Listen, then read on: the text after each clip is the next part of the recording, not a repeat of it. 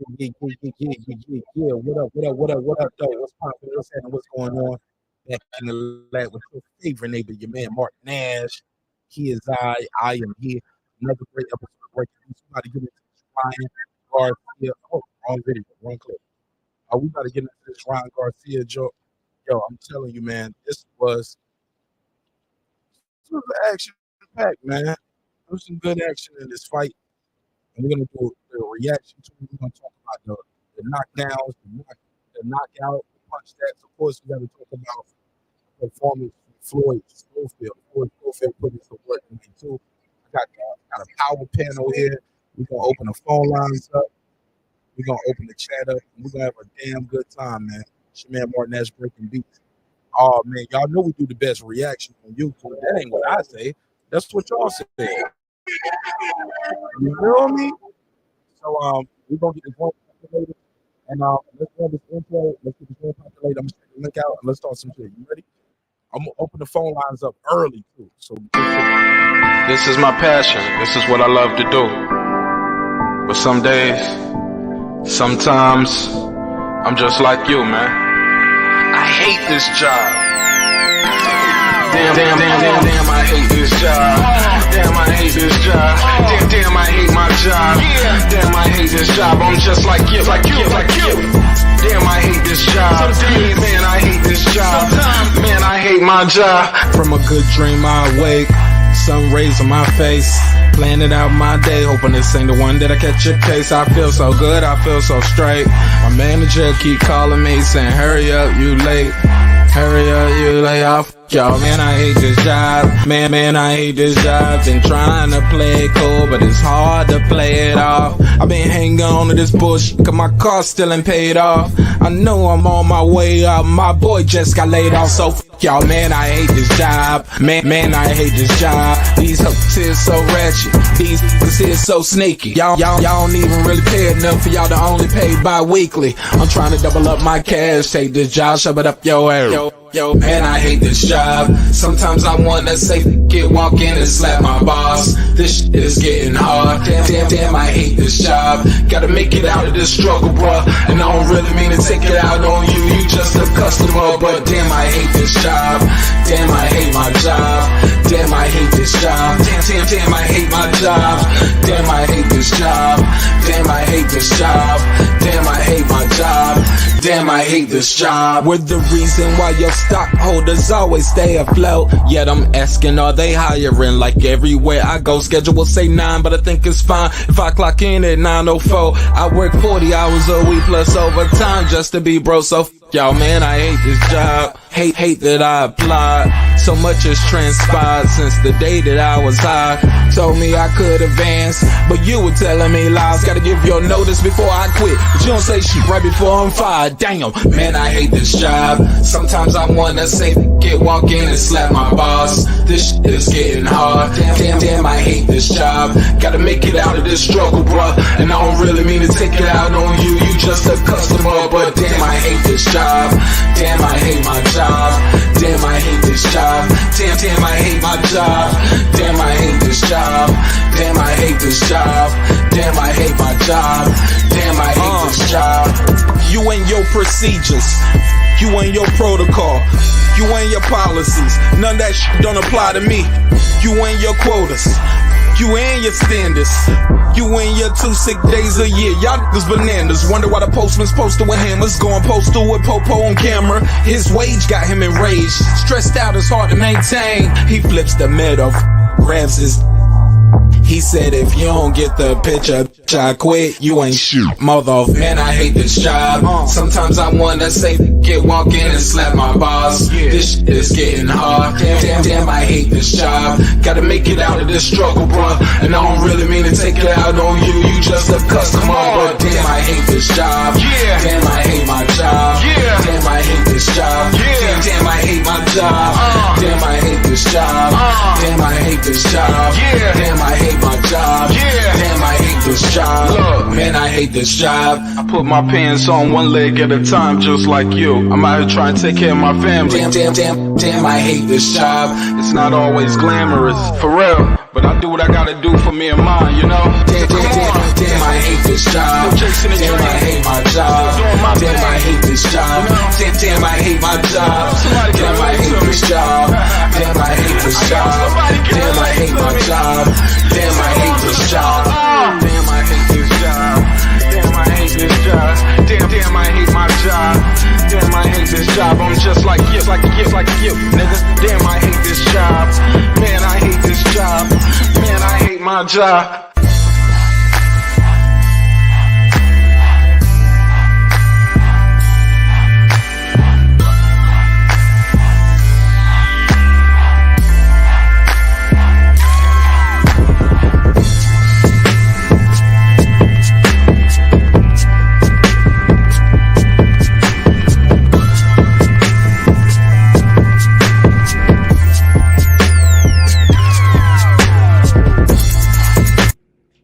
The views and opinions expressed in this program are those of the speakers, commentators, experts, and or the host. They do not explicitly nor necessarily reflect nor represent the channel's policy or the views held by the channel or broadcaster. The broadcaster or its channel cannot be held accountable for all or any views expressed during the program. Basically, if I didn't say it, don't come for me. You come for the person who said it. And please don't sue me for somebody else's words. With that said, let's start the show, motherfucker. This that squad sound.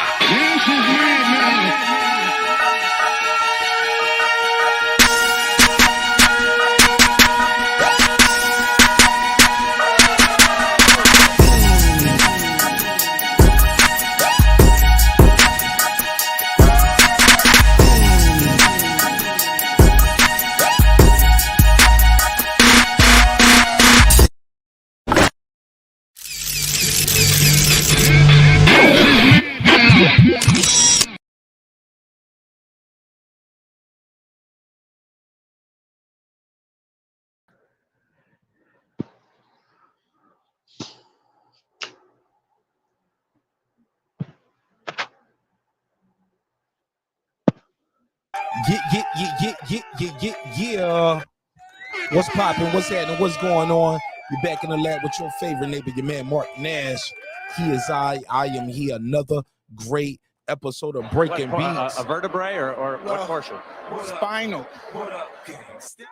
How y'all feel? What's the deal, man? Glad that y'all here. Thank you again for the opportunity to entertain y'all this evening. Hopefully you will be thoroughly entertained. Got a great show planned for you tonight. We're gonna open the phone lines up early. I got a lot of people already on the panel. Some of the dopest motherfuckers on this YouTube shit, if I say so my damn self. You know what I'm saying? And we're gonna have a good time. I'm gonna open the phone lines up and let everybody get a chance to get their bars off. I'm gonna drop the link out there early. I don't ask a lot for a lot of things. All I'm asking is, if you're new to the show, click subscribe. And if you already here, you know the deal, man. Smash that like button on the way into the room. Even if you're a hater, go and click that dislike button. You know what I'm saying? It's all love. I give you the Tupac hug. You know what I'm saying? You the Tupac hug. It's all love, my nigga. But let's get into this fucking smoke. It's another great episode of Breaking Beats. Like I said before, always remember, dreams require sleep, goals require effort. Go out there and get your goals. You are listening to a great episode here. We're going to get into some boxing talk in the lightweight division. We just saw King Ryan Garcia go in there and have a challenging fight. Is that the key word? Can we say challenging? I had Duarte putting in work on him. I thought Duarte was doing some great work in there, but we got a lot of people here that want to get their bars off. So I'm gonna pass the mic, because as y'all know, I am the host, so I'll be here all night with it. You know what I'm saying? And we're gonna get into some other topics later, if you know how we do. So we're gonna have a good time while we're here. And again, thank you for the opportunity. And with that said, without further ado, I got my boy KP from KC5. I got Food Revolution, aka Foodie with the beauty. And of course, Lisa Bell, she never fails. If you been anywhere on these boxing streets, whether you pro or this or con this or that, you don't sing Lisa Bell. So let's get into it, man. Let's start with it. Were you ladies and you gentlemen impressed with Ryan Garcia's performance tonight. Who want to take the lead? Anybody? Nope, I was not. Hold up. Damn, Foodie. She just jumped right there. I was like, was anybody impressed? Cricket? Go ahead, Foodie. What you got? You want to impress? Tell me why. I was not impressed. At the level that Ryan is at, he should have definitely he should have come forward more. He was on his back foot like 7 rounds out of the fight.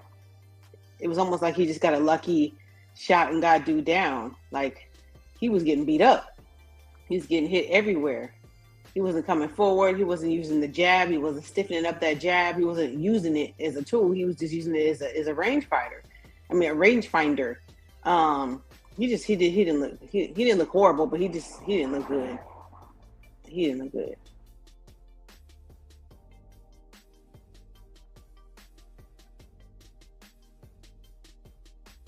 Oh, go ahead. It's open. Y'all can pass it around. Pass the mic around. Look, I agree. He didn't look great to me. You know, I mean, he got the win, which is the main thing. But just he was on his back foot. You know, he was getting tagged a lot, and I mean, don't get me wrong, that's part of boxing. But he was turning his back and kept getting hit in the back. And the shoulder roll just looked really awkward to me. The shoulder lean. Yeah, it was just, you know, and I get it. I do get it. Like I said, I know he's with his new trainer, so it's not going to always look, you know, he's got to acclimate with the new trainer. So he didn't, you know, I thought Duarte did really good in spots, and yeah, I don't know, you know, and maybe he just got so much going on with the fighting, you know, with Oscar and all of them. I don't know, but he didn't look that great to me. That's just my opinion. Okay. All right. KP, what you think of the scrap? Man, I wasn't impressed with Ryan. He's crossed between two styles right now. He got a lot of work to work on. He won the fight, but I wasn't impressed, and I wouldn't be surprised if they try to keep him on that kind of level right now while he's working the kinks out with Derrick James. But I don't see him beating none of those other guys at 140. The guys that in his class that he always talking about, I don't see him beating Devin or Shakur. Nah. Damn, that's it. Okay, go ahead, Brim. Brim Reaper in the building.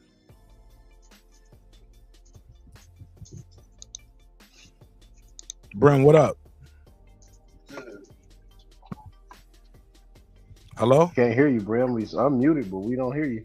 You hear me? Sound like you're far away. I heard you say hear me. Can you hear me? Well, there's no way. While he get his shit together, I would say there's no way that he can step up in competition and beat any of them dudes. He ain't beating Devin. He ain't beating Matias. He sure the fuck ain't beating Matias. He ain't beating Tio. He's just gonna step in there to get lumped up by Tio. He's gonna fuck him up and make it look funny. Who else? Him and Rolly. That's kind of all there is for him right now. Can you hear me now? Division. There you go. I had the wrong headsets on. Got different sets of headsets. I was not impressed. There was multiple points in the fight where Ryan was really, really tentative. And then for a while, his punches wasn't doing anything. It wasn't moving direct. I'm not even trying to pronounce his name again. He was fighting off the back foot the whole time. He did a Shakur impression for a little bit, running around the ring for a while. Took a lot of body shots. The referee seemed very slighted towards Ryan, though, because a lot of the shots that he was getting hit in the back is because of how he was positioning himself. That was on Ryan, but the referee would look like he was really amped to stop the fight a little too soon. But Ryan did land a good shot, and he hurt the guy. But when it comes to anybody that's high caliber, he's food. Ryan Garcia is food. He's a meal. So anybody that's any good, y'all might as well try to line up and fight this guy because you're gonna get paid and you get a chance to beat on somebody. Because to me, he is food for anybody that's good at 140. And the fact that he didn't even make his weight makes me question his dedication to his craft, which has been in question already. And it's just too much baggage with the guy. He always cries about something. He never takes accountability for himself because the whole issue with the Tank fight, that was his fault. He shouldn't accept the terms. They didn't want him to take the fight based on those terms. He decided to do that. And then he gets upset with other people. You got to take accountability for once. But, that's neither here or there. He got to win, so that counts. His stock is not dropped to the floor because if he had lost, his stock would have been gone. But if he gets if they try to have him fight, what's his name? What's the other guy that De La Hoya has? Kid Austin. Virgil Ortiz. No, Virgil Ortiz 154. No. You talking about William Zepeda? Thank you, Lisa. I knew you would get it, Lisa. Lisa, how you doing, darling? Yeah. Hey, baby. They put him in the ring with Zepeda. He is food. Yeah, that's pretty much it, man. He's food. Right. Shit. Well, that ain't saying much shit. A lot of these dudes might be food against Zepeda. Shit. Zepeda ain't no hope. No, you're not. But they might be food, but they said might be. We know he is. There's a difference. Might be and knowing is two different things. We know he food. Delicious meal. Yeah, because Zepeda is relentless. Go ahead, Lisa. No, I just said he's relentless, Zepeda. That was it. Yeah. I gotta check him out some more. But I believe you. Just watching this fight and what everybody's saying about Zepeda. Ryan is not ready. He's a paycheck waiting for anybody else at 140 that's doing the thing. I don't know what the fuck he was like. What was the game plan? He just ran the whole night. Yeah, and he kept sticking the. Oh, I'm sorry. He kept sticking the jab out as a range finder, but he didn't have no real spite on the jab, so they gotta get that jab better, make it a power jab. Yeah, well, it's hard to use it as a power jab if you on the back foot the whole time. He didn't come forward at all, except for that. Yeah, that's true. Great point. Hey, look, y'all think the old boy could have got up, or what y'all think about that? Because we was talking offline. Let's speak about that because we had a lot of discourse about that before we did the replay. Let's speak on that. Some of y'all weren't happy with his I felt like Will. What did you guys call it? Y'all called him a quitter, right? Yeah, he packed it in, bro. He packed it in. Yep. Rep counted too fast. Like a lot of we heard and said a lot of things, self included. So look like Tim Donaghy was the ref, bro. Who? Tim Donaghy. Listen, that great value Marvin Hagler, who was the referee, he looked really anxious to stop it. I'm sorry. What did you just call that man? Great value Marvin Hagler. Yeah. Oh Oh my god. But because he was warning him, and I'm like, yo, what are you doing? Like he was like stopping his momentum, It was much, but also I think was hurting Ryan too. And this is like his fourth trainer in 4 years. Yeah. Is it? Yeah, he had Eddie Reynoso. Is it? Joe Goosen. Derek James, Joe Goosen. The other two. Reynoso, Derek James, Joe Goosen. And the one he had before that one. Yeah. Now, is this his fourth fight in 4 years too? Mm-hmm. Is it one fight with every guy? Yeah, right now. Last three fights probably is. Three different trainers, right? Yeah, I think he fought more than that, but how many fights did he have? I'm looking it up. Hold on. Maybe one.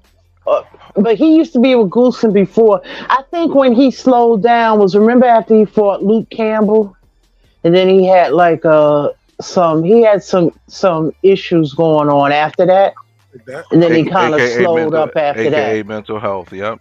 And there's nothing wrong Right. with that. Shit, I ain't Yeah. judging you for that. So Yeah, I'm not judging him. Yeah. Joe Goosen was with him when he fought Tank, right? Yep. Yeah. Right. It ain't Yeah. like he was the world Was Joe champion. Goosen with him when he fought Javier Fortuna? No, that was Reynoso.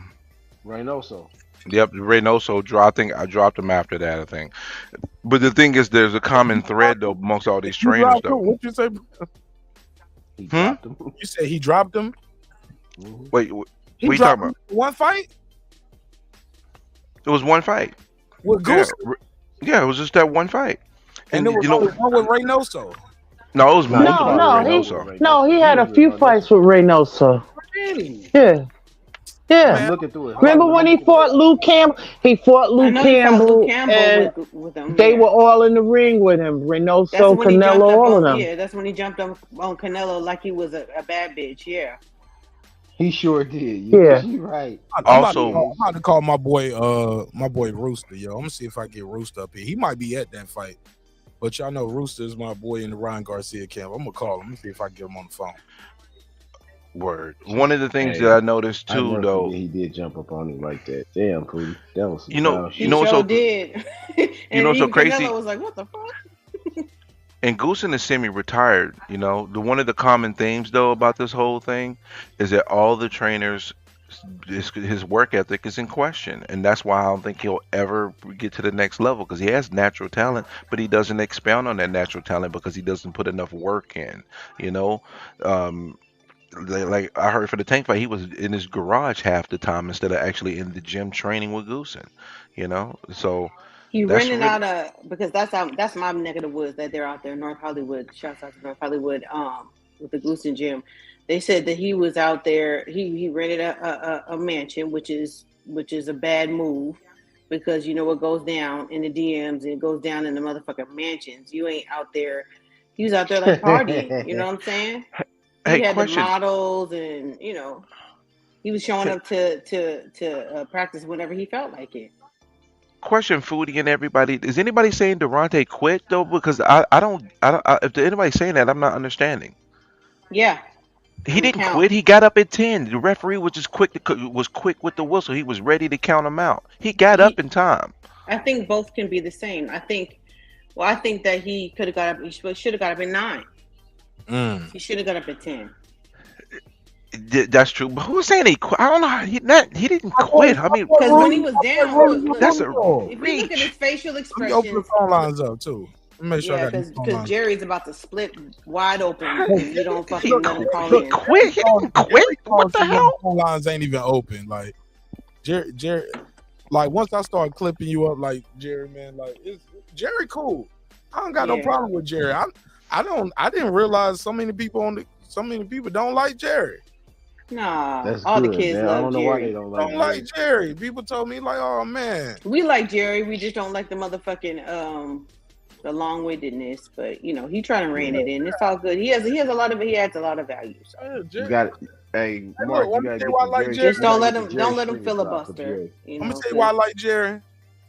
Me and Jerry had an argument live on air. He cussed me out, hung up the phone. Jerry called me like, I don't know if it was 2 weeks later or 2 days later. Because, you know, a lot of times I tried to leave one show into the next show. I try not to, you know, that's what I try to tell the audience. And I'm human, you know, but so I try to do that myself. And I never forget that when Jerry did call back one day, called back and he was like, hey, Mark, what's up, Jerry? Hey, man, I just want to tell you, I cut him right off. I was like, man, that shit was over. That was one episode. Let's move on to the next. All right. And we got right into that topic because it was a good topic and it was a hot topic. And he had an opinion. He wanted to be heard. What Jerry never did was go to on tour. You know, Mark, you get what I'm saying? Like once you start doing that, I'm like, damn, bro, it kind of you change the temperature of the room. Then you get what I'm saying? That's how we can have an argument, and we can hold on. We can have a day or two, and we just let each other chill and heal. Mark. But once you go put on a fuck Martin Ash campaign, I'm like, God damn, man, like, what was it that bad? It was, bro. No, bro, like it was just that day. Like, let me have my moment and relax, and you had your moment, relax. We ain't gotta go on campaigns, but that's neither here nor there. But yeah, I mean, Jerry's an old school boxing fan. You know, don't take it personal. You know, don't take it personal. He expresses his opinions, and then you know, in his you know. But Lisa, she ended with, "You don't know shit about boxing," and hung up. I was like, "Oh, goddamn." That's his opinion. He has a right to his opinion. I love you, bro, and you love me too, and that's how I feel about them other niggas too. I'm like, man, I love y'all niggas, man. Y'all love me. Let's stop this bullshit, man. Hey, like, Mark, get off the gas. He didn't go. Niggas know I love you. Hey, he didn't go on the fuck your neighborhood tour. Shit like that, man. Like that shit like that. That's kind of hard. No. It's hard to come back from that, but I'm a bigger man than that. Like I said. Well, I'm gonna unblock everybody on my block list on New Year's. That's gonna be the grand reset. You get what I'm saying? And I got like 140 motherfuckers blocked. You get what I'm saying? I'm gonna start up from scratch. That's right. So everybody gonna have to change. Damn, that's a lot of people. Change your panties and get it together. At least I block motherfuckers all the time. Change your panties. Y'all don't even change your panties, man. If you ever want to know what all the people I don't block. Imagine, just go to some of my Martin Luther King videos or my Malcolm X videos. Like, go to some of my Malcolm X videos. Read what they say. Just look at the Malcolm X video, if nothing else. Like, man, it'll blow your mind. So I remember, matter of fact, I'm gonna make them private just so I can make content off the comments. I can make content off the comments. Somebody was like, seems like a nice guy. It's a pity he got shot. Like, damn, man. Somebody was like, another dumb nigga. That's probably why he got shot. Like, these are the things. Like, this is on a Malcolm X video where he talks about some positive shit, but y'all won't believe they do that shit on every post though. Yeah. But it's just saying, like, yeah, I think fuck them. Somebody made something right. Called mean tweets. What's that shit called? Mean tweets?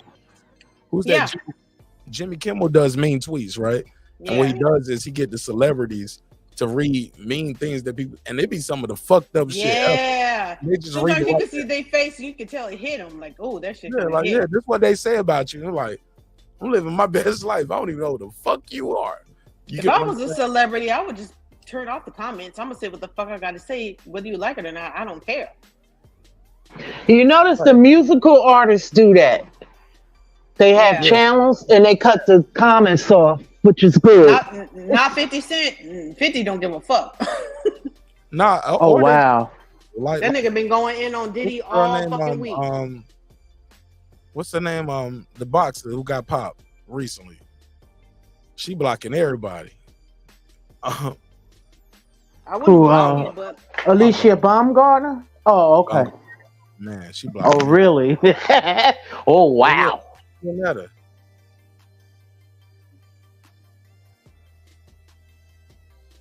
Yeah, man. So it's different ways, man. Everybody handles conflict different, but like I said, man, I got love for niggas, man, and these brothers, man, and I know they got love for me too. Sometimes brothers see eye to eye. Nah, man, brothers gonna work it out. It ain't like no blood being shed. Like ain't nothing fucking with my bread. You know what I'm saying? I'm living my best life. Hey, KP, what I tell you every time I talk to you, like, man, I'm looking for that house with the pool, man. I'm gonna have my pool. Am I lying, KP? Every day. That's what I talk to you about. My house with the pool, right?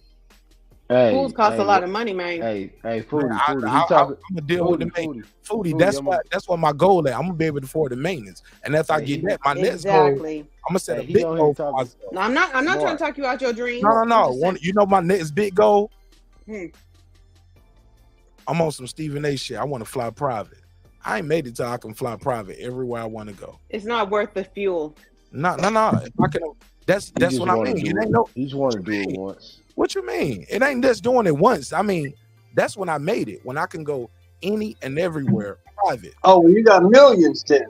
No, borderline billion type shit. You got to have hundreds of millions on deck. Exactly, because the fuel costs so much. Because now a lot of even the Diddy, like back in the early and y'all know how much Stephen A. But you don't own. They don't own their planes no more because of the maintenance and the fuel. You just charter. Right. Just charter. Yeah. Yeah. If you charter, hell yeah. One flight might cost you like 25, 30 grand just in fuel. Yeah. That's what I'm Not saying. to mention the pay for the pilot and the crew. Not to mention that. That's right. Hey, look, this how you know you made it, man. When you can just say, you don't have to say how much it costs. You ask, how long does it take for you to get it done? How quick? No, yeah, no price tag, exactly. Yeah. How quick can you get it done? You know what I'm saying? But then you gotta hire somebody to watch the people you're paying so that they're not getting over on you. Yeah. It ain't no getting over me. I don't care. Let's get it. You can get over on me. I don't gotta care. You gotta care because that's how people be a billionaire one day and be broke the next day. Man, if somebody want to charge Mark Cuban $2,500, I mean $5,000 instead of $2,500, it's gonna speed his day up. And he'll pay the $5,000 instead of that's a different. That's not what I was talking about, but yeah, I got what you're saying with that. You probably talking in like hundreds of millions. No, I mean, like if you're doing it on a regular basis, that shit does add up no matter how much money. You don't want your fuel bill to be $2 million a year when you know it could be $500,000 a year. But but Foodie, you ever seen the show called Billions? Yes. You gotta watch it. Okay, if anybody didn't watch it, you gotta watch it. I stopped after. Yeah, with the wrestler. Okay. Yeah, with the dude that was on Homeland. Yeah. Brody from Homeland, right? Yeah. What billionaires do when they be at that level, Foodie? Sometimes I don't even use my jet. I use your jet today. You know what I'm saying? You can use mine then, and they or like, hey, I'm going here, blah blah blah. You got a pilot here, boom. You're like, it's just different circles, and I just feel like even when I get rich, I'm still gonna be a greater value motherfucking rich person. You know what I mean? But you pay for the speed of the service, and they get tax write-offs for all of that shit too. You know what TIPS stand for? That acronym TIPS, TIPS, to ensure prompt service. I give you this money to keep my car at the fucking front of the building. Don't move my shit. Because time is money. Time is money. And when I walk out the door, I walk right into my car. I don't want to have to wait for you to bring my car up. Yo, nowadays, you know what else we got to think about though? And we see it when we go to the clubs. Like we'll pull up. Like I don't know where y'all at, but I pull up to Atlanta sometimes. Certain these clubs, man, motherfucking Rolls Royces pulled up in an arcade way on the curb, sitting lopsided. Motherfucking Rolls Royce don't supposed to sit like that. But this nigga ain't parking in no parking lot. He pulling right up to the fucking front door, lopsided. Don't move my shit. But what you gotta look at is this though, bro. Rolls Royce. That same shit that you're talking about. You should have valet parking. Nah, that same shit that you're talking about, bro. Yeah, that's beyond valet, but go ahead. That same shit that you're talking about, bro. That same shit you're talking about is the shit that cost Kobe Bryant and his daughter his life. That's true. Damn, man. Why you gotta? That's true. Show more. Too much in a hurry. Let me ask you a question. And Kobe used to fly all the time. He used to fly from Newport Beach. Why you think that man ignored all the safety precautions and flew in the fog? Because it was. You think he would have did that for you? Nah. He was trying to get to his daughter's game. Yep. Yeah, but he did it for Kobe. Right, bro. Rest in peace, Kobe, man. Rest in peace, Big. You know what I'm saying? So that shit's a double-edged sword. Rest in peace to his daughter and everybody else lost their life. Rachel Donaire, what up? Look at JF. Hey, how you doing, Rachel? She's sitting there. Let me bring in the conversation. She been in the cut for a minute. Whatever. If we don't get her now, she'd be over there playing around chasing a ferret. Oh yeah, he's still awake. What up? So, Emily, how you doing, yo? Good. Just finished watching the fight. What you think of it, yo? Nonito was yelling, pacing the living room and stuff like that. Just just stuff that the referee was in. Was he yelling at the defense, Rachel? What kind of defense was that? Tell Flash. Well, he said that there was no. Sorry, what happened? Flash, I said what up, and that's the same shit we was all screaming on the Patreon. I put the link out there earlier, but we've been Yeah, what kind of defense was that? Oh my God. No, Nito was we were talking about it, and when Duarte was getting called for when he was getting the warnings for hitting him in the back, Nonito was like, what the hell? He's the one turning. Like, you can't turn that much like that. If he gets caught in the back of the head, that's his dumbass for, I mean, literally looking like a turtle shell and turning his back. And we were talking about it as far as like why the ref was just he was ignoring that fact that Ryan kept turning his back, but in addition to the rangefinder, I'm using air quotes, that Ryan was using wasn't one where he was moving his feet with it. He was just leaving it out there, not moving at all. And Nonito was like, you can't do that. It's fucking illegal. Ref wasn't doing anything about that either. He didn't warn him that he couldn't do that. What else? And the referee didn't have all 10 of his fingers. So that's my recap of the fight. That's funny. He didn't. That was weird. Like, if you're and fingers, that nigga missing 9 and 10.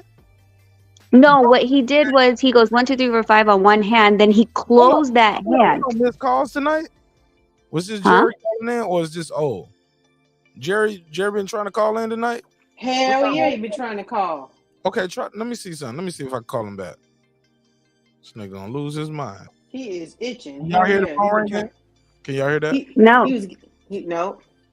He was getting mad in the comments talking about, oh, I can't call in tonight. Yeah. Y'all can't hear him. We can't hear him. Okay, let me try to call him back. Let me try to fix this. That's what I like about this app. I can see all the comments right here. Right easy. Oh, the StreamYard app? Yeah. Yeah, the only thing there's a StreamYard app? Yeah, for iPhone. For iPhones.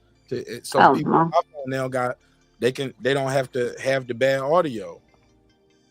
So it's not integrated. Why, do I sound bad? No, you sound great to me. She all right. Okay. Uh-huh. She ain't all that. Well, that thing that pop-up that used to say, like, if you have to use your headset or something, that's not popping up anymore like it did like a week or two ago. No, on Android. Rachel, yeah. Don't listen to Mark is full of shit. Mark is full of shit. Don't listen to him. Hold on, let me try to hear. Can y'all hear the phone ringing? Yeah, I did. Jerry, can you hear me? It's echo. Yeah, there's an echo. Y'all can hear echo? Well, now we're all echoing. Okay, Jerry, we're all echoing now. Let me try to fix this. Jerry, I'm gonna call you right back. All right, buddy? Stay right there. All right. Only thing I noticed recently was the like buttons haven't been working. Right, the like buttons, man. I go to video. Say like 100. That's Lisa. Lisa, you might have to bring back in. Remember, you had no. If you're not talking, if you just mute it, then it's fine. But she was good earlier when she wasn't just on mute. It was just playing earlier when we was like doing the that post fight, when we was doing the post fight party on Patreon. She wasn't just muting. She was good. All right. I want to try this. Let's try it again. Let me see. What I found is weird with YouTube is that you'll go to any page and it says it's got like 500 likes. It's just like the same amount of likes on every single page. It ain't changing, right? And I see some shit that say 34 or 135. I'm like, I know this nigga ain't got 135 likes in his life. Right. like the other night, it was like 462 likes on your show, and I was only like 34 people in the comment section. I'm like, how? Man, I mean, I'm not putting it past you that you could get something like that. I'm just saying. No, I'm just saying it's shit. Yeah, but I've seen it on other shows too. But yeah, that shit crazy. That's why I like to put that those surveys and different things like that. It's more of a good measure of the engagement of the audience too. You know, even if they click like, no, I didn't like your show tonight, or. But all right, so boom, Jerry, can you hear me? Can y'all hear Jerry? No. No. All right, y'all. Maybe I can hear Jerry. All right. Jerry, hang up. All right, Jerry. Well, this is what I'm gonna do. Instead of talking to you through the computer, I'm gonna plug the phone in and I'll call you back. Give me like 10 minutes though. All right, 10 minutes. All right. Because and the reason why I say 10 minutes, because I only have 5%, and y'all know Jerry long-winded. Ain't gonna get nothing done with no 5%. So let me plug the phone up. But y'all good. Y'all go ahead. Y'all cook up. Yeah, I agree, Rachel, with what you said that Nonito was saying. It's like he kept turning his back. The ref was definitely on the side of Ryan, but we knew that because it's a DAZN, production. So they're gonna definitely be on the house fighter. But yeah, that shit was not good.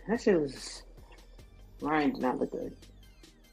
No, and then I think one of the commentators, like, Duarte should be throwing the overhand right over his shoulders. Like, yeah, idiot, that's what he got called for hitting the back of the head, because what Ryan does is he'll turn his head, then you hit him in the back of the head, right? Nonito said he should have just stuck with a straight down the middle, because he would have been right there. Not I didn't know that the whole throwing the jab out without moving your feet was illegal, because we see it a lot in a lot of fights. Well, not a lot, Babe, but I've seen it in other Can fights. you explain the jab thingy real quick?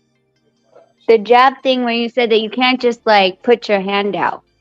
I mean, there's a lot of people that do that. I mean, Shakur does it all the time. You know, when you jab, you can't stiff arm somebody and keep it there. You can do that while you're moving, so that. Yeah, but if you're just gonna stick it and do that, I mean, you see a lot of heavyweights do that, and you know, there's so many ways. Like, there's so many fights that they get warned for that, right? And what he did is he would throw that jab out there, and he keeps sticking it and leaving it there for a few seconds, which you can't do. You know, you can throw a jab and move away with it, or keep it there for just maybe a second or two, and then just stepping out. But you can't be doing that and putting it in somebody's face, and then pretend that it's not gonna you're not gonna get a warning for it. You know, I think that he kept it out there for too long. I mean, it's a great game plan for somebody who keeps coming in, but you got to use the jab to push him off with it while you got to move. You can't leave it there and be stagnant, because that is a penalty, and referee should have warned him for that. Yeah, so he's just saying, like, not when Ryan was moving back, but more so when they were standing, like, just standing there, feet planted, and Ryan would not like throw a hard jab, but he would basically, like I said, range find, and then his arms completely straight, the gloves in Duarte's face, and he's like moving it left or right, trying to blind Duarte from like not seeing what he's setting up with, which was the straight right after that. So because he was doing that there wasn't a game plan with it.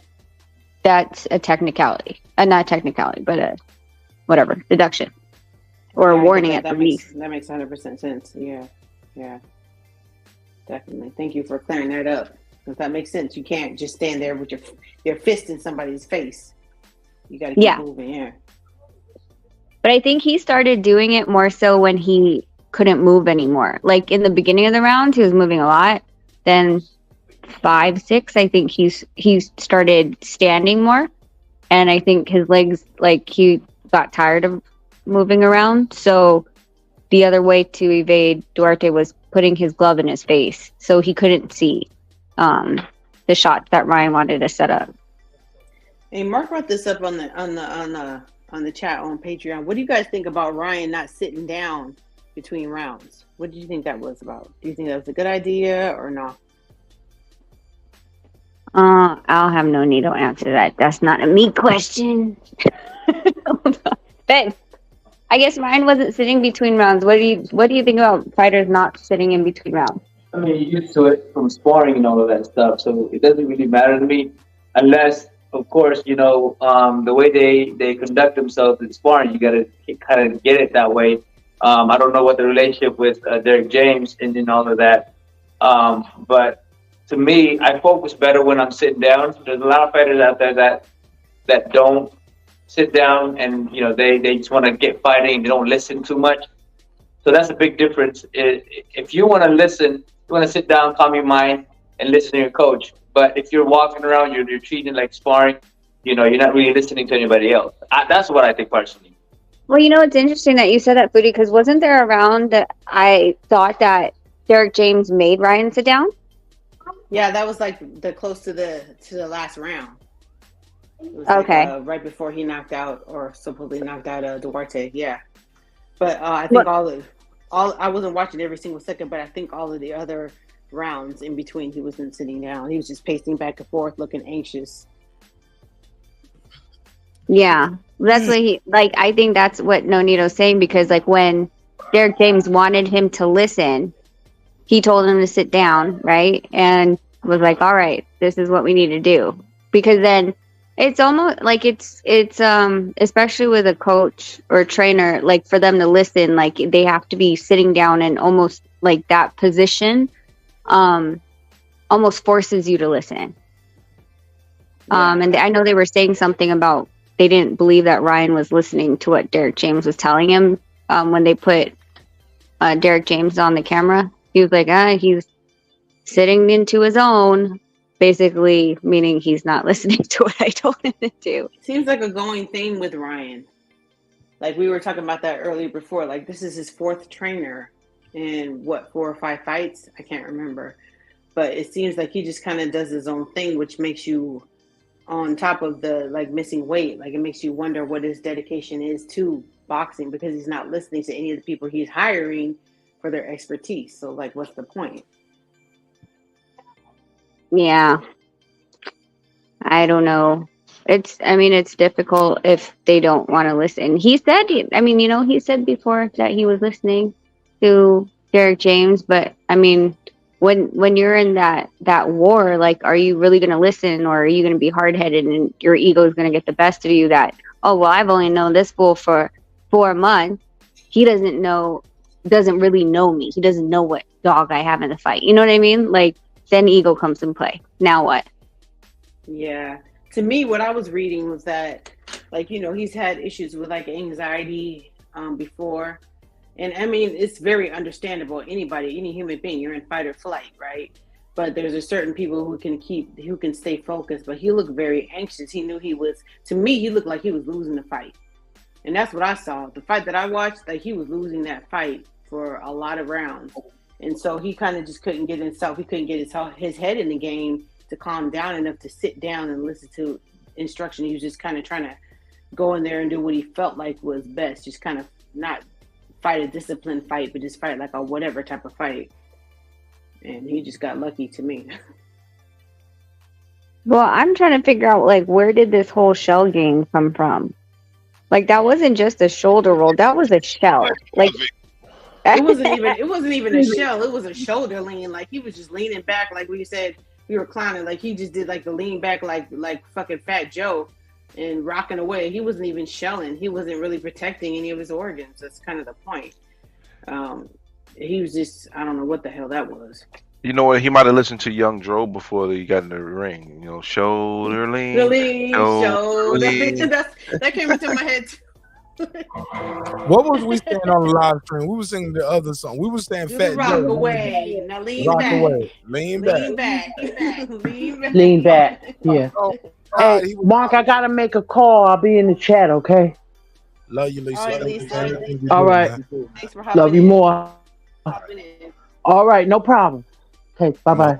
Don't be telling me you love me. We go together. You crazy. I love you, fam. For real. Love you more. All right, peace. All right. I'm my ass. My wife in the other room listening. She just came in from you go with who? Yeah. She's like, who you go with? This is my YouTube girlfriend. This is my YouTube wife. All right, nigga. well, do you remember when they said something about Ryan was saying that he had hurt his rib during the tank training? He looked like he was guarding something on that side. We spoke on that as well.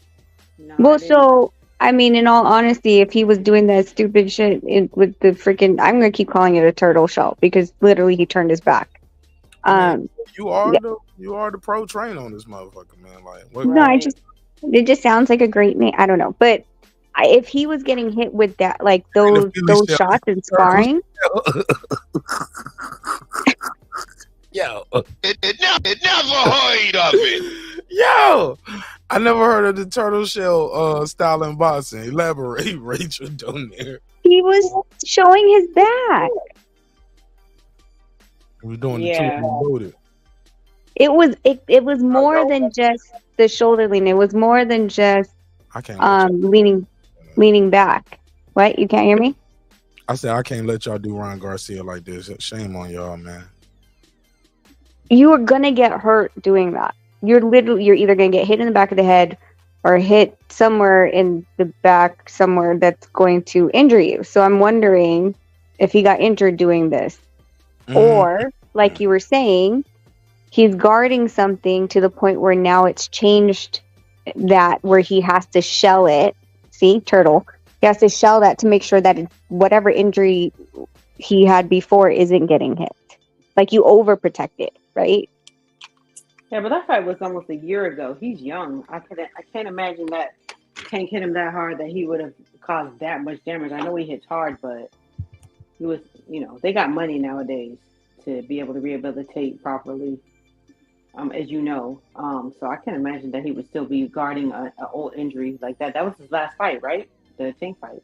So. Yeah, they said that he said that he sustained it during the camp, I guess, is what he said.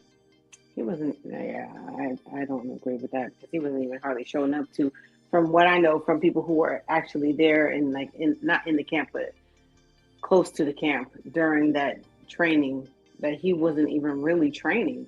He wasn't showing up like he was supposed to. So I can't imagine he was like doing hard sparring or anything like that would have caused an injury that would sustain this long. But No, yeah, I remember all the footage was like him in the garage. And Goosen said he barely showed up at the gym like once a week or something. Yeah. No. To be fair, what did Goosen say? That I can't remember. You want with his father? He would train with his father. He said Ryan has his own philosophy. Mm-hmm. I do remember hearing that.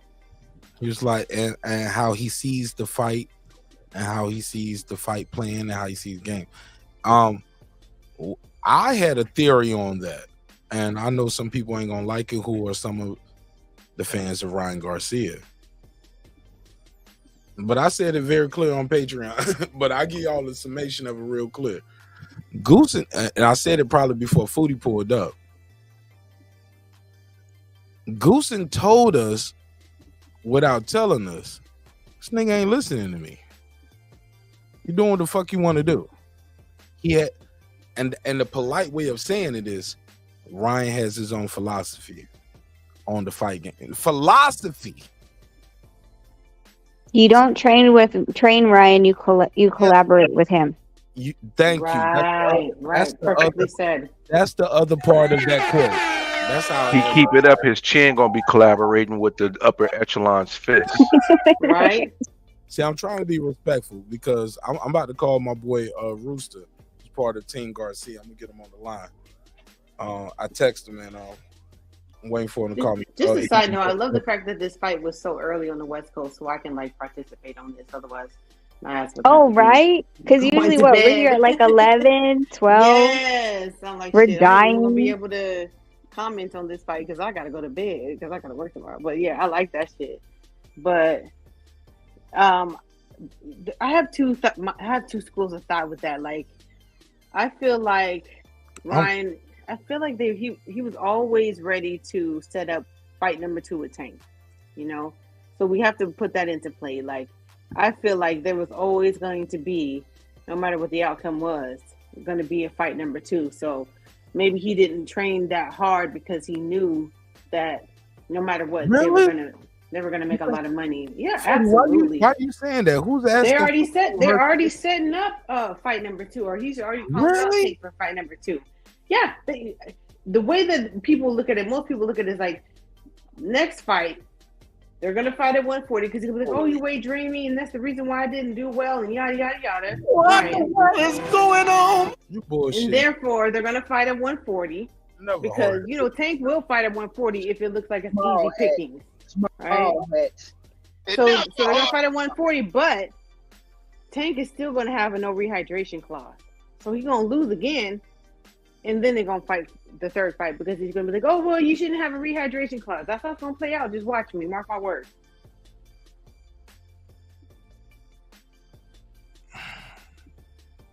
I see that gameplay though, like what Foodie's saying, because there's a reason this fight was at 143, not even at 140. They're gonna say that his performance against Tank was because he was drained.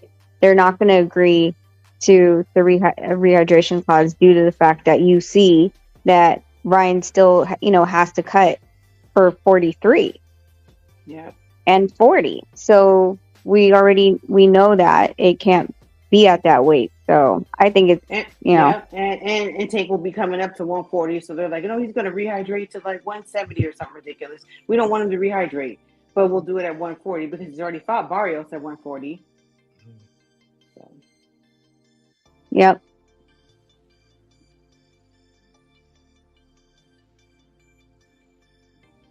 I wonder how much Ryan weighed today. Going in, did they say it?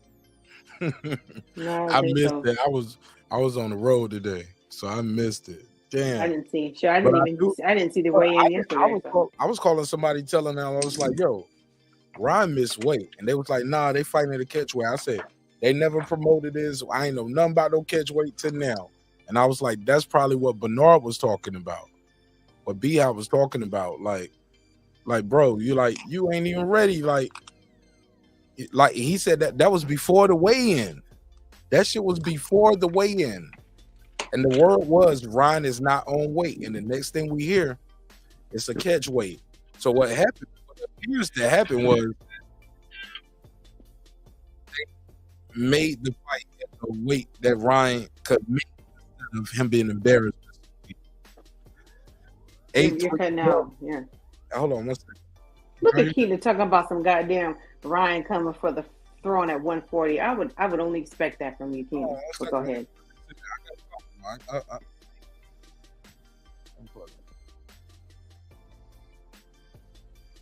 831, you got the gun. What's your name? Where you from? Yo, this is Casual Tony from Sacramento. Can y'all hear him? Yeah. Oh, yes. This is my guy, Casual Tony. Casual Tony, thanks for supporting the show via the Cash App too, bro. Man, bro, I be seeing them a lot of times after the show, but I realized though every time you call, bro, you always support the show. I was like, damn, man. Like, so I always give you a shout out on the community tab too, man.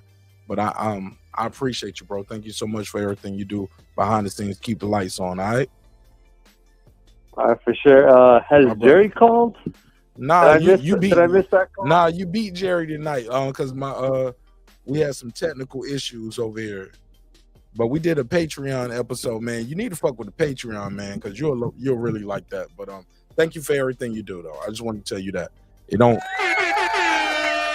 really appreciate it. It really helps. What you do for us. Nah, man. Having a community talk about fights and their favorite fighters and what's going on. Yeah, I appreciate that.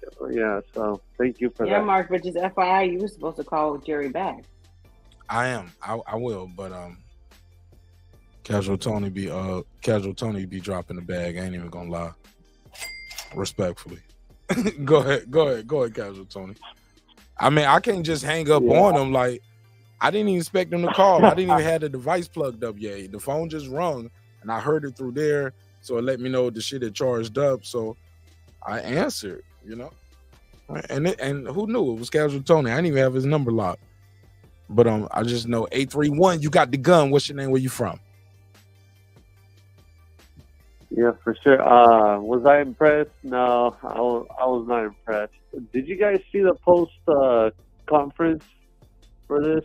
I saw him in the ring. I didn't see him on the stage. What did you see? I'm gonna play the audio right now, and then you bring it up.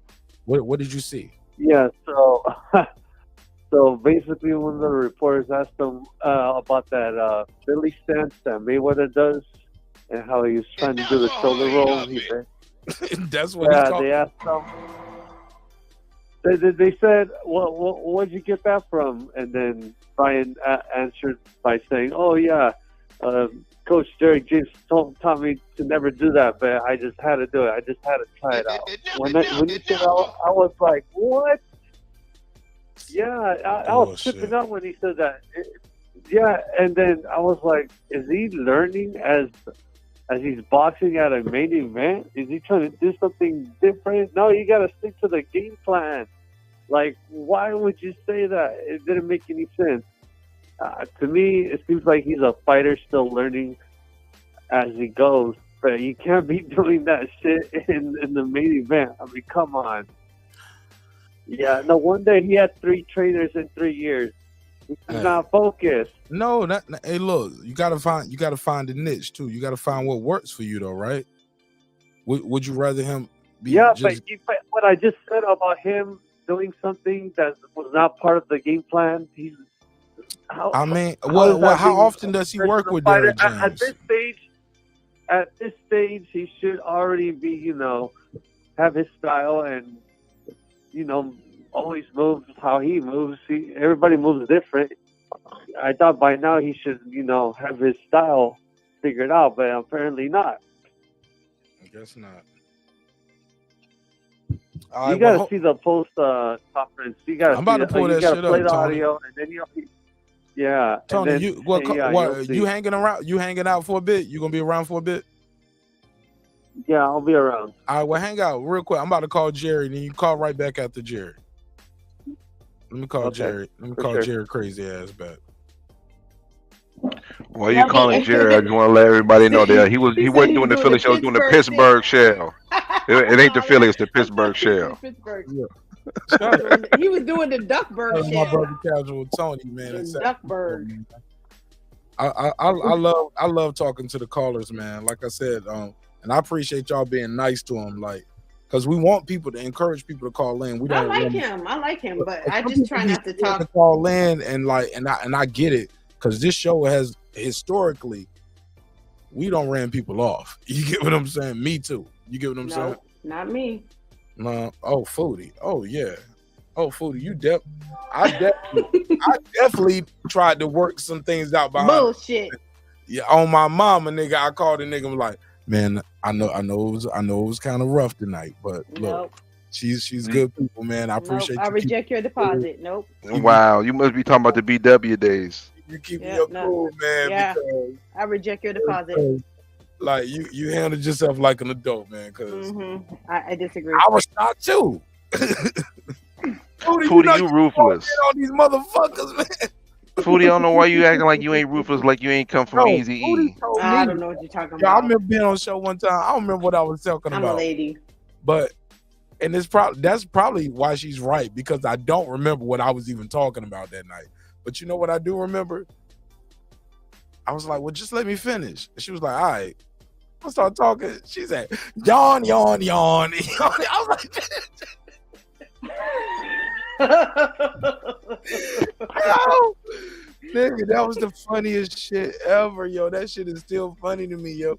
Like, I be wanting to do it to people now sometimes. I be like, yo, but I know it's too mean. I can't do it. I can't pull it off. And Foodie, you ain't gonna be able to pull it off with this avatar.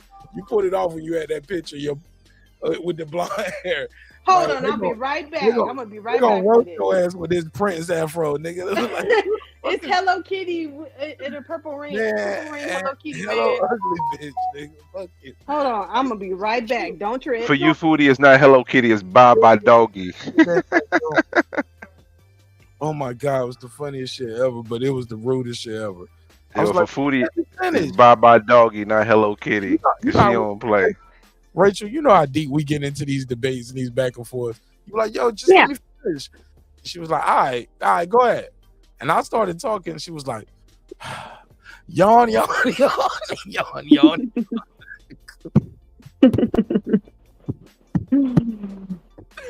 Yo, I lost my mind. I was like, all right, go ahead, fam. You got it.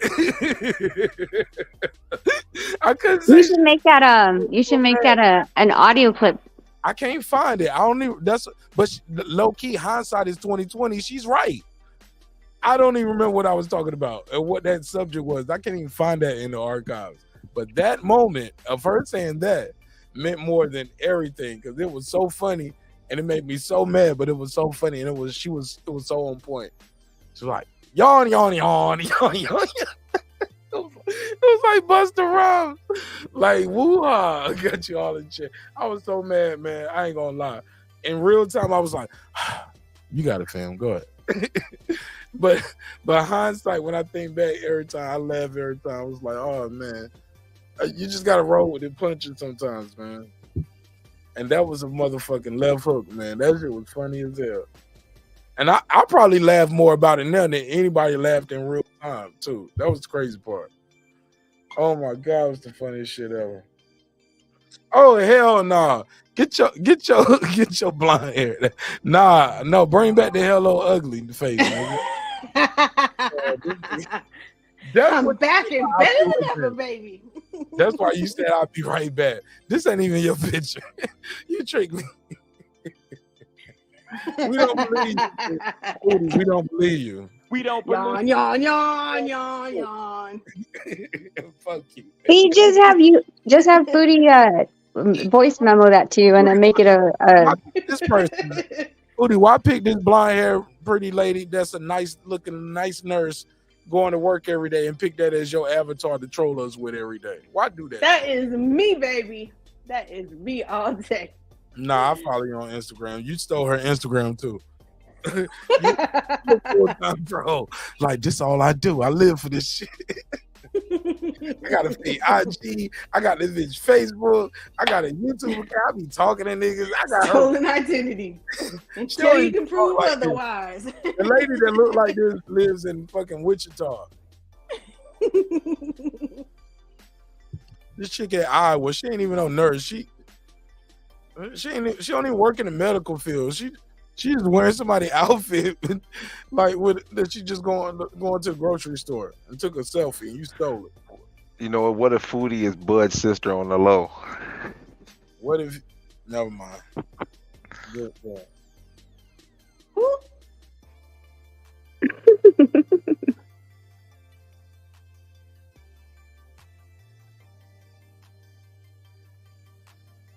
Brown, you've been quiet for a long time, my brother, and when you chime in, that's the joke you choose to run with. I wasn't trying to joke. I was just saying something. You just hit me with the womp, but let's keep it moving. That was terrible, bro. Man. Hey, listen, at least my Pittsburgh shell was okay. All right. You at least give me credit for that one. Brim, leave the comedy up to me for at least the next 35 seconds. Or pass it to Rachel or Foodie. You are on a comedy break for 30 seconds. You, young man. Jerry the Terry Tasker in Baltimore. How you doing, sir? What's up? Man, thanks for being patient. Glad you're calling in, man. How you feel, man? What'd you think about the fight? Ryan Garcia, Oscar Duarte knocked him out. He beat his ass. He whooped him all night. He did the shoulder roll. He was boxing off the back foot, showing his lateral movement. He was stiff arming, popping the right hand uppercut. Whoa! Whoa! Whoa! King Rod! Whoa! King Rod, nigga! He the king of the division. What you think of the fight, Jerry? Well, first I got a message for my haters, which is they can kiss my ass. That's a sign of greatness, bro. You're going to have lovers, you're going to have haters, right? I got people that call into your show that they don't really turn my key, but I ain't going to make a case out of it, right? That's how you know you're dealing. That's how you know you're dealing with a hater. Like if someone calls you and says, "Oh, Jerry, I ain't done nothing to nobody on this show for that," so that you're dealing with haters, but that's okay because I got supporters too. So that's all I got. I know to say that's about right. that. Some people like that. Some people like, man, we need Jerry, man. He adds diversity. Yeah, sure. Yeah, man. It's okay. Right. That the real problem is with the people. Say what it is. that'll Say try it, to Jerry. Say it. What is it? Yeah. Say it. Yeah, that'll make Say a it. case out of it. 'Cause like I say, No. You know what it is, Jerry. I need you to say it though. Because if you don't say it, I'm gonna motherfucking say it. You want to say it? What race? Say it. Say it. I would hate to think it would be that, but if it's that's even more of a hater thing. You know what I mean? No whites allowed on a black boxing shit. You call in too much. He's white, Yeah, and well- you talk to him every night. The white man. Come on, See, Jerry. Say it. that's Say it, terrible, Jerry. man. That's what it is, though. That's what it. But that's neither here nor there. But it is what it is, Jerry. I appreciate you calling that. Well, thank you, brother. Hey, You look, know I the love phone your number is show. on the screen for everybody. They mad because I take your call. I'm like, well, call right when he hang up. That nigga don't be on the panel. Click the link, or call right after him. But that's super Foodie, shallow. I seen your stuff, big but I- Foodie, I seen your big forehead ass nigga. Look like you on your way to the Listen, laundry. I'm comfortable. Look like you on your okay? way to the laundromat and shit, It's singing nine. Tupac songs. It's Look. 9:38 on the West Coast. I'm comfortable. I seen your bandana. Foodie Motherfuckers had, don't look. Foodie, Motherfuckers Foodie, don't look. Foodie had on her. Come with me. Hail Mary, nigga. What do we have here now? You wanna run with me? Yeah, you know how I go. All right, go ahead, Jerry. But Jerry, do you think it really is your race, or do you think? No. I it's- said that. He didn't say that. I said that. Oh, okay. I said that. Yeah, I'd like to think that. No. I'm telling you. Maybe it's Low-key- because you sound low-key- like you people- breathe people- cigarettes and drink cognac Yeah. for a And living. Jerry's they can tell Jerry's the older. Foodie dumb, yo, foodie man. Bro, like we gonna play the game. Let's talk about it. Jerry's a Caucasian male. He's an older Caucasian male. He's in a Black city. power. And I laughed at that. They'll be like, "Oh, he laughed at that." Like that, like he a coon. Black He power. You supposed Black to block him. power. But look, He's but Clayton Bigsby. low key, I can't get mad at Jerry for saying that. He's quoting my drop that I had before Jerry came here. Yeah, Before I knew him, like before I knew Jerry, I was where is it? Go back to your country, white power. I had that drop. Clayton Like, and Bigsby. I would play that when somebody would say some shit that kind of sounded borderline, like yo, that's kind of borderline racist a little bit, my nigga. I And used I'll to be say that shit all the time at work, and the white people did not know what I was talking about. Yeah. That drop came from me playing it for black folks. You get what I'm saying? Like shit like that. But that's neither nor there, right? So I think the undertones are already there because Jerry's an older Caucasian male. Sometimes he call in on racial issues, and sometimes we talk about religion, boxing, and for some people, believe it or not, shocker. Y'all ready for this? I'm about to blow your mind. I'm about to give y'all the inside scoop. Y'all ready? Let me turn my mic up. I need y'all to hear me loud and clear.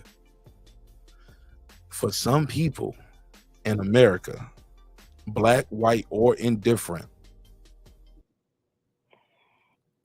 anybody that looks different from them is their enemy. Shocker. Yeah, but I don't think those are the people that tune into your show, though. No, but I'm telling you, man, I hear the chatter, man. I get the emails. I could be hear wrong. criticism. I Mark, see. Diet. But my whole point, I said all that to say this. At the end of the day, even if you feel that way, I challenge those people to send me the screenshot, send me the timestamp of Jerry saying anything that you felt that was racist, or send me the clip, send me the timestamp, send me the screenshot. You get what I'm saying? They ain't gonna find it. They ain't gonna find it, Mark, and that's why. And that's what I'm saying, Jerry. But I know the they're main not. reason. But so Yeah, with the that main said, reason- I think I appreciate you being on the show, and I think you provide a different perspective, and I think you bring diversity, and I think that's important to hear different sides of the spectrum. Whether we talking about boxing, whether we talking about race, religion, sex, marriage, relationships. I appreciate the perspective that you provide, sir, and I appreciate your time, your energy, and I appreciate you allowing me the opportunity to entertain you. And I know you're entertained because I see you here pretty much every night. I do it. So That's why I call your and that show, means Mark. something. That's why I'm a big fan, because I've been trying to listen And to it your ain't show. about no money, I man. listen- You use the phone line. The phone line is important, Jerry, because I pay for that All shit. right. So I need niggas to use the phone. Call in. Now you sounding like Jerry, Mark, and then you need to let him. Jerry doesn't have a smartphone. Right. And He's look, got the and hardwired the landline. Yeah, that's the Jerry the reason why he don't Fez. never jump on the Jerry's panel. glad, really. Jerry's the Fez. But go ahead, Jerry. What was you about to say, bro? You got the floor. Well, You ain't yeah, even get to talk that's about the why. fight yet. Well, prior to listening to your show, I still listen to other shows, and I used to listen to more. But what really attracted to me to your show is you don't play the race card. That was the very first thing, because all these other, not all, but a lot of them, it's the first thing out of their mouth, man. I don't look at boxing through race. I look at fighters as fighters, whether they're from Philadelphia or the Philippines. There's great fighters all around the world. And I've never been racist. I've turned my back against racism my whole life. I just don't want to spend the energy on it. But I did come up in the Archie Bunker, George Jefferson era, where we recognized our cultural differences and we celebrated them more through humor. And we were so much better off as a society when we did that. Because while we're all the same fundamentally, we do have cultural differences, but it's not something to get angry or hold against somebody. I've never felt that way. It's more to have fun with. That's how I see it. If we're going to make those distinctions, let's be fun about it. And comedians have been doing that for years. So and the other thing, I like how you moderate. You don't let things get out of control. There's been times where I'll start talking to someone interrupt me, and you'll quickly get to them and say, no, you talked, now it's his turn to talk. And I love that, because a lot of these other shows are just too unorganized and shit just runs amok and there's no intellectual content, and and that's that. But let me just move on to the fight right quick. Ryan Garcia, I've always been an advocate for Ryan. He gets heavily critiqued, I think, for what he is and what he's done in boxing. He seems to be like a huge microscope on him. And I've always been an advocate. But I got to say, this fight tonight, not so much the fight, but more him missing the weight, that's disappointing for me, because he's missed weight before. After his last fight, he claimed the weight was a problem. He said, I'm moving to 140. He didn't say I'm moving to 143. He said, I'm moving to 140. Now he gets this fight. I give him credit for facing a puncher, because I didn't know much about this Duarte, but he looked like a strong fighter and he could punch. So he could have picked a safer opponent. So he gets points for that. But he gets major deduction for missing weight. That tells me what people have said about him is true. He's not disciplined, because we know those last 3 or 4 pounds are the hardest to come off. That's where the real sacrifice comes and the real discipline comes. And he didn't do it. He didn't do it.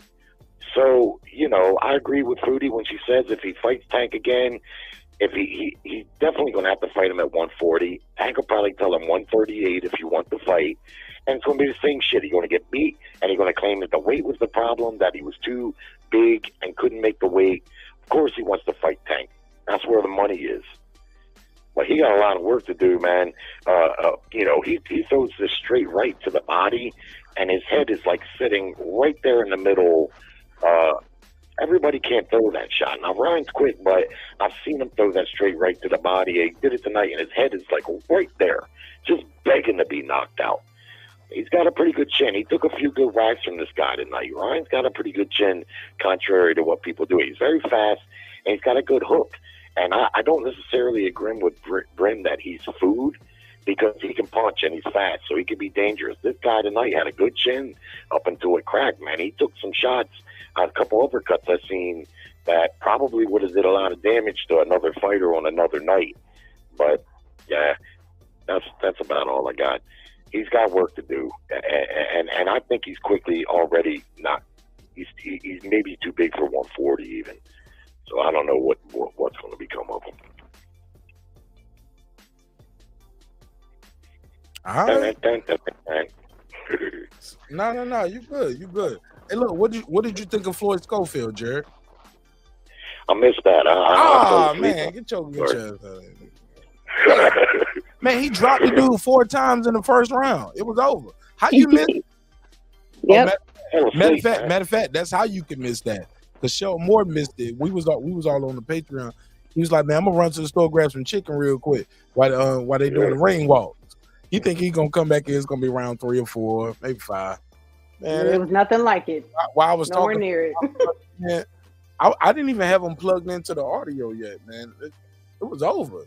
Fight lasted like minute and 45 seconds. 4 times in the first round. Yep. This was a dude out of Tijuana or something like that.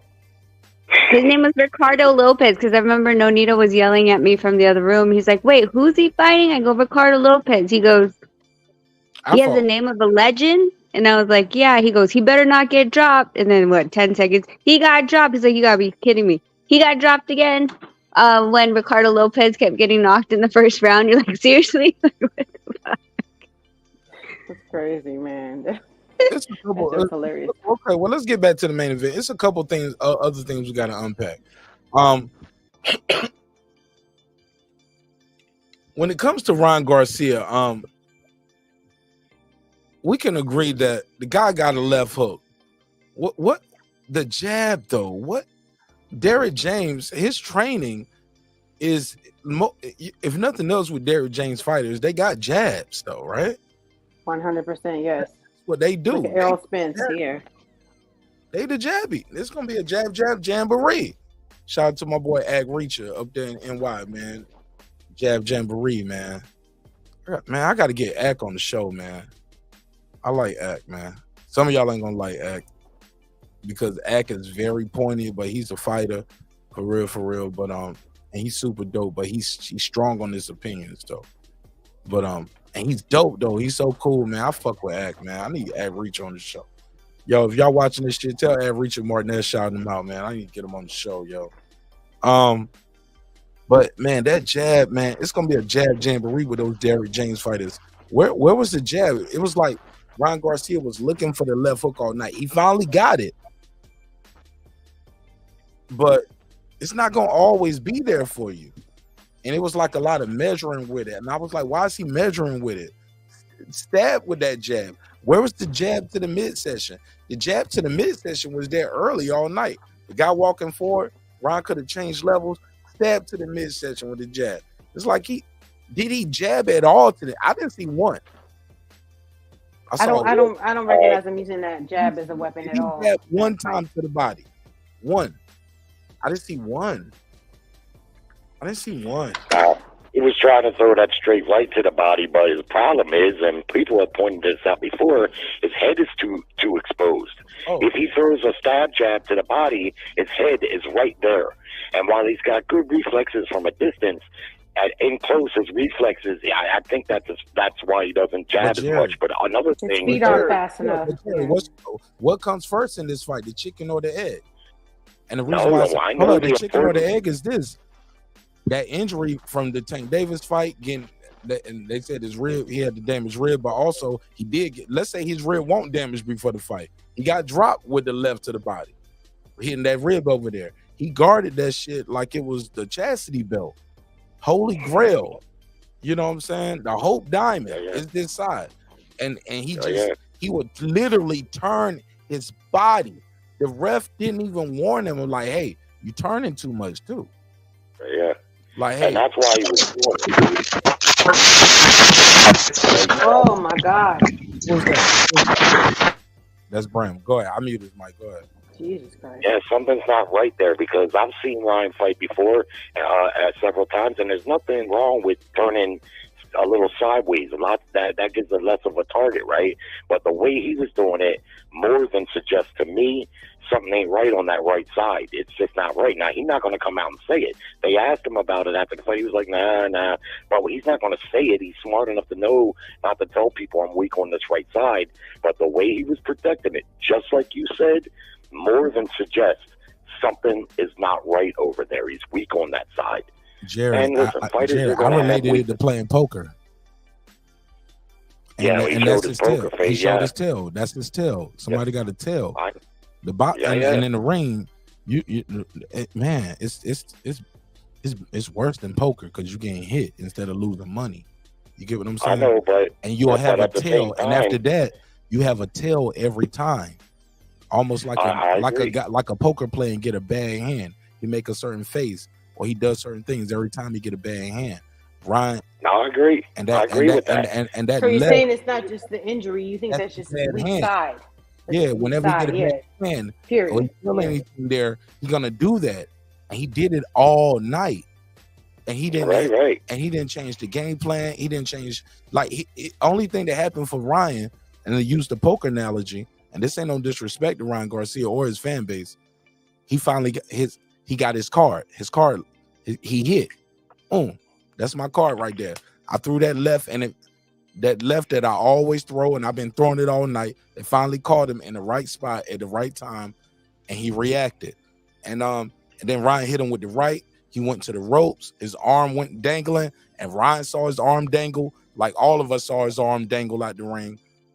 You know, you saw the arm dangle, and he did the stanky leg. Shout out to Terrence Bud Crawford. He made the stanky leg pop. He kept the stanky leg going all these years later. If it weren't for I Bud didn't realize Crawford, that was him. Yeah, but that's so I'm accurate. gonna make you do the stanky leg. He told that to Errol Spence. That's right. That's right.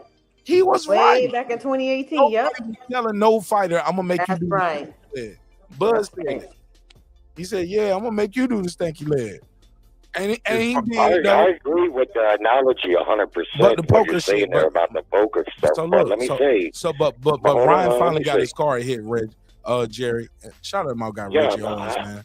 I'm in agreement. I'm in agreement with all that. But here's the option: it's if he doesn't do it, then he's going to get hit over there, right? And so his line of thinking in my mind was, okay, what you're saying is true, because if we can see that he's protecting it, so can his opponent. But the option is to not protect it and take the damage over there and maybe get stopped. So that's why he was doing it to an extreme. But Jerry, he took so much punishment. They slow the heel. Jerry, he took so much punishment from the right hand. A bigger puncher with a bigger right hand, as clean as he got hit, would have did him dirty. Also, it was times where Duarte's corner was telling him to do something that I know Nonito would have did. When you hit him like that, and that guy's leaned over and he defenseless, Nonito's coming over with that overhand sledging right hand, that slammer over the top with, because Ryan was defenseless for it. Duarte just didn't throw it. I'm sure Rachel saw it. She would have called it. I was screaming for it. Brim probably saw it. Nelly saw it. Cersei saw it. Like that shit. Ryan Card just hit. Man. Interesting, Mark. Nonito didn't say the overhand right because he was trying to do the overhand right already. No. He was getting about Duarte when Duarte had Ryan bent over and his corner was calling for it. Duarte didn't throw it. He would just remember he threw it and then he got called for hitting in the back of the head. Oh yeah. So Nonito said, and the sportscasters, they were all saying throw the overhand right, which he was already doing. Nonito actually said straight down the middle. Throw it again. Fuck it. No. So the thing, if you look at the position of Ryan, he's vulnerable for that straight if you go right down the middle. Now you won't hit him in the chin, but you hit him in the temple because he's protecting it. He is not leaning. See, the thing about it, if he was leaning like Floyd, it'll deflect with the shoulder. But because he was leaning forward, that straight is going to catch him every single time. But no one is throwing it right down the middle where Ryan's head is his temple. If you throw an overhand, guess what? That's going to be another warning, even though it's his fault. And if you knock him out with it, you get DQ'd. Yep. Not only that, though, when Ryan is turned like let me say when he's turned like that, the only shot that you really have a chance to hit him with really is that overhand right, and he knows that, so he's going to be prepared for that more. Now, that's not to say you still can't hit him with that shot, and you shouldn't try. But no, Jerry, that overhand is going to hit him in the back of the head, and he's going to get disqualified. If you just look at the replay, the way Ryan Garcia is leaning, he's not leaning with his shoulder. Yeah, he has his shoulder up, but he's not leaning in the back. Now, if you look at Floyd, the way Floyd deflects it is he has his shoulder up like to protect it, but he's leaning back.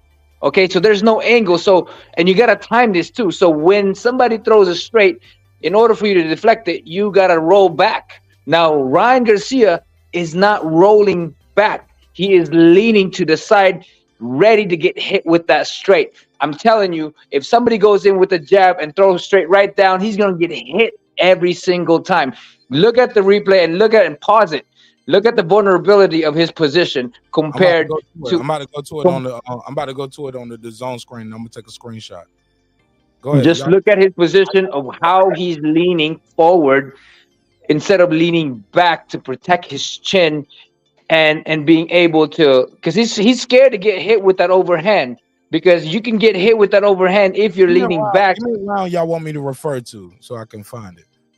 I'm trying to find. I want to find. Just everything when he's doing it, every time that he does it, because he's leaning to his front, not leaning back, that he is susceptible to getting hit right down the middle. I'm trying to find him in one of these little. Okay, boom. Let me screenshot this.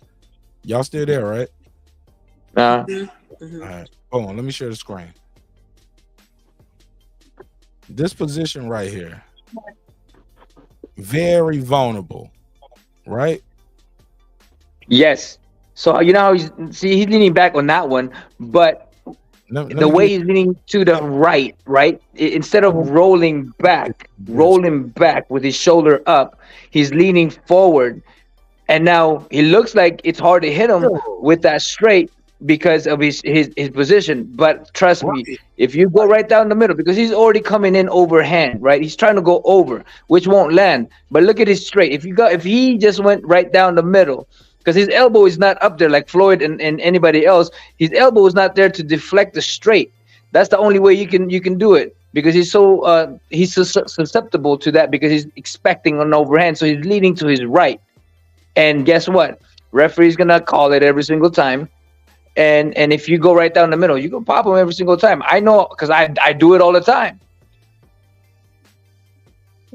Yeah, yo, this kind of ill the way you said it though. But champ, all I'm trying to say is, we see guys do some shit, get warned. You don't stop doing it just because you get warned one time, champ. Well, the problem with that, Mark, is his corner implored him, do it. Like, he's right there when he bends like that, shoot the shot, like do the chopping down shot. We see it all before. You don't stop doing it because of the one warning shot. Hey, look, he didn't stop hitting him in the kidneys all night. I agree with you 100% on that, because he should have been doing it. He should have been doing it until he gets a deduction, right? Do it until you get a deduction, and that's when you back off. I'm like, okay, I don't want to get disqualified. You gotta hurt him. You gotta take the moment to hurt him, so that. I don't want people to think like, damn, Mark, you sound like you rooting against Ryan. No, I like a good fight, and I don't like referees getting too involved. I don't like question marks on our sport where people like, well, the ref counting too quick, or Ryan playing to the ref too much. I was like, his job is to rob the bank. His job is to stop the bank robbery. I mean, we're boxing fans, man. We're boxing fans, and it's not so much as we're going against the other guy. We're just trying to explain why. Right. If I am in that position, if I am put in that position, then yes, definitely this is what I'm gonna do, and I'm gonna make him hurt. And if I do get a deduction for it, okay, I gotta get a different approach, because I don't want to get disqualified. But it's true, because they won't do that to me every single time when I hurt them. I'll break some ribs if somebody comes in and allow me to tee off on them. You know what I'm saying? I'll do whatever it takes for them to stop doing that, because for me, it's not my fault that you're turning your back against me when I'm right in front of you. Right, champ. That's what I'm saying too. Why the ref didn't warn? Why the ref didn't? Why the ref never said, Ryan, hey, you're turning too much. You're turning. Yep, and it should have been that way, because so that you have a better, fair fight. And sometimes referees don't, or let's just say that there might be some favoritism in there. Yeah, exactly. That's what I was gonna say. This is a DAZN fight. He's a Golden Boy fighter, so he's definitely gonna err on the side of their fighter. Yeah. The ref should have told him, stop turning your back. Not once, Jerry. He never told him once. The only shot that Duarte had his shots were very limited because of what Ryan was doing. Now, in one case, in my opinion, it was smart because now, yeah, you might be susceptible to the right hand, but that's the only thing you're susceptible to. So you don't limit this guy. He can't get your body. He really can't throw the left hook because it's too far away. But he can hit you with the right. But that's all that he can hit you with. And especially if you're taller and longer, which Ryan was. Now you got even more of an advantage, but where it gets borderline illegal, and Nito will know better than I, of course, is you can't turn your back. And he was doing it to where it was kind of like he was too much of his back. Yeah, you can't turn that much. You got to at least. That's some you're bullshit. turning your And back. y'all know I love Ryan, man. Even when Foodie be shitting on Ryan, I be up here. I stand tall for Ryan Garcia. I love Ryan Garcia. I like what Ryan Garcia brings to the sport. Just like no different from Jake Paul. You know what I'm saying? I like what he's got. I like the energy that he brings to the Now you're sport. talking nonsense, Mark. Nah, Hey, Mark. Oh, now Brim about to cook me now. God, No, not at all. Not at all. Not at all. I just wanted to make sure my mic was good, and I want to ask Jerry one question, if that's okay. Man, you ain't got to ask no questions, man. Just Oh cook. yeah. My mic be tripping. I gotta make sure. All right. So Jerry, what is chicken wings? What is ribs? What And are we what doing? is What are no we- chicken wings, ribs, and hot dogs? What are all those? Meat? I don't know. Meat. And Ryan Garcia, they're all food. They're all food. They're all food. Stop Just it. remember that. Ryan Garcia, chicken, barbecue ribs, they're all food. Ryan Garcia cannot be any top person at 140. No, nobody. But Brim, whether he can beat him or seen, not, Brim. shout out my brother Champion Heart. Fotex, I see you. Lisa Bell's in the building. Let me do these quick shout outs real quick, y'all. Nelly Conquest, Patricia Show, and I see y'all, man. Thank y'all so much for supporting the show in a major way. Foodie with the beauty. I see you. You're on the panel. Nonito Donaire, Rachel Donaire, Jerry, the Terra Tasker.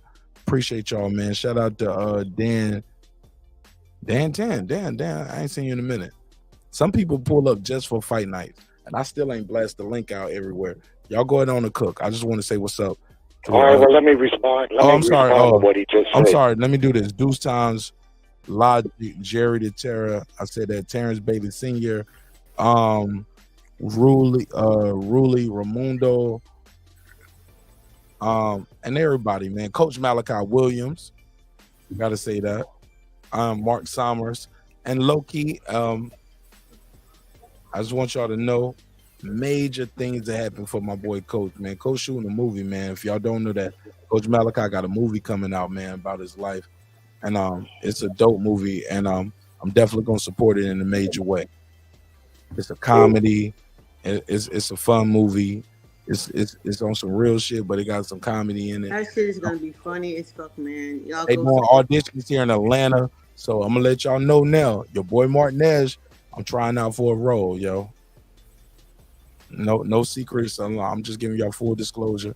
I won't go tell nobody I was trying out, but when I saw him talking about it today on the show, telling people like they doing the auditions here in Atlanta, I felt it was only due that I asked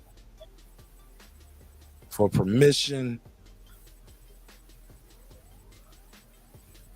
to give my services. Now, Let me respond to now what I he don't know just how said, I'm gonna Mark. be with the script, but I'm gonna do my best, man. But shout out to my guy, Coach. Whether I make the final cut or not, you know what I'm saying? I'm gonna support that shit in a major way. You know what I'm saying? Because I just appreciate the opportunity for him reaching out to me early on before he even made the announcement. You know, once he made the announcement and started talking about it and the auditions and what's going on, I just want people to know, like, so when people ask about it, I'm like, I appreciate y'all asking about it, but yes, I'm already auditioning, nigga. I got the script. I'm gonna learn my lines. I talked to Coach. Me and Coach talked for about 2 or 3 hours, and you know, he was telling me about the characters and the movie and the lines and the sequels. While I was talking to him, he was adapting little things. He was like, "Oh yeah, I need to fix this part real quick." So I just want to show him love and support because he always showed me love and support. So go ahead, Jerry. And then after that, we got to move on. No, No, not move on. I mean, Terrence Bailey got to get in. I'm sorry. I respect his opinion when he says that about Ryan, if that's what he believes. But I've watched boxing long enough to know we don't have crystal balls. We don't know until the fights happen what's going to happen. I watched George Kambosos, who I didn't think very much of at all, beat the top 135-pounder coming off of a huge win, and he whooped his ass. Now, if you would have asked me prior to that, I'd say, nah, ain't no way he's beating T.O. Ain't no way, man. This guy's too small, doesn't punch hard enough. He's got sloppy technique a lot of times, and no. So I don't put that on any top fighter, regardless if I think, you could say, well, if he fights Devin, yeah, I'd pick Devin to beat him. But I'm not going to sit there and just close the book like that. Can't do it. That's not how boxing works. Not scripted like that. Ryan can punch. Always going to have a puncher's chance. He's got fast hands. He's got flaws, just like almost like any other fighter. Got flaws and things to work on. But you'd be foolish to think that he's not capable on a given night to beat anyone in that division. Those punches that he hit that guy with tonight knock out other fighters on a given night. And we just don't know. He's not going to beat anybody else at 140. Police said, fuck all that bullshit, Fuck Jerry. that bullshit. Fuck all that. Fuck all that. Keep that energy. You think Matias gonna? You think he gonna not? Matias will fucking chew him up, spit him out, and chew him back up again. There's no question about it. None. Well, Man, I'm about to call this nigga. I'm about to call this nigga Rooster. T.O. will fight him and make it look. He'll beat him and make it look easy and fun at the same time. He'll be doing backflips in the ring and all kind of shit. All right, Jerry. Let me call my boy Rooster after this too. Matter of fact, let me see. Jerry, stay right there. Let me see. I'm gonna add Rooster. If he fights the same kind of fight that he fought against Devin Haney, he'll make him look silly. Can y'all hear the phone ringing? No. Guys lacing or not. All right, cool. I'm on my other line. I'm lost. Who are we talking about? Where have you been? Terrence Bailey, right? No. All right, cool. Terrence Bailey, did you see the title or the thumbnail for the show? No. Just or did you just see Mark Nash click the link? That's my nigga. I love him. No, I'm talking about what she just said. What she was like, I can accept that too. Somebody's going to make a dude look crazy. I'm trying to figure out like you talking about who. Everybody else at 140. That is worth talking about. You think? Who do you think? Ron Garcia at 140? No. That's the question. What's next for Ryan Garcia?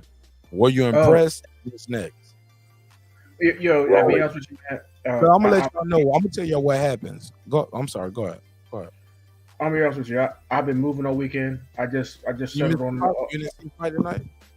No, I saw when I got to sit down because I was out behind furniture all day. When I got to sit down and actually look at the TV, they were doing like the post fight and like the post fight. I was like, fuck, you know what I'm saying? So, I got to see the replay of the knockout, but I didn't get to see what led up to. Hey, Terrence Bailey, I'm gonna send you an email. Cause I know you always rock with me on the membership, and you the homie, and I love you, bro. And I appreciate you always rock with me. I'm gonna send you the link so you can join the Patreon. Cause on the Patreon, you're gonna hear all our pre-fight talk. You're gonna hear us talk through the fight. You're gonna see our live and real reactions and what some of us thought about the fight. But you're gonna actually see the fight while we're doing it. And that's something I couldn't do on members only. You get what I'm saying? So I'm trying to up the scale, and I appreciate you always rocking with me. And what I do for you, Terrence Bailey, I'll send you back a rebate for your members only, and you can use that to join the Patreon. How about that? See, I support you. You know what I'm saying? Because you're a veteran. I think you're a good brother, even though you be disrespecting me, be clowning me and shit. You know what I'm saying? No. Who started it? But who started it first? Did you start it? Remember, I pulled up on your birthday episode on Cal's show. And what did you say? I had a birthday episode? Yes, you had a birthday. You don't remember that? Your birthday episode on Cal's show? Dude, I'm a combat vet, dude. I got short-term memory loss. Okay, well, I'm a combat medic as well. And you called me a faggot motherfucker, man. Did I? Yeah. It was your birthday, though. I have no recollection of that. But He was tell like, me when I what led up clicked to the that link, he was conversation. like, when I clicked the link and I joined, I'm gonna tell you, I remember this shit like it was yesterday, because I didn't have a shit. Somebody, you remember somebody call you a faggot motherfucker? I would too. Oh my God, yo, bro, that's the first. You was like, that's the first thing you said. And when I clicked the link, you was like, and Kyle said, yo, shout out to my boy Martinez, because it was your birthday episode, and it was on Kyle. Shout out to the boxing section, my brother Kyle. And you said, oh, I knew that faggot motherfucker was gonna click up. Click up. Lisa Bell, Bram Reaper, Rachel. Jerry, you still on the phone? Yeah. Y'all know what I did? Epoxy Magic, La Jessica, Champion. I swear to everything I love holy. If Kyle still got his episode up, just go back to your birthday. Just go back to his episode. What year? Tell the audience your birthday month. You ain't gonna tell them the year you were born, but tell them your birthday month. And what year did this happen? What's your birthday? What's your birthday? April 29th. I don't know what year? What's your birthday? April 29th. I'm asking you, what year was this episode? April 29th. I'm about to find it right now because I know it was your birthday. Only reason I know it was your birthday because when you said that, the first thing I did was I was like, let me click the hell back off of here right now. I am not about to join this panel. That is my introduction. That nigga said, yeah, yo. He was like, yo, shout out to my boy Martinez. Yo, he just pulled up. I was like, hello? Bitch, I knew that bitch. I was like, hello? Drop the beat. I was like, yo. Hey, you know, only hold on, fam. I swear to God, yo, on everything I love, yo. And you can go back and watch this episode because y'all will get it in real time knowing the backstory now, right? And shout out to Kyle because we about to give you some views on this shit. I need to find it. And I'm going to chop that with this. And I'm going to give you a plug, Kyle. What's this? Let me timestamp this. All right, boom. Man, hey, look. Hold on. Let me say this. I swear to God, bro. When you did that stuff, I was like, rewind. What the fuck did I just miss? I was like, let me rewind back. I clicked right off the panel. And then I just rewinded back like 30 seconds or so. And I was like, oh, it's Terrence Bailey's birthday. I was like, well, let the beat rock. And I proceeded to pull up. And I think I gave you one of the best YouTube roasts ever, bro. Nigga, I could. No, bro, it was brutal. It was funny. It wasn't disrespectful. It was a birthday roast. Like, bro, and it was so much fun. And man, we had a good time, man. But other people got involved. And then you was telling, like, it was like a birthday roast. And it was like it was your birthday. And all we just kept talking about you being old. And I remember saying, Terrence Bailey be at the club trying to holler at hoes, talking about, you know, I'm the descendant of Frederick Douglass, right? You know, so they were, like, bro, I be in the club with a cross-color shirt on. And somebody else had drops at that time. I forgot. I think it was Detroit BX. Detroit BX had the sound system up, and he was trying to learn how to do drops. And he was like, at one point, you start asking for help. You was like, Detroit BX, you my age. Help me. like nigga, that shit was, bro, we literally on you that night, bro. But it was your birthday, Rose. And you don't even remember. You probably left mad. If it's your birthday, man, and you come on somebody's live during a show, and you was fucking Joe's back though. And you was like, Mark, cut your camera on. Cut your camera on. It was like Freeway saying, put the beat on. You don't remember this, bro? Not at all. Oh my God, I gotta timestamp this shit, man. This is the best shit ever. Yo, that was one of Kyle's best episodes ever, yo. And shout out to my homie Kyle the Boxer. Who was there? Somebody was here. Who remember this? Because there was a lot of niggas there that night. That shit was funny, yo. It was your birthday. You probably asked Asia Math or Reggie Owens or something. I'm pretty sure if it happened, I'm sure they were there. No, man, yo. Bro, I think what made it so funny was your camera was on and everybody else's camera was off. And I was clowning on everything. Yo, that shit was classic, yo. Shit was fun, bro. It was your birthday. And at the end of the day, you called me a faggot motherfucker. And that's how it all started. And you was like, hey, man, you going too much. You do it. I was like, well, you started it. Hey, look. I ain't going to front to you. Birthday. It's a roast now. Hey, look, I'm not even going to front. I shouldn't have said that. And you mad, and you was, bro, it was one point you was like, man, I'm laughing so hard, I got to go pee or some shit, or I'm about to cry or something. Like, and you cut the cam off for a minute, and people was like, nah, man, they clowned you about that. He was like, nigga, my wife coming, I got to do other shit, man, I'll be right back. Like, I'm still here, nigga, like, I'm still here. And you stayed, bro. Like, and this shit was like hours, bro.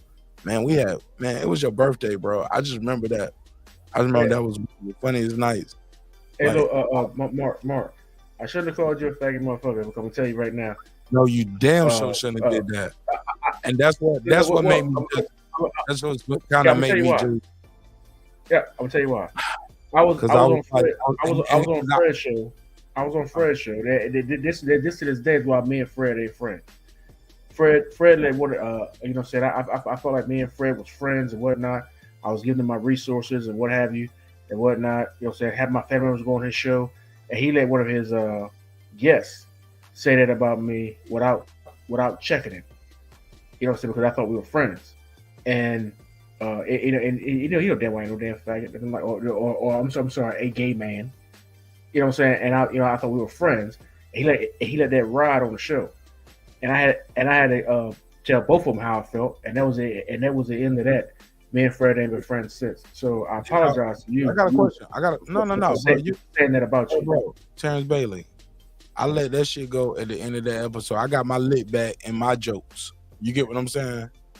Yeah, I got my lit back, and that was it. Like, I didn't do a campaign. Well, as a man, I didn't say that. Not, and I told you that in that conversation, but and you was like, man, I was just playing with you. I was like, and I'm playing with you now. You get what I'm saying? You got the best of you. I just started getting the best of you in the jokes. Well, and I don't remember it. I was just like, bro, I don't play like that. Yeah. But man, it's all cool, man. Like, I didn't bring it up for no nefarious reason. I'm just saying, like, when we gonna crack jokes, we gonna crack jokes. When we go too far, it's always cool to brothers or anybody else just say, hey, I don't play like that. Don't play with me on that. Me, that's why I just like. The first thing I did was I apologize to you if I said that. No. It's cool. Only reason I brought it up is because you was like, man, you be lighting me up, or you said something in the beginning of this about the live stream. I was like, well, Terrence Bailey, you always started it off with me. Never forget. You called me a faggot motherfucker. I don't shit. So I was like, I figure you can take any joke. Because I ain't never in my life. Bro, I know you meant it. Bro, you didn't mean it in an evil way. You wasn't saying Martin Nash a faggot. Like, I know when somebody talking to me crazy. You wasn't saying that. You were motherfucker next time. Yeah, you was just joking. And you was just talking and you was joking. And then I started talking and joking too. And I just kept going and going and going. And people piled up on with the jokes because my jokes were funnier. But you was joking back. Your jokes just weren't funnier that night. You was missing. Food Revolution said she going to sleep. They said she want to change subject. Yeah, we definitely got to change subjects. But bro, I love you, bro. Yeah, and I got pissed. You know, I got old ass bladder. I got work in the morning. Foodie with the beauty is gonna be Foodie. What? Fill in the blank. I was trying to think of something to rhyme with beauty and Foodie, but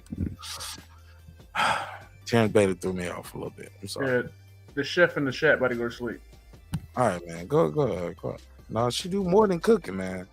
And her macaroni and cheese ain't worth shit. She cook like a white lady with the macaroni and cheese. She be putting sliced cheese in her shit. Go ahead, Foodie. Close this out. Foodie be putting that crab. Hell nah. Her macaroni and cheese. It's keto, bitch. Nah, straight Tillamook, man. Straight Tillamook. Tillum. It never heard of it. What is That's that? because you don't know what food tastes like and how it's supposed to taste. Tillamook cheese is the best, man. Tillamook ain't never came cheese. out. Tillamook. Yeah, it's from Oregon. Tillamook is Oregon. It comes from your organs, like Yeah. or Oregon, or like you talking Ain't no about damn such thing as no damn Oregon.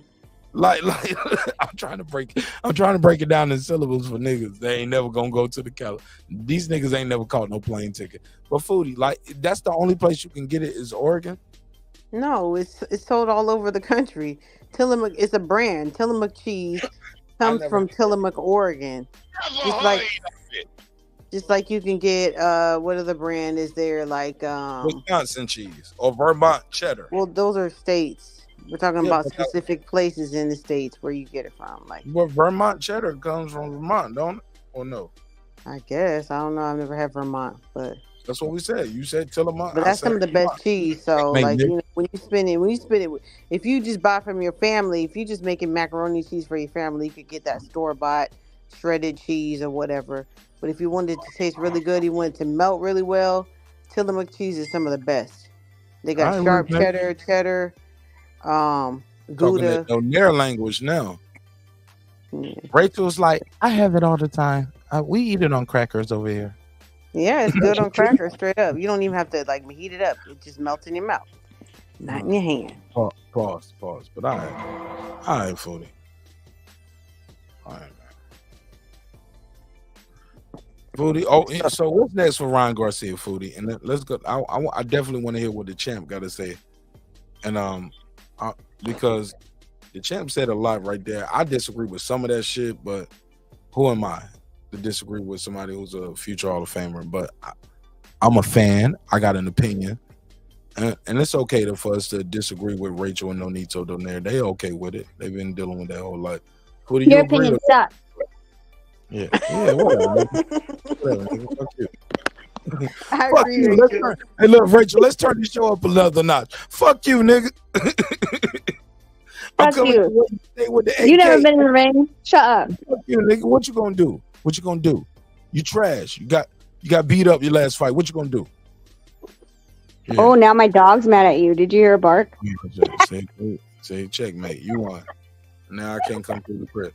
All right, but Foodie, get what I'm saying? Like, yes, the ref should have warned Ryan about that turning to the back shit, right? He was tooting and booting it. Correct. But I didn't expect. I didn't expect it. Well, where he finally just landed his shot. He didn't do nothing different. Yeah. He finally got his card. My poker reference. What you think? You always have to take into consideration what channel they're fighting on and who's going to be in the corner of who their champion is or who the fighter is. So that didn't surprise me, but yeah, he definitely should have. I don't know what he thought he was doing, turning his back. He was trying to do some other shit, but it was illegal to me. It looked like it was illegal, but he kept. Well, doing that guy that called in, Mark from Sacramento. I forgot I had a question for him, but Just casual Tony. That's our guy, man. Yeah, that guy. He said something that after the press conference, he said, "Oh yeah, like my coach doesn't like me doing that, blah blah blah, but I still wanted to try it." Do you guys think that that so I didn't speak on that?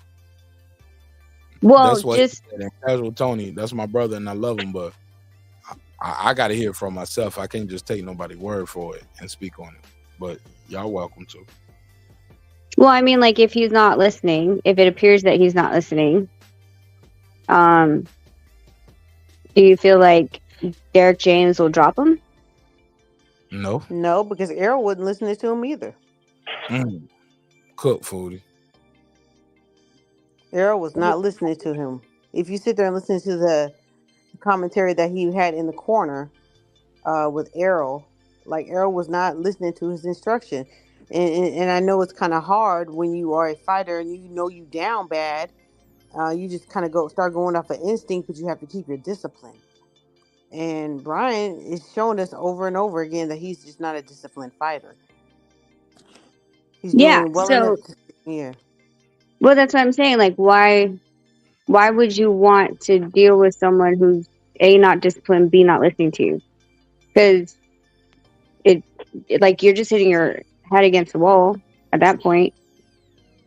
But that's what me and Lisa were talking about. We were saying, like, if I were a trainer or she was a trainer, whatever, and you don't listen to me, I'm not just going to take the paycheck.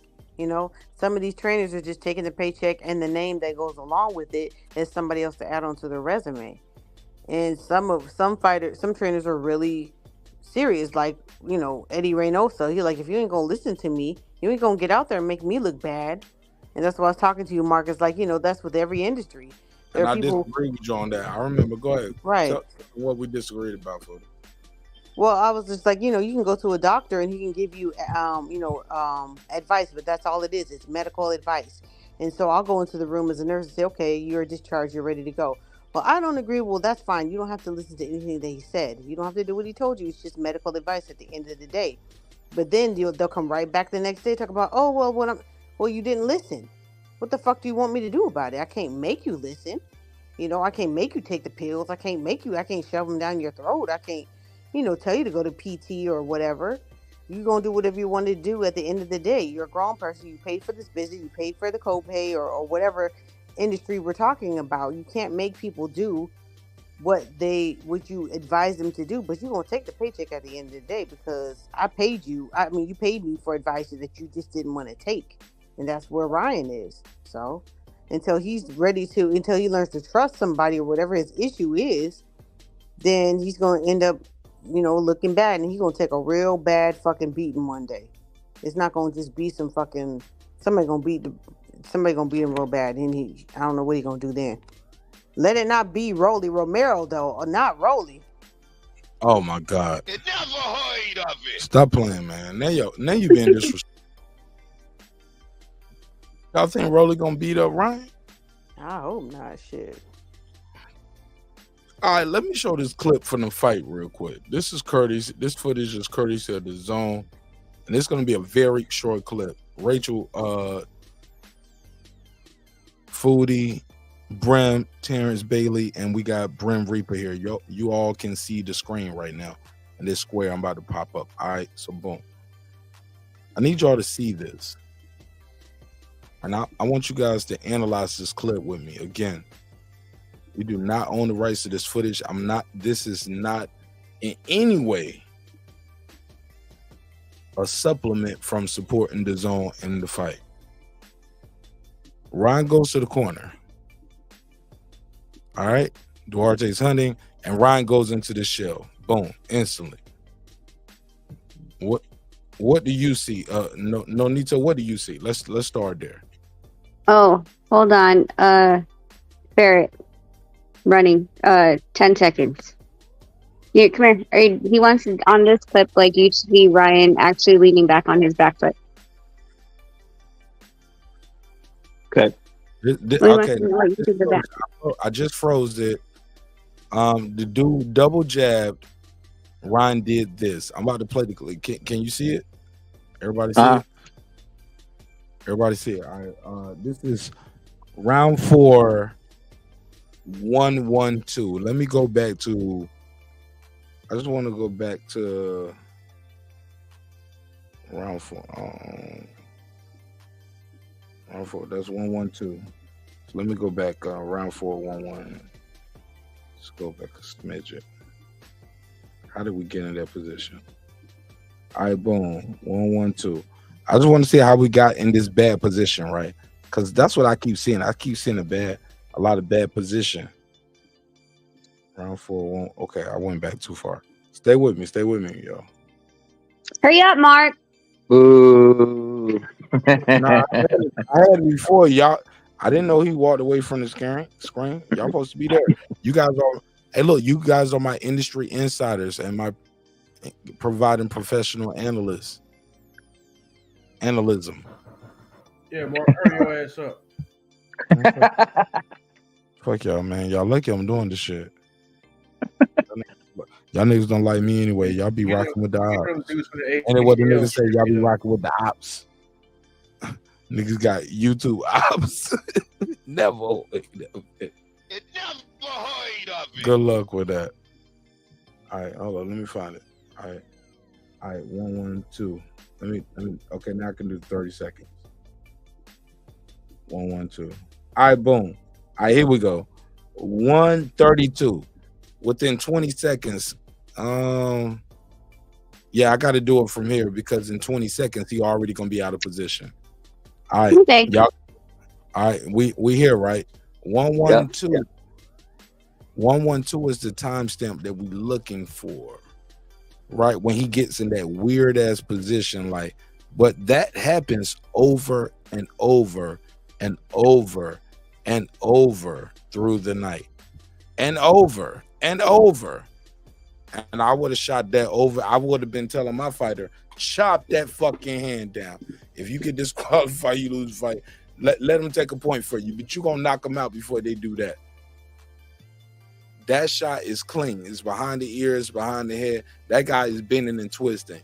You cannot just leave that opportunity over because you're scared to get disqualified or lose a point.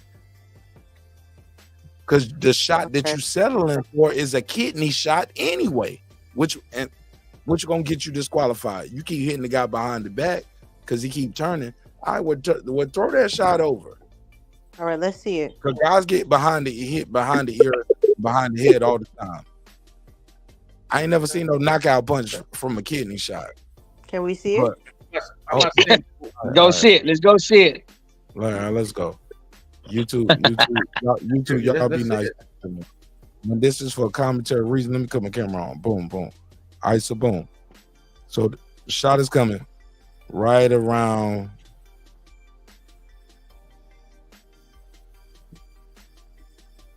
Ryan about to get in this weird ass position right about. It's right about here. Ryan hits him with a check. If I saw it correctly. And then he tried to throw a wide ass left hook. But that's the shot though. Like that's that weird ass position he kept getting caught in all night long. Yeah, I look crazy as hell right now. Yeah, that's me, nigga. It's your man Martinez. What up, though? What up, though? Hey, you got pink eye? Nah, nigga. Yep. Nigga. Yep. I got Filipino eye, nigga.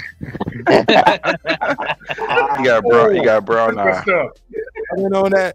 Ooh, I've been on that Charlie Wilson. You got that case of Don't be, hey, motherfucker! Don't be looking in my eyes anyway, nigga. Mark, hey, what the fuck is you, nigga? Don't be looking me deep in my eyes, and nigga, you trying to search my soul. Terrence Daly was like, let me see if you got the blood of the ancestors in you. Hey, Mark, play it one more time all the way through. Mark. Yes, ma'am. Can you play it all the way through one more time? Every speed. We need to see the full cell. We need to see it so that he can comment on it. All right, let's see it one more time. I just want y'all to see this fight sequence. At real speed, bro. This fight sequence. Just watch this fight sequence. Ron Garcia is going to his right. And he's going to his left. He reaches with an uppercut. Then right here, he's about to do this weird ass move that he does all night. There we go. Okay, I just want y'all to see this one sequence. Y'all saw he just stiffed arm with the jab. No power jab right there. He tried to reach with the jab again. Just tried to stiff arm. Dude ducks under it. Everybody seeing this, right? Everybody with me? Yeah, just let it flow. Hell yeah. All right, I just got to do it in stages so I don't get a copyright strike too. So that's why I got to talk through it. I got to pause it. I got to stop it. I need to be on camera because now everything is for a reason. Yeah, I got to be on camera. This shit need to be right here. This is like I'm doing reporting. I'm not taking nothing away from them. We're at commentary. We got a world champion up here. Hello, future Hall of Famer. This is how we do it. What the hell is going on? Stop it. Like, I was wondering, I was like, why does he jump down, turn around, pick a Bella Cotton? Like, let's do the damn thing. But I get it. Dude, I got to do it. I get it. I see what you're talking about because you're not letting it play so we can see it. Play it real time so we can see the sequence. Well, he can now. He explained to it. Now I know because I'm not a content creator, so he knows. No, I'm doing this for legal. I don't want you to get a strike. Yeah, I cannot take away from what the DAZN put on tonight with their production. I can only add commentary to it. Hence the banner. Hence the topics. We're talking about the fight. Like everything I'm doing right now is I'm doing news commentary right now. This is legal. What I'm doing right here. I'm not stealing a fight. I'm not just playing shit or there. And I done been to the store and back. What you talking about? Foodie said, nigga, I don't been back. I got my blacks. Nigga, let's go. Foodie said, she charged us. She gotta cook y'all niggas. All right. Because I got another topic, Foodie, and I want you to cook that one too. You know? Got me all online with my PT Yeah, shirt it's still on. early. I got a little bit of time. So Foodie, you on the West Coast. Foodie, if I can do it, you can do it. I got a little bit of time. Right, But if I'm I about can to do it, switch you to can the do it. car, so if I don't answer when you're talking to me, Man, you good. I can't crash. Good. That means we get to talk shit about you Hey, behind your back, like hey, you hey. two niggas do. No, Nito, tell this dude play this stuff in real time, or you want to give him a left hook. Man, stop. Tell me you gonna punch him like you did, like you did Archanian. Look, why Champ, you have you seen enough to comment on it? Has he seen enough to comment on it? Bro, why you buffering over He me? hasn't done anything yet. He just keeps going around the ring. Hold on, let me listen. We're trying to get this shell. Who's huffing and puffing? Was that Brown? No, I think that was a mic. Nope, Somebody's I was against muted. My brother Raheem Soto too. He got Raheem to drink Pittsburgh soda. Shell. I ain't even bring man. I don't even know how he got up here, but that's cool. I love it. Let's do it. All right, so for y'all, so y'all will know what I'm doing. Let's do it. Where is it at? My bad. There we go. Boom. Click play. This is the move Ryan did. I told Bailey, I muted you. Bailey, if I muted you on purpose. Like, let me cook, bro. I got you. I'm hosting. This ain't one of them free smoke channels. Like, I do it for a reason. And thank you, brother. God bless you. Salute, Marin. Salute, my G. All right, let's get it. So, boom. He's about to do the move right. Bam. There we go. That's what I was looking for. Now, that's his Philly shell. That's that moment that I was talking about that was readily available for the ops all night. Cook, can y'all see that? Everybody see the screen? That's yes. Where's the straight? Where's the overhand? Because he's about to dip. We know he's gonna dip. At this point, like you said, Rachel, Nonito was like, he should have shot the straight right. So but I'm not talking about this. I told you, leaning back, that's what Floyd does. I'm telling you, when he goes to the right and lean to the right, while he has his shoulder Philly shell thingy, that's when he gets hit with the right, and he did it a lot of times. Not this one. This one is when he leaned back. I told you, when he leans back, that's how you're supposed to do it. Oh, see, I didn't think this was good for him right here. Yeah, let's go ahead. I want everybody to react to the frame because this frame happened over and over all night. And that's why he was getting hit in the back of the head, because he keeps leaning to the right. He's leaning back on this one, which is the right way to do it, and that's when you roll back. So if you see somebody coming in with the straight, that's when you roll back with it. But what he's doing is he's doing it on the back foot. Now, if the dude keeps coming in, look at the other ones. He's going to lean back, and then he leans to the right. He drops his head to the right, and that's when he's susceptible to getting caught with the straight. And he does it a lot. Because the dude keeps trying to throw an overhand, so that's why he keeps dipping on his right side. This is when he went back. Yeah, when he does the back, he's setting up for the straight or the uppercut. But if I don't know, if he wasn't ready or whatever, he goes to his stomach side and crouches that way.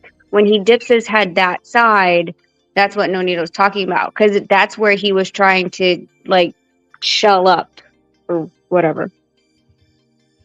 So it's not this clip. You gotta find another clip. Okay. Go ahead, Terrence Bailey and Foodie, Brim Reaper, and I want y'all to react to this. I don't know if the caller's still there. Well, nope, we don't have a caller. I'll open the phone lines back up. I want y'all to react to this. Go ahead, Terrence Bailey. I see you got something to say. Talk to me, OG. Yeah, I was just going to ask Nonito, like in a particular posture right there, the opponent to Ryan.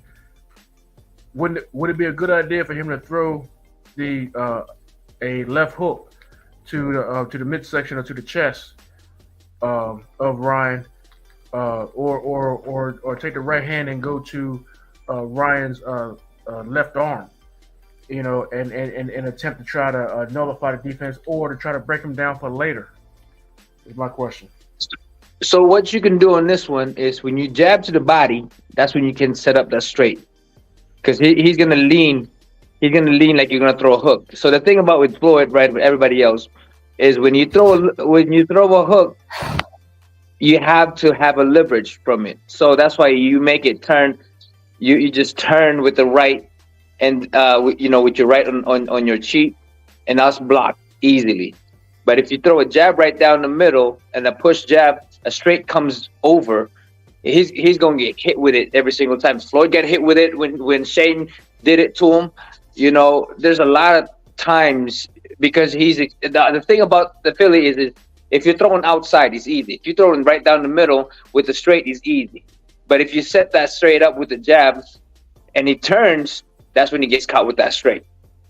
But this is not what I'm referring to earlier, is when he leans to the right, when he gets pressured, he leans to the right and that straight is really open. So, or, you know, for him to get hit with the straight. But on this here, if he throws a hook, he's going to block that hook easy. If he throws a straight, he's going to block that hook, that straight easy, because of the fact that he is leaning back, and he can make his shoulder, the punches can get bounced off by the shoulder. So this is one of those typical, you know, role that it's easy to accomplish when you do it right by leaning back, because you have the height. You have the distance, and that can be done easy. That this right here, if the dude throws a hook, he can block him. If he throws a straight, he can block him. So you have to kind of set it up with the jab and over. Okay. Well, go ahead. The reason why I asked that question, is because I when I first got into like got really into boxing, was doing Tuesday night fights with Roy Jones Jr. and Obakar and all that. And one of the things I know about Roy, when he got further along in his career, he would hit a guy on his arms, his shoulders, biceps, and whatnot. He would hit him all in their arms, and you know, early in the fight, if they had a tight defense, in order to get them to drop their hands later in the fight, so at that point he could pick them off. That's why I asked that question. Would it be smart if somebody's in the Philly shell to start banging their arms and, you know, and all that stuff that they're using to hold, you know, they're holding up, you know what I'm saying? Bang all that stuff early. Like that's why I said the hook here, and then the hook with the left hand, and then with the right hand hitting that arm where that arrow is, you know, hitting that arm, and constantly doing that, you know, for later dividends. No, 100%. That can work. Like, say for instance, Canelo does it all the time, right? He breaks you down because you know you're going to be running, and when he's in front of you, you're going to be covering up. So that's going to be one of those things that you're gonna he's going to be able to constantly hit in the right spot, or constantly hit the spot where it breaks your body down, you drop your defense and all of that stuff. But you have to be consistent. Now, if you have somebody like Ryan who keeps running out and in and out and not get hit with it, it's, you know, you're gonna lose by points.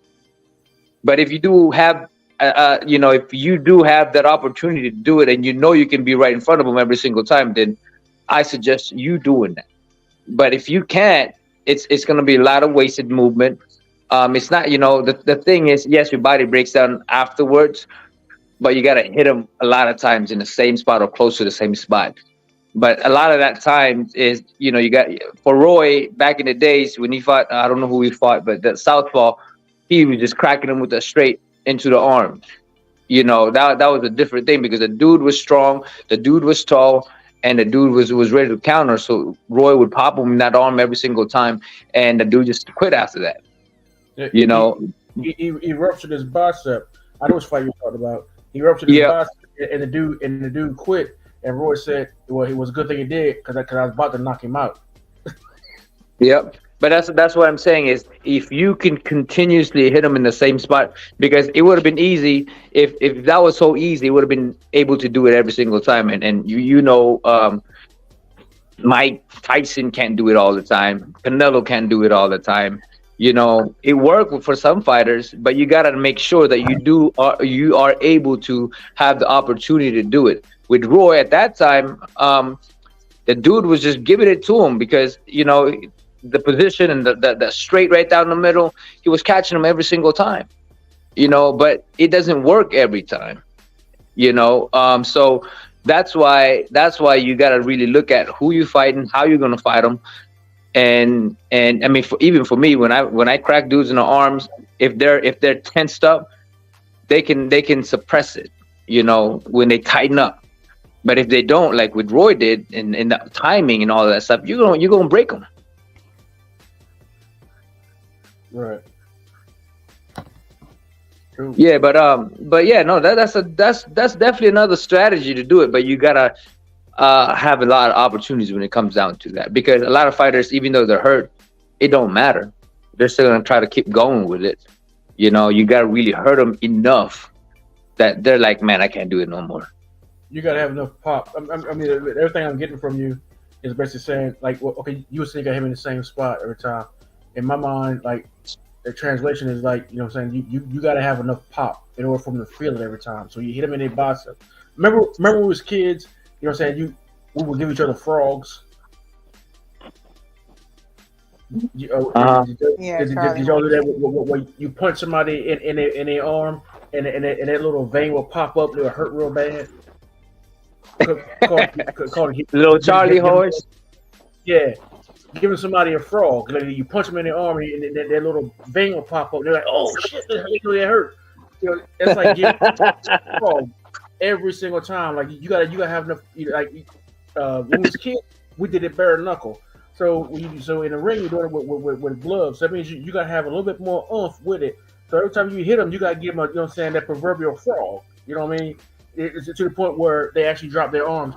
You ain't got to hit them in the same spot. You just got to hit them hard enough in the same general area. The best place would be where there's a vein. You know what I'm saying? But the thing about it is, yes, that can definitely happen. But a lot of the fighters, when something's coming up towards them, they're gonna tighten up. And when you tighten up, that's when you can suppress a lot of those injuries or Charlie horses and stuff like that. You know, so that's why it's very difficult to do it in a fight, or else you'll see it every single time. You'll see it sometimes, but not every time.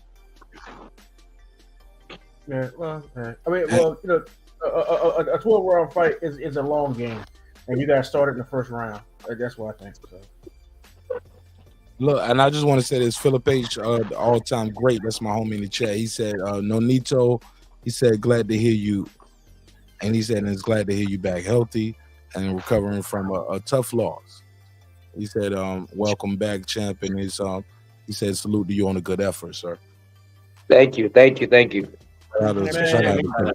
Man, it's an honor for me to even be talking to Nonito, man. I remember watching him against Victor Cheney. I was like, yo, I like that dude. That's my dude. Yo. I can't stand it. Yo, he knocked his dick in the dirt. I'm like, yo, that's yo. I was a Nonito Donaire fan since then. I appreciate you, brother. I appreciate you, man. I'm like, yo, I like to fight. That's it. You know, I'll make it tough. But sometimes it's not the smartest thing for me to do. But sometimes I just love to fight. You know, especially the older I get, they just I like that brawl, man. I don't know, you know, but appreciate you and the support, man. You know, that fight. I've been fighting for a very long time, but I love it, man. Hey, man. Yes, you did. Now, when I told my cousin Lamar that I was talking about Nonito Donaire, he was saying, man, you lying. Say it again. I swear, when I tell my cousin Damar that I was talking to Nonito Donaire, he would say, "Yo, hey, look, man, I know you be doing like some big shit, but on that, I think you lying." Timestamp this episode, man. Telling you was talking to a future Hall of Famer, man. Because I have no doubt in my mind, bro, going to the Hall of Fame. No, neither. I gotta ask you this though. If Sean Porter went, he should definitely go. Sean Porter hasn't been nominated. I don't think he even eligible yet.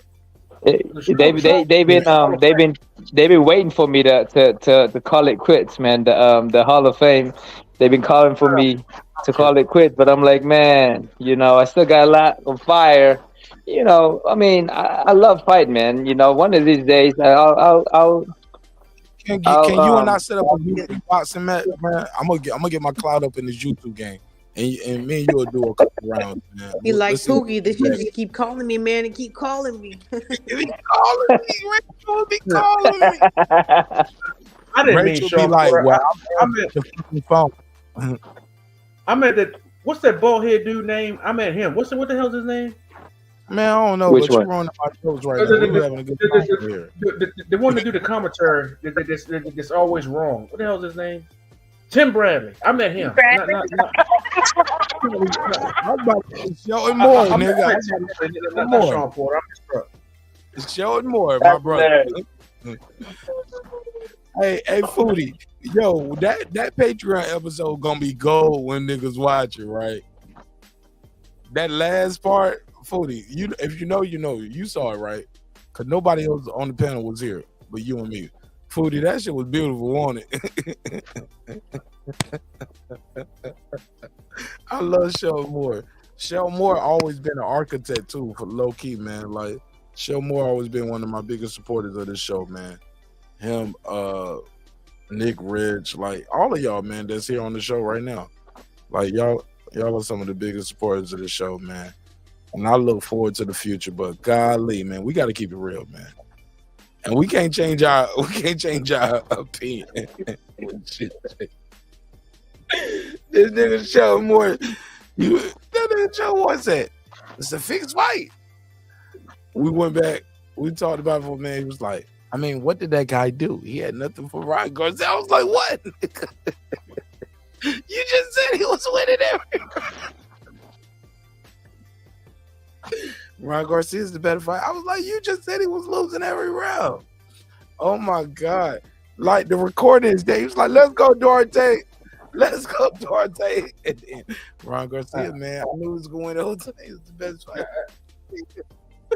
Yo, my personal opinion about Ryan Garcia. And the thing is, y'all can see the fight too while we talking about it. Oh man, the Patreon is the best shit ever. Yo, fuck. Hey, yo, my personal opinion about Ryan Garcia is he's still a work in progress. I think he's still a very young fighter. I think he got a lot of good skills. He need the right individual to bring it out of him. But bro, you can say that about a lot of these young fighters, and they are champions already. Yeah, but I think Ryan, I say that about young champion fighters. Things that I see in them. There are some champions that should be champions, like Roland. You know what I'm saying? But I think Garcia has a true superstar. Hey, look, no. I'm talking about Shakur. He's a 3-division champion, former unified. That ain't easy to do. That ain't easy. Yeah, he's got talent. He's got raw unified, talent. Former silver medalist, Olympic. That ain't easy to do. That guy, even him, I'm like, well, he can work on this. He can, like, I see things that can make, bro. In his worst performance, he can work on his heart. Oh my God! Say what? I said Shakur, for me, he could work on his heart. When he fights somebody that's got some pop or some power, let me get off camera, bro. You can see the change in his demeanor in the fight. He don't engage like he does somebody that doesn't have the ability to hurt him. When he has one of the best defenses in the business. So just because somebody got some pop or whatnot, I don't think that he should always his demeanor changes. You know what I'm saying? Like this last guy he fought. Skill wise, I don't think he was in the same league as Shakur, but the guy could punch. So Shakur acted accordingly, and you saw the fight you got. That's my only thing with Shakur. Skills and defense. I feel where you're coming from. Well, look, I don't want to waste the opportunity because, like I said, we do have a future Hall of Fame on the panel. I do want to get his opinion on boxing. You get what I'm saying? And the fight we talked about, because he's been in this situation. No, you cool, and I appreciate that, and I respect that. Rachel, you still there too? I'm still here. No need went to go say goodnight to the boys. So if you're gonna ask me real quick, go ahead. Yeah, I'm about to get your take. Yeah. What did you think of the corner work of Derrick James? And when you heard what was going on And what did you think of the corner work of Oscar Duarte? I honestly didn't really pay attention. I mean, I did see how Foodie was saying that he was standing up, how Derek James was telling him, you know, to box, he has to move. And then there was something that Duarte's corner said, and I can't remember what the hell it was, though. Do I sound choppy or weird? You sound all right to me. I'm You hearing sound like you feedback. sound like you're moving your mic around, like your phone is moving around. Or I'm not. That's weird. Let me try to come back in. for sure. Now I'll put the link back out there. Love the opportunity to talk to people that's actually in those corners and actually slowing them things to get them things. Like, let's keep it a buck, man. Like, and this ain't no disrespect to Ryan Garcia. This a fact.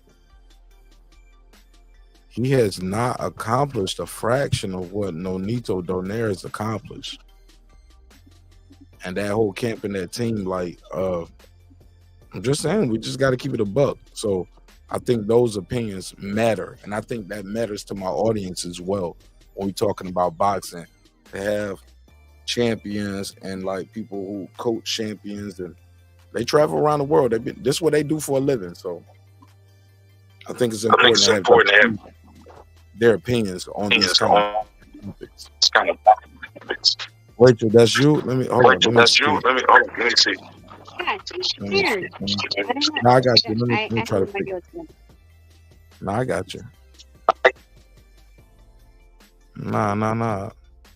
The algorithm saw we had a badass blonde popping back in the building. They was like, make some space, nigga. All right, there we go. Can you, all right, unmute your, no, you're not muted. Foodie, unmute your mic. Foodie, 1, 2. 1, 2. Cool. Rachel, 1, 2. 1, 2. All right. Terrence Bailey, 1, 2, 1, 2. Is he still here? Brent, Oh yeah, he is. He's at the top. yeah. Brent Reaper, 1, 2, 1, 2.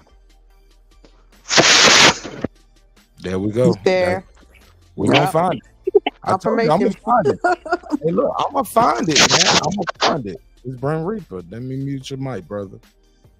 It's all good. You might have to beam back in and beam back out. I'm gonna find it, man. Hey, look, is that a problem with y'all? Oh, Brent, you got to beam out and beam back in. Let me beam you Something's out. tripping tonight. No. Or something. It just keep. Or I don't know. If No. It happens. No, it's YouTube. No, I'm gonna let y'all know. No, it happens every episode with somebody. And I know some people, it bothers them. They be like, Mark, you always tripping about the audio. But I'm gonna let y'all know, it's somebody somewhere is like, thank you, Mark, because I heard it too. And it's fucking on my listening experience.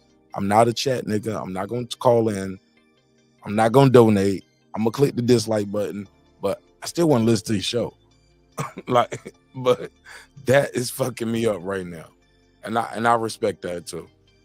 I respect the haters. I live rent free in their head.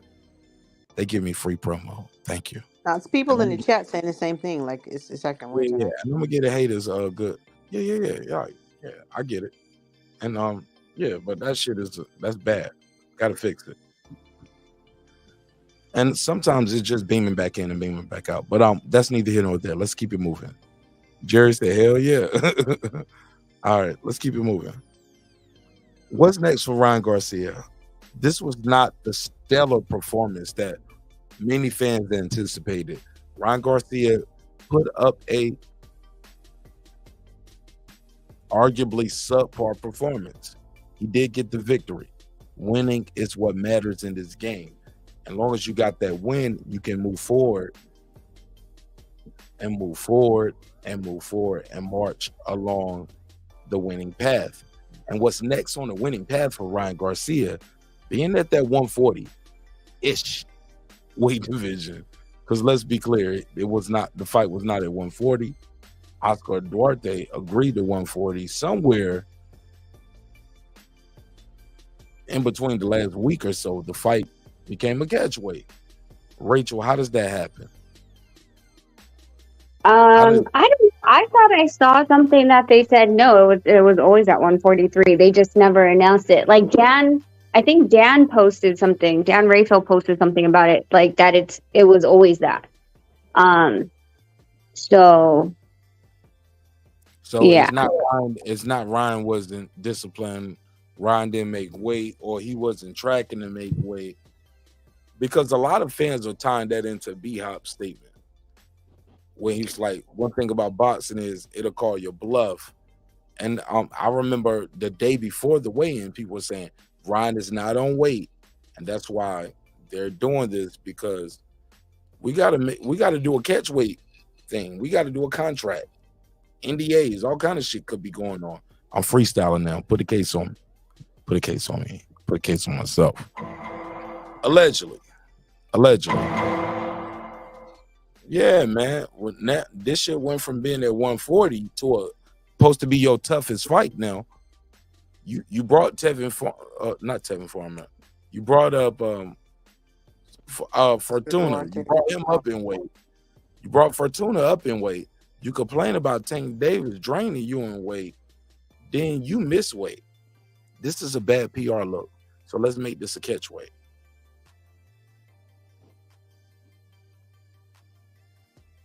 Anybody? Am I the only one that's hearing this, or is this new news? No, I'm trying to look for where Dan said something about it on Twitter real quick, because they always agreed to it.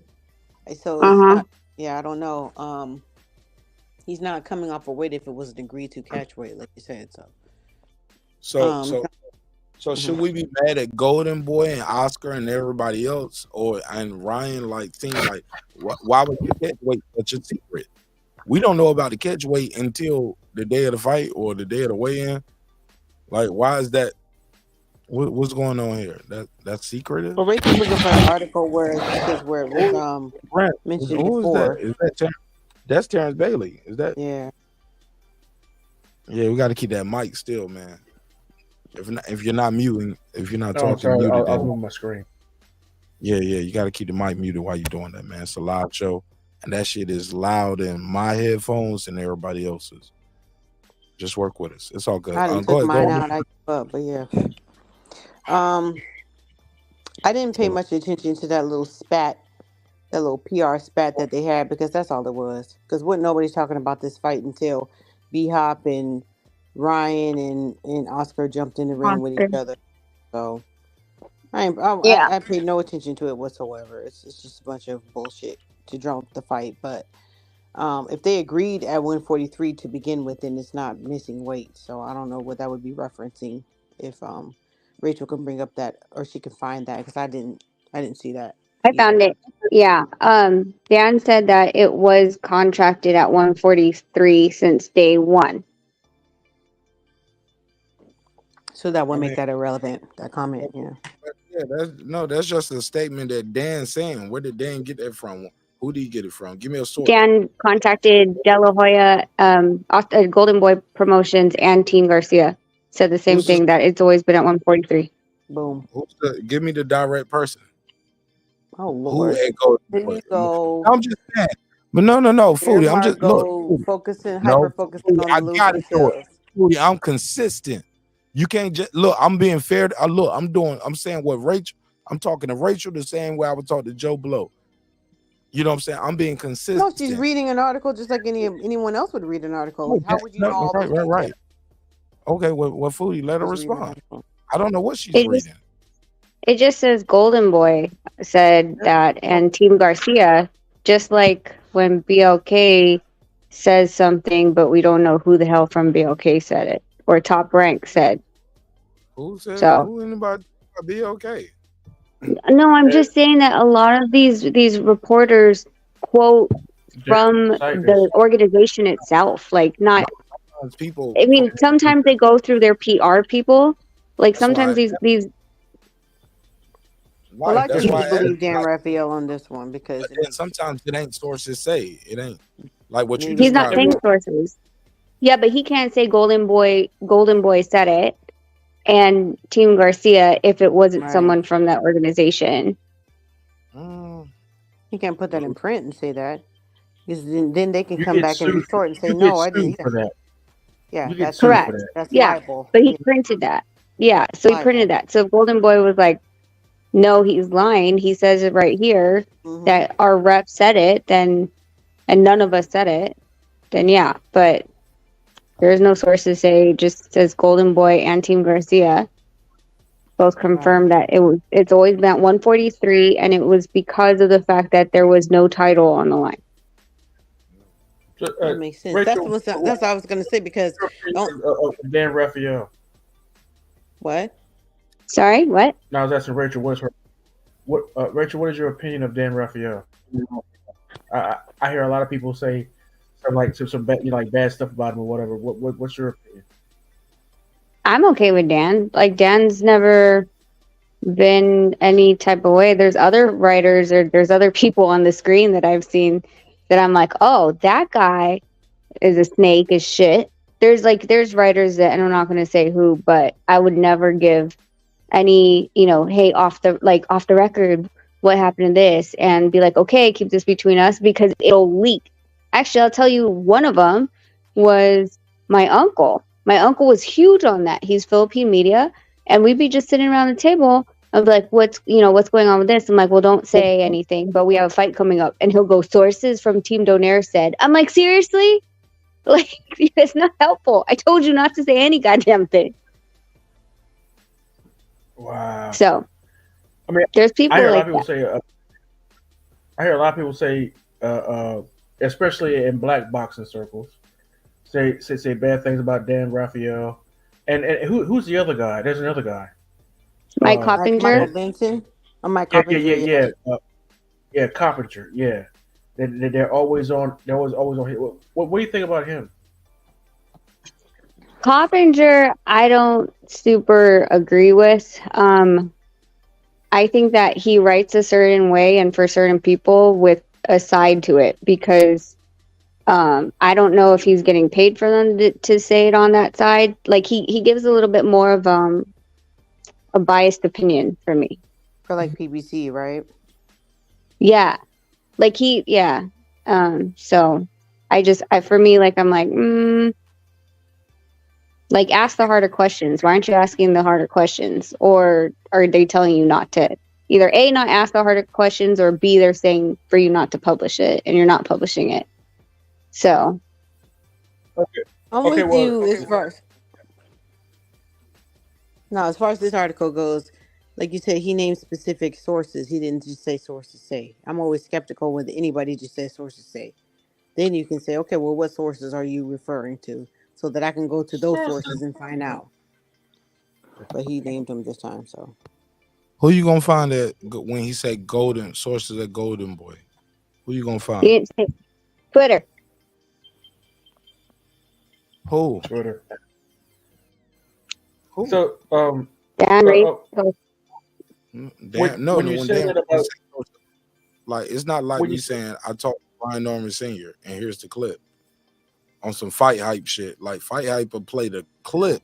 Fight hype ain't telling you I talked to somebody. Fight hype is playing you the clip of the person saying it. Shout out to Fight Hype. They take clips from Twitter too. Yeah, but those are different types of. Those are different media. The video of them saying it. You get what I'm those saying? are completely different. Yeah, but that's. sources. I mean, that's. I mean, like, one is it's great for you to have it.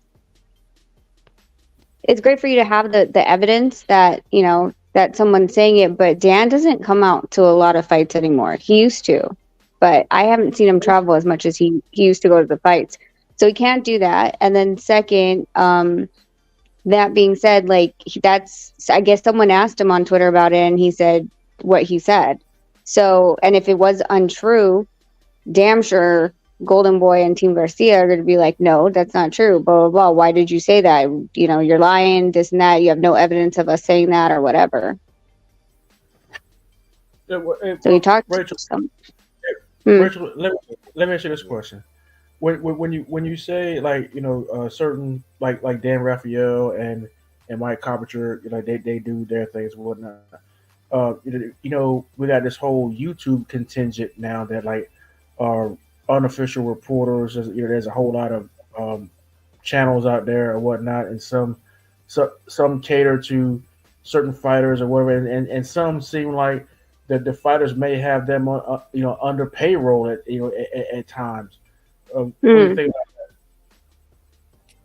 I mean, I've heard of channels being under payroll. I mean, I don't know about it, but as anything that I could say as far as the media credentials for a lot of these boxing events, a lot of them they're starting to take on YouTube channels, but they're very selective. If they, again, like media credential for Mike Coppinger got pulled from Top Rank because he came at Bob. Like they don't have to give you a credential. They don't. And if for damn sure, if your content is sideways towards their promotional company, there for sure won't. So, I mean, it's literally what they do. Okay. Well, that actually, you actually said a lot in a few words. Especially with the phrase, if your content is sideways towards their company. So they're not for. I guess you can say some of them are not for you calling down the middle if they don't like how you call it down the middle. Or I said this is with Bob. I guess it was Coppinger when Bob was doing an interview, and Coppinger was, I think it was Coppinger, was standing there, and Bob said something, and Coppinger said, "Well, he would have done it if you had paid him, whatever." He was like, "Get out of here, you fuck!" Or yeah, that's the one I'm talking about. Yeah. But Bob went off on him, or whatever, and Coppinger was right. He was right. That's not what Mike Coppinger said. Terrence Bailey. Well, he said something to that extent where basically he got banned. He was he got his cred taken, and I mean but he didn't insinuate Bob bribed somebody. That's no. I didn't say bribe. I'm about to say he would have did it if you would have paid him. No. He's talking about a fighter. So basically, what happened is there was some fallout, and he went after Bob at a press conference the week of the fight. And Bob, I know what you're talking about, but okay, yeah. So it's not about paying a report or something. No, I'm if you had paid the fighter what he was worth. The question wasn't he would have did it if you would have paid him. That's not true. I just want to make that clear so I don't get sued. That's not what he said. What was it? Clarify. No, I'm gonna find the clip. Now I gotta find it. But y'all continue. I'm gonna find it. I think a lot of that can be left up into interpretation. Was clarify the fact that Bob was. Yeah, I agree with you 1,000% on that, Foodie. I agree. That is one of the reasons. But that was a top ranking event. Why did he not get Spence? So you can't get top rank credentials. You can't get Spence Crawford credentials. Right? You get what I'm saying? But that's left up. Well, you can. But when it's your company, you can do whatever you want to. If you feel like, and I agree with you on that, Foodie. Right. ESPN still did commentary for the fight. Right. ESPN, I know ESPN had coverage there because I was there, and I got a picture with Stephen A. Smith. You get what I'm saying? Right before Terrence Crawford posted that interview. So ESPN had coverage. It's just you, Mike Coppinger. They don't want you there. Right. I remember that. Yeah. We're not gonna give you a free ticket. A free ticket, front row type shit. Only to disrespect me and insult me. And I'm not mad at that. I'm not mad at that. This is my party. Yeah. I can and you have the right to control your narrative. Right. And you can buy a ticket if you want to. I'm not gonna give you a free ticket in my fight. No, that's what I'm saying. Yeah, exactly. So I may not agree with you. I'm not gonna block you from coming in. Yeah. Okay, so I'm looking at the clip. Bob Arum cursed out Mike Coppinger for blaming him for Teofimo being on the shelf 2 years ago. I think we can. I'm looking at it right now. You can look it up. No, I got you. I already found it too. And I'm I'm already sharing my show on Facebook. I just realized I ain't sharing my show on Facebook at all. So This is I'm with you, Terrence. Bob Bailey, Aaron like Mike Cobb blaming him on Teofimo Lopez being on the show. Terrence Bailey, but my point is still the same. I don't have to give you a free ticket to my fight and my event. Give you all access, exclusive coverage. If you already been disrespecting me, my company, my brand, the fight, whatever, you get what I'm saying? You can buy a ticket like everybody else. I give somebody else at ESPN the ticket. You get what I'm saying? He didn't ban everybody from ESPN. Just you, nigga. You ain't getting no free ticket. Hey, Rachel, Nate Smith was there. Look, but you hold on. Don't dismiss me. That was dismissive. Like I'm talking to you. Am I? No, but I want you to respond to what I said. They didn't ban ESPN as a whole. They just said, Spence Crawford, you don't get no free ticket. Stephen A. Smith get one, and there was other ESPN correspondents there. What's your take to that, Terrence Bailey? I don't know what you're talking about. You lost me. What are you talking about? You brought it up because like you was talking about by banning media members. Are you trying to control a narrative? I didn't say that. I didn't. Oh my God! How did we get here? I don't know. You brought it up. Oh no, my God! I said that Bob had him and Mike Coppinger had an issue because Mike Coppinger said if you had paid the fighter right, you wouldn't have this problem. And then Bob Arum kicked him out or whatnot because Bob Arum didn't want to hear what he had to say.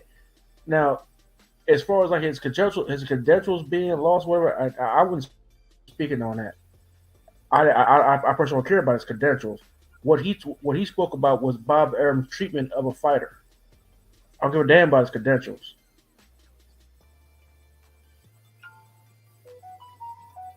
I digress. Go ahead. Y'all got the floor, man. I guess Jerry. Yeah, I think Jerry. Is it Jerry? I think maybe. I believe it's still sources say. I mean, he said Golden Boy, but I mean, and Gold. You didn't say Golden Boy Promotions. At the end of the day, I really don't care. It wasn't for a title. It makes sense to me because a lot of these exhibition fights, and I'm just doing air quotes, but ones that aren't really working towards a ranking, or any meaningful fight, it's a comeback fight. It's a what's it called? A tune-up, right? Get my confidence back, especially what just happened fight. Why would you need to cut down to 140? For what purpose? If there's no title on the line. So if you're going to get paid. In the first place, though, Rachel. Huh? Like she said, it's a tune-up. Well, why agree to it in the first place? Why agree to what? That it was a 140 battle. From all accounts. Well, no, he's in the 140 division, but that doesn't mean if it's not from for all accounts, title a lot of fans thought this was him work. Like that's no different from what makes him different from Jamal Charlo missing weight last week? No, Jamal Charlo because that was he missed weight, but they purposely fought off of 160 so that his belt wouldn't be on the line.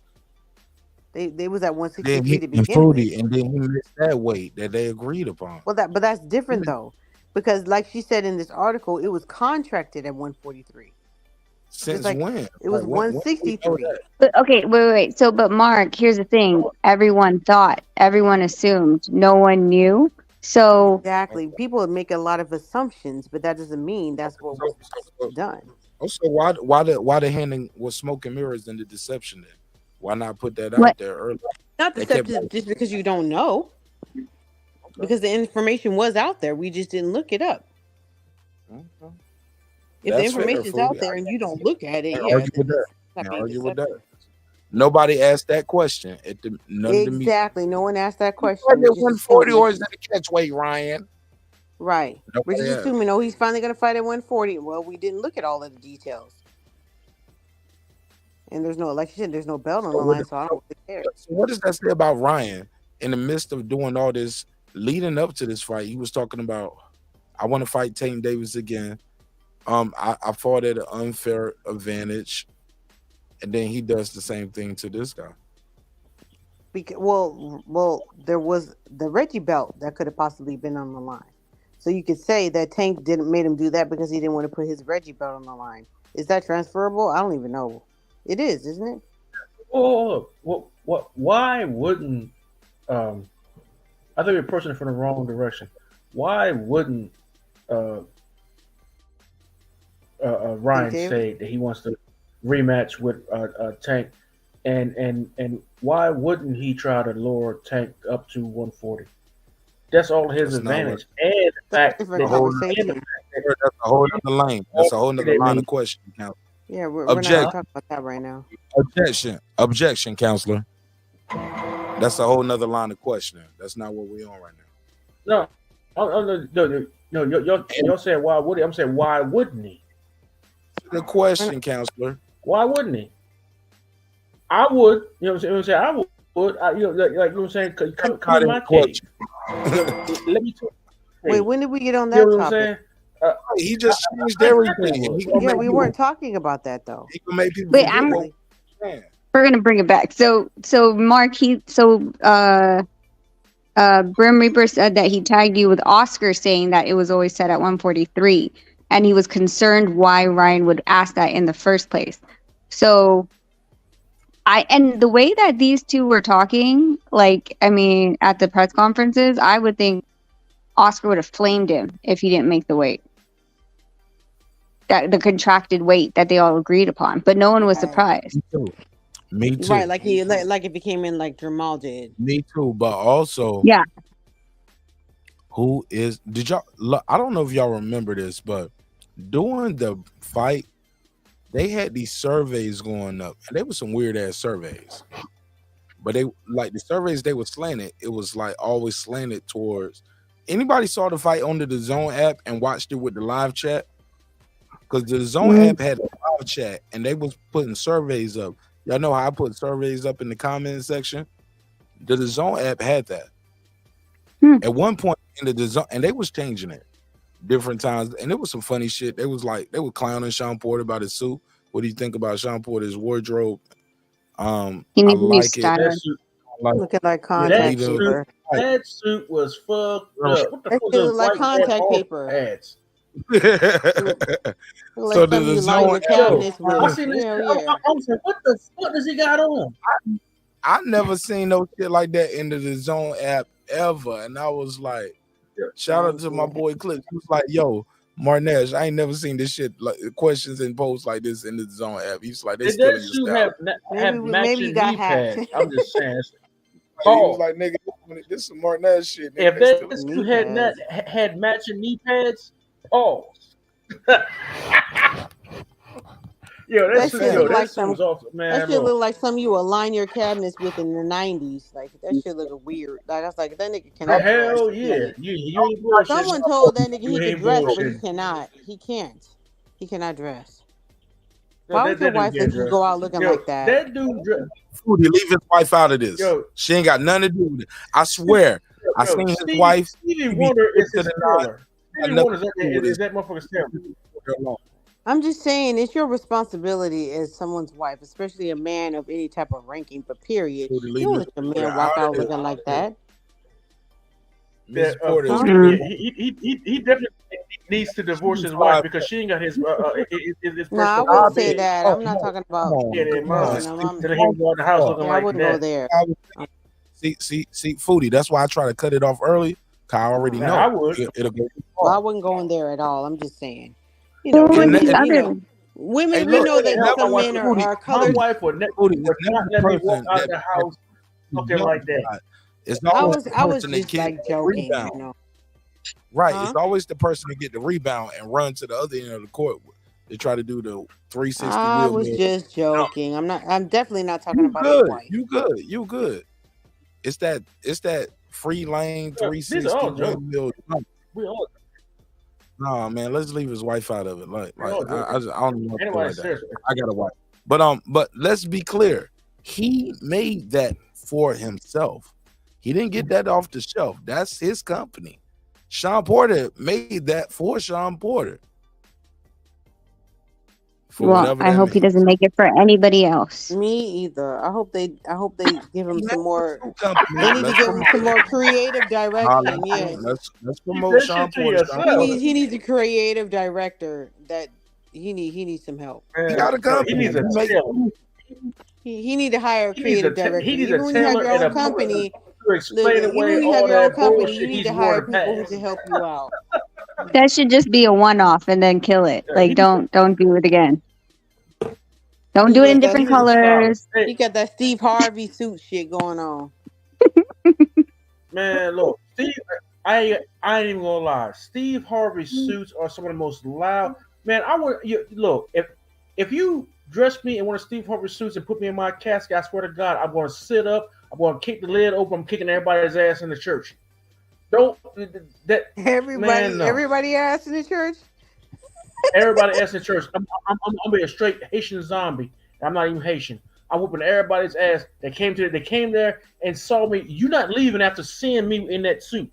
I'm telling you that now. You coming with me. You coming with me. Devil is a liar. Man, hell no. Them shits used to be so big. Man, these niggas are lost their mind with some of this so-called fashion. This look good. You got knee pads up here and then pinstripe and then the butterfly collar and the big ass. Man, if you don't sit your dumb ass down, that shit look like you like you straight for you ready for Butterman Belly Circus or what was that the Soul Circus or whatever. That you like the dude that stands in the middle of the ring with the fucking rings and shit and doing the tigers with that bullshit on. Yeah, well, I'll be forgetting, like Steve Harvey, he from Cleveland, and Sean Porter. I know they relocated to Nevada, but he's from like the Midwest, and some of them they be real country. You can't tell a country dude that he can't dress, just like you can't tell a dude from Florida that his colors is way too loud. Because them shits be loud as fuck out there in Florida. They be wearing oranges and neon greens and shit. I'm like, that shit, you can't do that shit out here in California. I hate to say it, but you remember the movie Django? When the brother said, "You's gonna let me dress myself," and that's you know what I'm saying. And then it should look good. I mean, I'm a black man saying it, but you know what I'm saying. All Negroes can't. A lot of us still got that same mentality from back from our ancestors over 150 years ago. No, I'm not even. It ain't even just It ain't just black people from the country. You talking about anybody from the country, black, white, Asian, Puerto Rican, and Haitian. They just have a different sense of what looks good. I'll speak on my own. We're not from the larger cities. I can speak on nobody else. I'll speak on my own. I'm gonna talk about my own. I'm not gonna speak about everybody else. That's not when you look at a pimp and the way they dress. Most of them are from like the Midwest in the country, so a lot of they dress like that, like real loud colors, and it's just a lot. But yeah, Sean Porter needs some help with that. And are those his real teeth? Why y'all hating on Sean P, man? You know he got a company. People pay him for this now. Everybody got a company, Mark. But you know what? Look, people paying Sean Porter. I was quiet. His fashion sense is like giving DeSantis $5 million for a presidential campaign. That just means you just lost $5 million. So people giving Sean Porter money to do that shit. This means that you just. Baylor, let me get my bars off real quick. You need a tax deduction. What you're saying? Oh Lord, come on now. Let Mark get his. All I'm trying to say is Sean Porter has explicitly. Is it explicitly or explicitly? I don't have to put the club on it. It's not a club. It's not explicitly. No. Explicitly. Explicitly. With a T. Y'all keep saying club. This motherfucker been very firm. Explicitly. EXPLICITLY.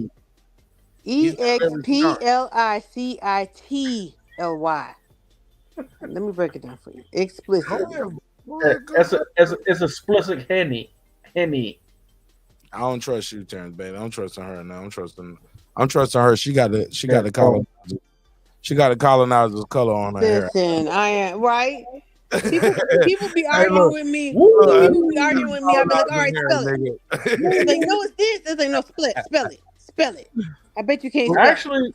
Actually, Fully put into the I bet spell you check. can't actually, we you go. cannot call that a coming out hair because black folk had blonde hair before Yes, white we people do. did. Yes, and we black do. People don't realize that. and Thank blue you, eyes. Terrence Bailey. Thank you. Oh, Thank you. boo, nigga, you Thank trying you. to run?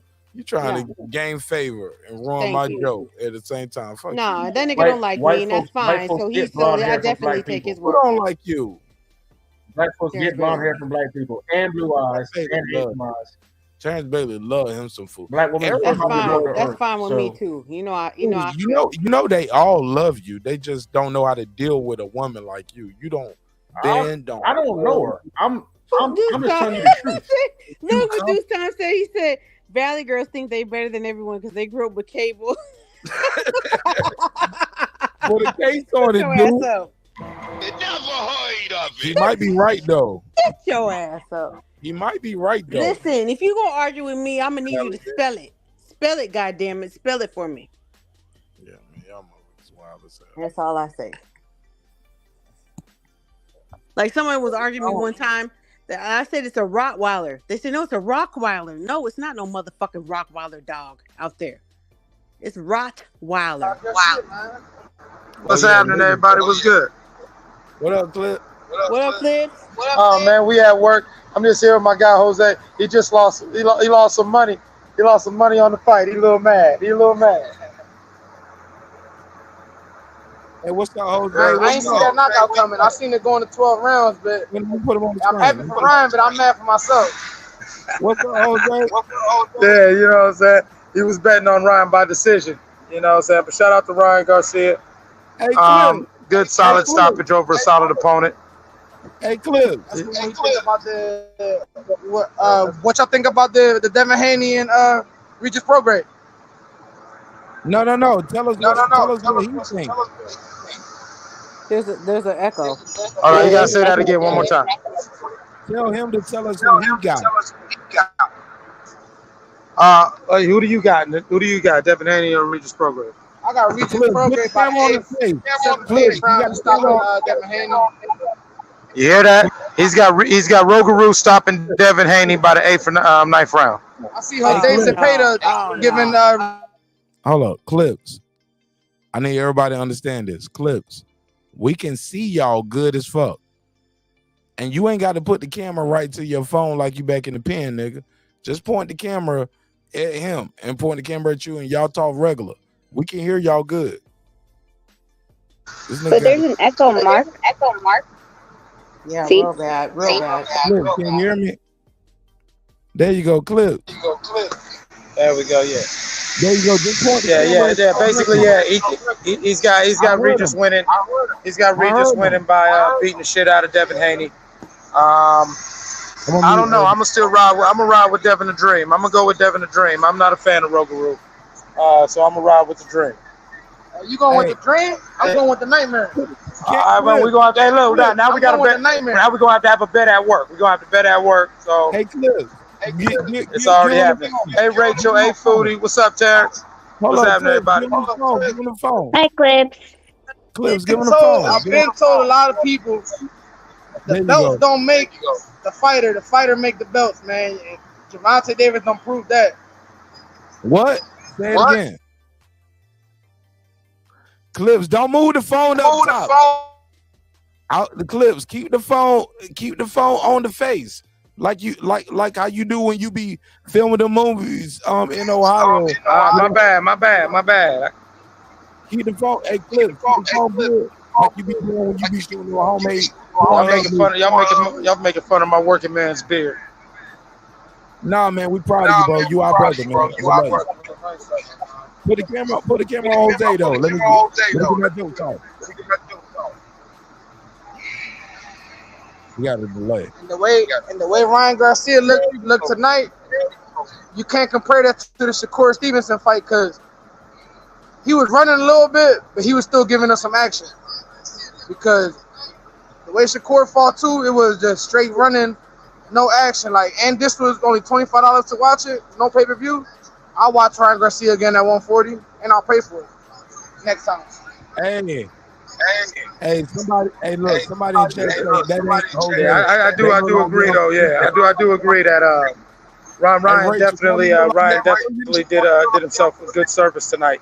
His Philly shell sucked though. I ain't even gonna lie. That Philly shell was trash. crazy, man. Ryan, stop trying to use the Philly shell. Stop it. That looked bad. And not We for all nothing. agree That's that why Ryan is banned that's why he from got Philly so shell. many different trainers. Like they tell you one thing, and he won't go in there and follow direction. That's why when they asked Derrick James, did he show him that he like, no, he's in there comfortable. He's doing his own thing. You can't just go in there and do your own thing all the time, bro. That's how you're gonna keep switching trainers. It ain't the trainer at this point. It's just you. You can't follow direction. I like Listen Jose. to your trainer. You got professional trainer, bro. I like this nigga Clips. Clips. Keep him close at the job, man.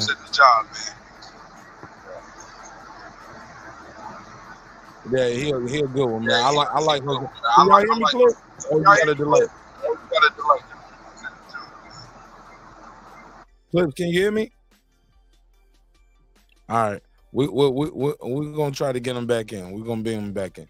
Well, I'm gonna leave him right there. He muted. But Clips, give me a thumbs up if you can hear me. Yes, I can hear you. Hey man, I like what y'all doing, man. Shout out to Young Billy, dog.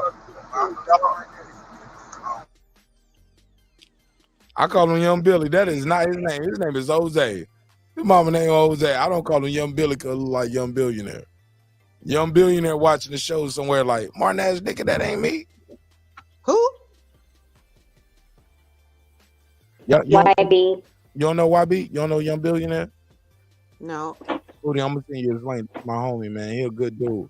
Super solid, funny as fuck. He got good content. And matter of fact, let me find this link. I'm gonna put this link in the chat. I know YB the tooted and booted. Nah. YB. Nah. Let me put this link in the chat. I want everybody to subscribe to Young Billionaire. That mean I ain't doing my job right, yo. I love homie, man. It is so ridiculous. It's getting so cold in Cali. I can't stand it, man. All right, let me Who was the Dominican dude who was fighting earlier? Floyd. What was his last name? Floyd Schofield. Schofield. Yeah, Schofield. Hey, he looked good. I should have bet some money on that fight. All right, we got a little echo right there. Yeah, it's a big echo. Yeah, Schofield looked good, man. Everybody's unmuted. Terrence, Rachel, everybody. All right, Clips, you unmute. Say what y'all got to say about young Floyd Schofield. And I'm going to put a link out there in the chat. If y'all rock with me, man, y'all go subscribe to Young Billionaire Boxing, yo. Super cool dude, man. He plugged me in with boxing interview. I got a boxing interview with Troy Isley, right? I'm going to tell you how close Troy Isley is with Young Billionaire. Like, they were like, you know how you got your fingers crossed? You know, they were like this when I saw him at the damn fight, right? I was at a No-Nito Donaire fight. That was the fight where his fight got moved to the next fight, where he's about to be on the Spence Crawford fight, but nobody knew yet. But I had already had a flight booked for that fight. But while I was there doing the promo, and it was he was on the card for he was on the who was fighting? Frank Martin versus Arturian Artem Haranukian. Yeah, we remember you were there. That is not his name. Artem Haratunian. I said his name right. Yeah, I said some it right. Armenian guy. Yeah. Hey, look, he's German. If I'm not mistaken, he's German and he's Olympian. Armenian by way of Germany. Yeah. He got a silver medal in the Olympics. Artem Haratunian. Checkmate, motherfucker. Yeah. Almost doesn't count. I got it right the second time, motherfucker. Shit. He lost the fight. Shit.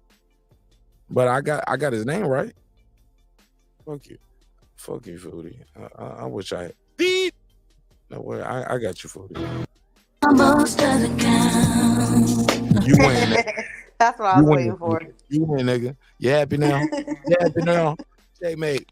Macaulay Culkin face on me. All right. But I met a lot of dope people there. I forgot my point now. Whatever. I mean, whatever. Hey Rachel, is it cold out there in Nevada? I know it is. My mom's out there. I don't know why I asked you that. She's out in Henderson. I know the show don't got bad with me. Not that bad today. Well, we took the boys out to dinner, but Oh, you're breaking Yeah, up. niggas about the weather and shit. Oh my god. Because it is cold. Like it's out here. You don't Foodie. understand, Mark. In the Foodie. daytime, it'd be so Your nice. bills. Stop spending your money on the blind. Pay your bill. Get your furnace fixed. Listen, in Your the heat will work daytime, like the rest you need of the ours. air conditioner. At nighttime, Broke you need your nigga. heat cranked up, man. It's too Broke ass ridiculous. furnace fixed, nigga. That's why people be getting sick, man. I hate this shit. Hey, Foodie, low key, I need to get my furnace fixed right now. I'm What? projecting. I'm projecting. Looks like everybody else. Like when they be able to be able to project, I need my furnace fixed. Foodie, I sleep with a hoodie and a triple fat goose No, on. we got central heating and cooling here. We're good. I do, but it costs so much to get it fixed. No, you got to keep your tune-ups. You got to get your tune-ups in I got a big the springtime. house. Foodie, Yeah, we do too. But you can't Yeah, afford but- to not have air conditioning in the summertime out here. You'll die. So you Foodie, I'm keep that telling shit. y'all, next time I do the first time y'all gonna see a full tour of my crib. Mhm. I got No, I'm my sure my pool. shit ain't as I big want as yours. pool. You have a 2-story. I don't have I a want my 2-story. pool. Nah, man, fuck a 2-story. That's just more work. That's You got ranch style. Yeah, exactly. You're right. man, I want My my sister pool. be having them big old ranch style houses. She's out there in north Las I'm making Vegas. a trip. I'm making a trip to North Carolina next month, and I'm gonna get with my auntie and my father, and we're trying to deal with these family assets. Do y'all know my father and my auntie? This is random. They are still paying rent, not rent, no, because they own the houses. So I'm sorry, checkmate. Check that part. Not rent. They are operating and functioning 2 other houses that our family don't live in. Since my grandmother passed away, God bless her soul, and my uncle passed away. Those houses are just still in the family, and they just sit there every day, month after month, year after, and they're not gonna rent them out. Nobody wants to rent that house, and my aunt and my dad ain't about to sell the furniture, clear it out. Like that house still looks like my grandma about to walk in from Sunday service. If y'all know the show, y'all already know. I done told the story before. They walk in that motherfucking house like it's like her cars are still there. The lights, the furniture, the pitch, everything is set up like she just left and she'll be right back. My Uncle David house is a block and a half down the corner. His shit set up the same way. Right. So what's the point? What are you saying? Like the thing is, like property is property. It's gonna sell. Nah, they're not trying Depending to on depending on where it is. You know what I'm saying? Like people think they need to put a lot of money into fixing up a house before they sell it, and a lot of times you're wasting money because whoever you sell it to, they're gonna spend the money to fix it up. But it's the location and it's the condition of the house that makes a difference. So if the house is in great condition and it's in a good location, that realtor is going to get in there and do what the fuck they hired to do, and they're going to make a lot of money off of it. You see fixer-uppers in Orange County in LA selling for $800,000 to $1.5 million easy, built in 1929. So like I said, it's location and the condition of the home. It don't really matter what it looks like because they're going to get in there, they're going to spend the money. Low key between me and you. That's where you at right now is where my mind is at. And I'm thinking God ain't making no new land. What we got on this earth, 100%. what we got.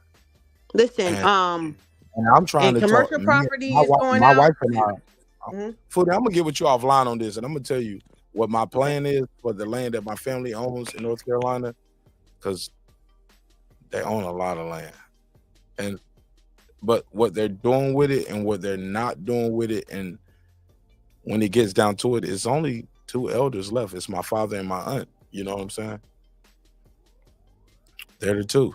You know, And they're passing it down to you guys. who is you guys? Like you say, you and your wife. I mean, your family.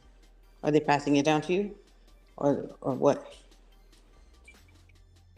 Foodie, I'm gonna talk to you offline.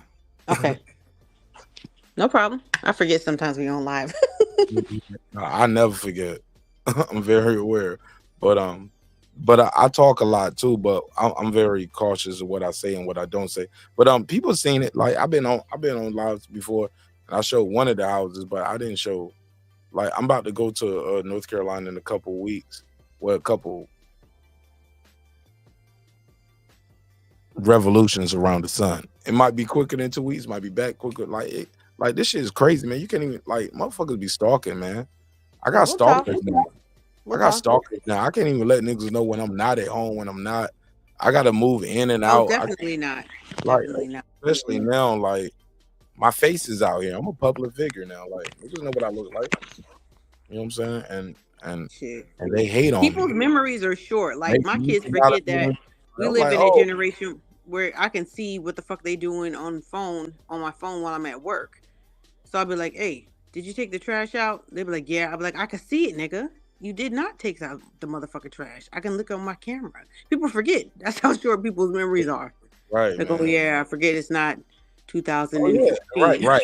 I got a nigga on the live stream right now saying, I used to ask myself, am I gay? I was like, what? I got a nigga on the live stream talking about, yo, I used to be married to this girl for years and her pussy stank and I used to eat her pussy for years. And I was like, right? What? Like niggas, like low key, like same niggas, like be having problems. And let me I'm ask like, y'all a question real quick. like, you know, I own that footage that you was on my live stream. You was like, you was married to a bitch eating stank pussy for like 5 years, right? And you saying, and you kept eating it, and you had no problem. Like, clearly, and I was like, oh my god, that's you must like it. No, nigga. And look, He and a woman liked like me it. would look. He and a wo- liked it. right? And Get a 'em. woman like me would be at dinner listening to a nigga saying that shit. I'd be like, oh, this nigga don't want to be with a woman like me. He ain't used to no women like me because what the fuck he gonna do with me if that's what he's used to? He used to that. Go right on back to that. I'm a handy right back. But I have Get a 'em, question for you. I have a question. Take the lead. I like where we going here, Fruity. As long as we ain't about me and my family finances and No, not at all. land we do or don't own that's not coming or is coming. No. We gonna have that conversation. You know they're gonna be like, Martinez trying to be a fake millionaire. Nah. You know what? You know we handle know it's business. not what- You know we leveling up, and everybody don't need to see the leveling up. We handle business. I don't know what I got But, going on. Man. I don't know what's owed to me or not. You leveling up, and my sister. I told you, my sister is a mortgage broker, not a real estate agent. She's a mortgage broker. Okay, and that's the one who has her own. She has her own product. My sister. Oh, in that product, it's now patented in America and China. You know why you want to patent your products in China? Talk to me.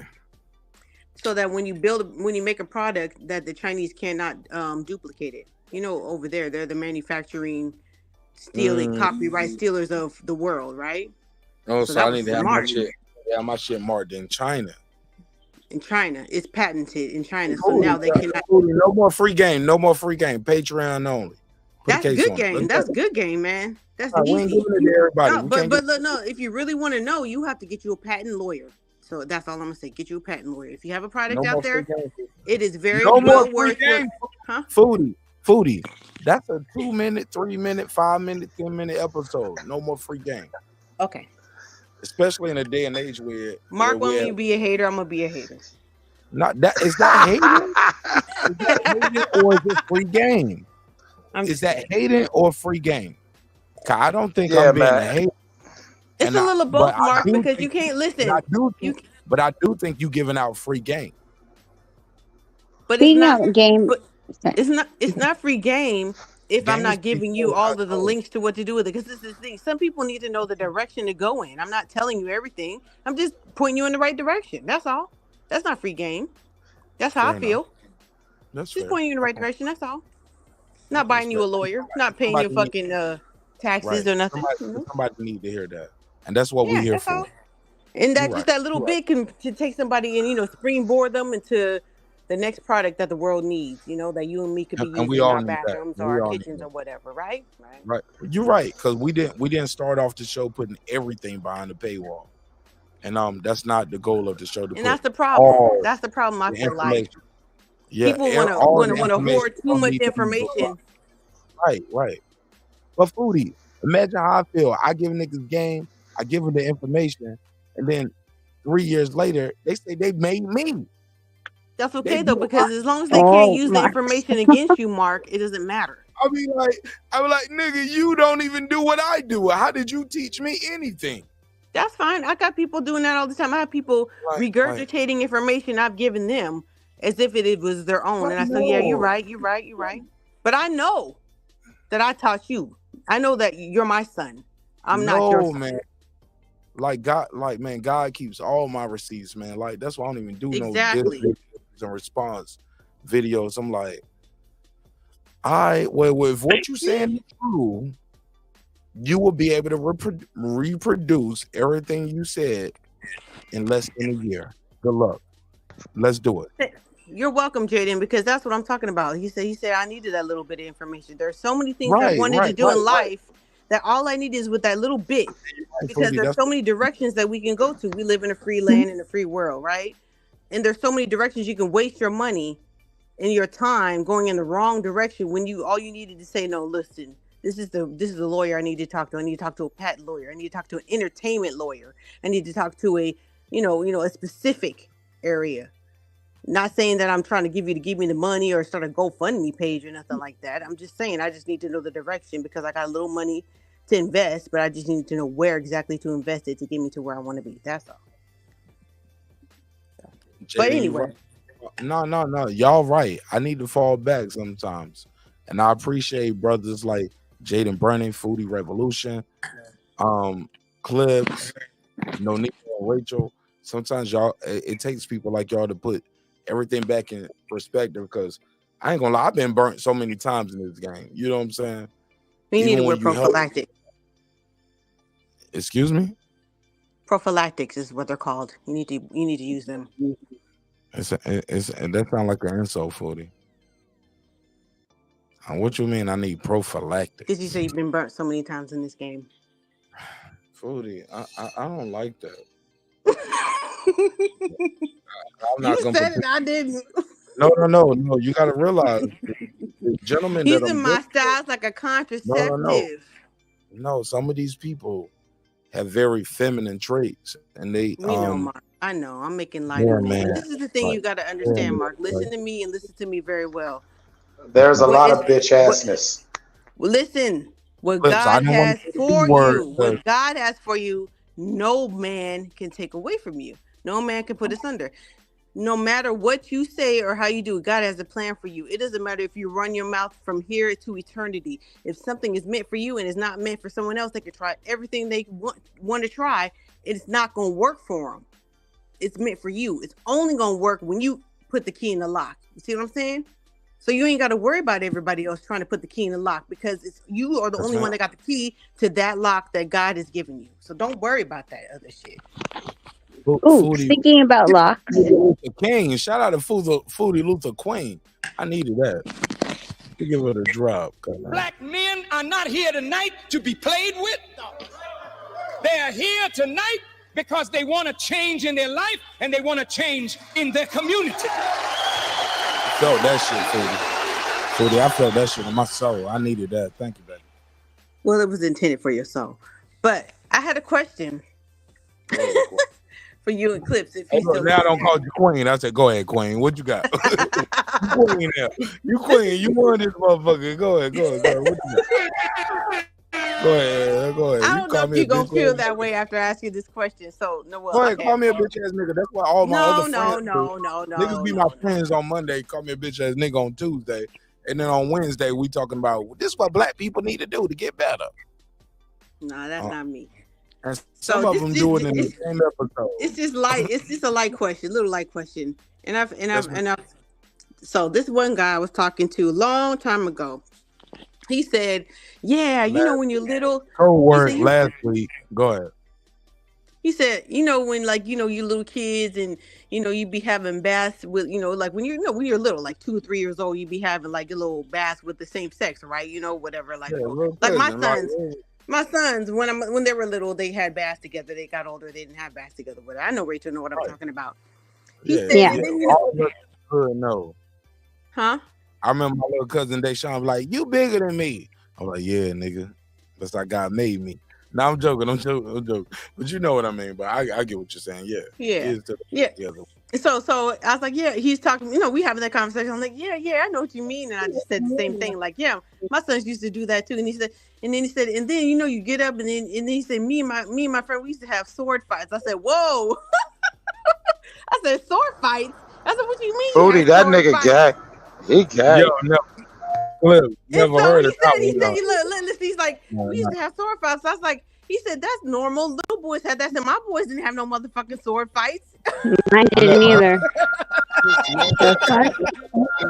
Yo, I got 3 brothers, yo. We never did no. Yo, I got brothers, I got sisters. And I lived in a project where my neighbor we were close as brothers. Like, cause man, one day I gotta tell y'all some of these project stories, man. But they deep. They ain't fun stories. They like about domestic violence and like niggas living with me and my mom or yeah, we know. We all know stories. We all know. Man, I got some stories. Experience. I'm about to get my mom on the show, yo. And like, I'm trying to tell y'all some real shit, yo. Like, I'm about to get my mom on the show because my mom is a teacher. She's retired, but I'm gonna get her on the show and tell y'all some of the shows back in the days, like, but when she used to run the gambling house. Like, if y'all paid back when y'all was members, I don't even know if y'all watched this show. My dad told a story about how he got caught in Vietnam in the fucking Ho House. And the fucking soldiers from the Viet Cong came in and the bitches hid that nigga in you the Ho House. mentioned that the other night.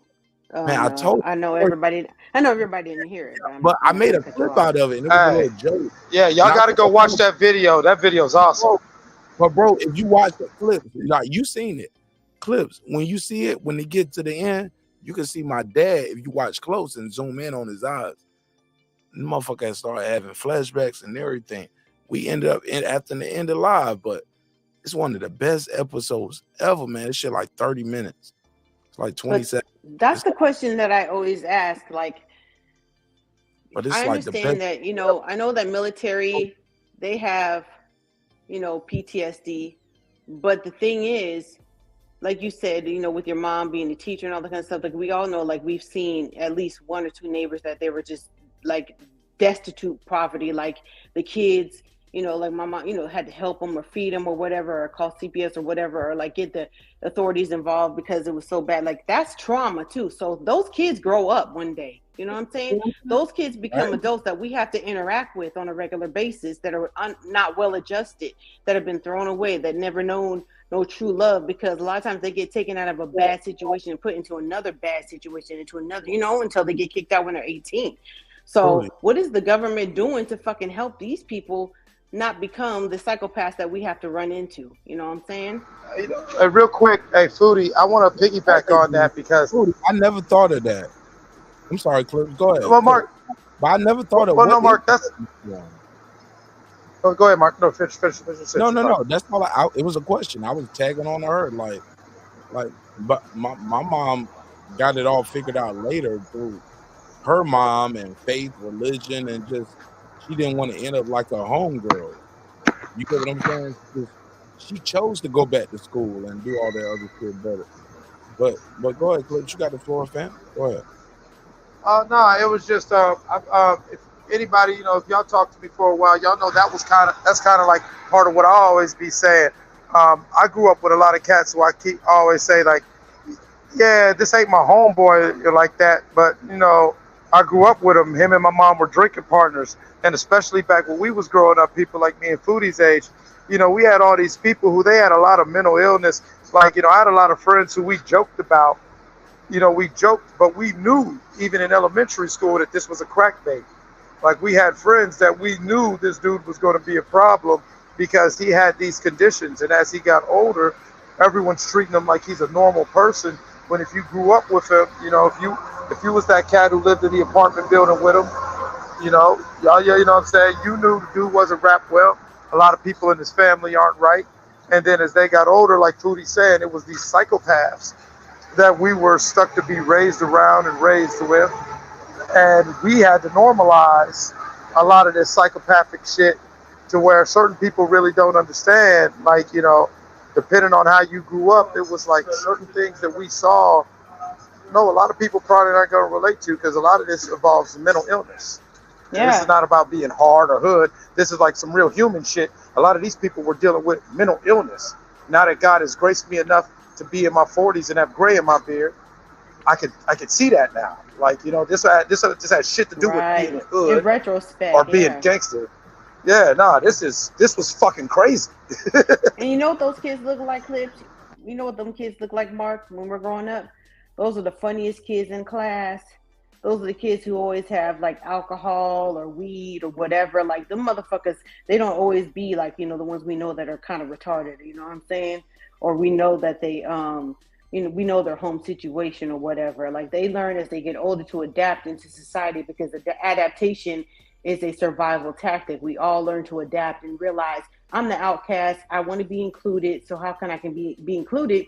And they have always have the weed, or they always have the jokes. They can cap on anybody better than everybody else. You know what I'm saying? Them motherfuckers be hurting, or the bully. A lot of times they be just the bully. You know what I'm saying? And by the time they get to that point, they're kind of untouchable. You just gotta wait for the system to deal with them, and that's horrible. We gotta be more proactive instead of reactive. Like I said, with the whole, I'm very serious when I pose this question. Instead of raising your daughters how to defend themselves against predators, how do we teach men specifically how not to become predators? Yes, there are female predators. There are lots of them. But how do you teach them how not to become predators? What kind of conversations are you having with your kids? How do we reshape society so that we don't have so many people out there that feel comfortable like the Diddy's who, you know, and all of them who not even before, you know, because the thing is, before Diddy had money, he learned the tactics of the game. He learned how to, you know, spike champagne bottles and, you know, give people weed and prey on girls who are younger than them. Like these people, like that started from childhood and childhood trauma. And if you know the story about his father and who he was in Harlem and all that kind of shit, like that shit started from a very young age. So how do we teach our kids not to become those people as they get older?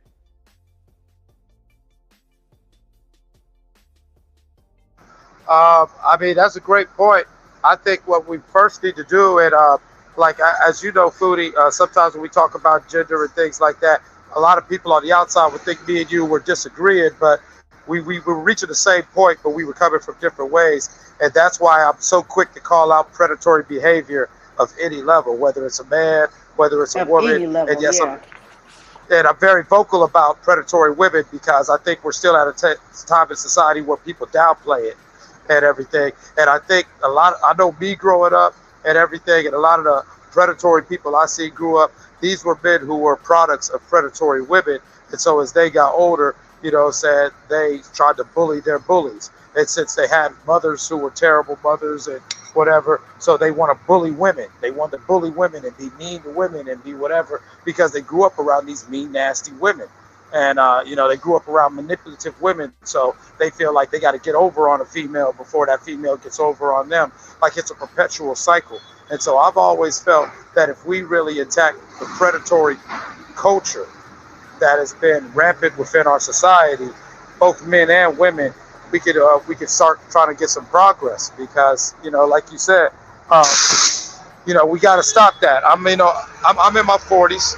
1 second. I wanted to let that machine go by so it didn't get too loud on you. But yeah, I'm in my 40s. I've dated younger women, but it's like, you know, we need to stop normalizing that. You know, why is it a good thing and cute when, you know, this guy's 60 years old, has got that 25-year-old girlfriend. Now, granted, they're all adults, and nobody cares, like the Puffy situation. You know, like nobody cared. But then when all of a sudden we start getting a peek behind the curtains and find out, oh, it wasn't all peaches and cream, now we start saying to yourself, well, damn, that probably wasn't the best ideal situation. We probably shouldn't have cheered and egged that on because this was this little girl out here playing with a motherfucking seasoned wolf. And honestly, to tell you the truth, like Foodie, well, I ended like this. I'm not even defending Puff, but I kind of really don't care about the Puff allegations because everybody knew who Puff was. No, you know, so we haven't heard no stories of nobody getting forced. We heard stories about people getting manipulated. And, you know, Mark, as you know, being in the music industry, I've been around a lot of gatekeepers. I've been there. I've said it once on your show. I say it 1,000 times. Sometimes it isn't witchcraft. Sometimes it isn't Illuminati. Sometimes it isn't gay mafia. Sometimes it's just niggas with money who's weird. Well, let let me Go back ahead. up on that one. Like what you're Okay. saying, Clips. Like I've talked about it before on our channel because Nonito and I know about it. Is in boxing, it's that thing of, you want to fight, stay the night. Is the tag in boxing? And I don't feel like. So it's going to take a long time for any of these boxers to speak up about it. But, the older boxers have talked about that, that they've been taken advantage of in those situations.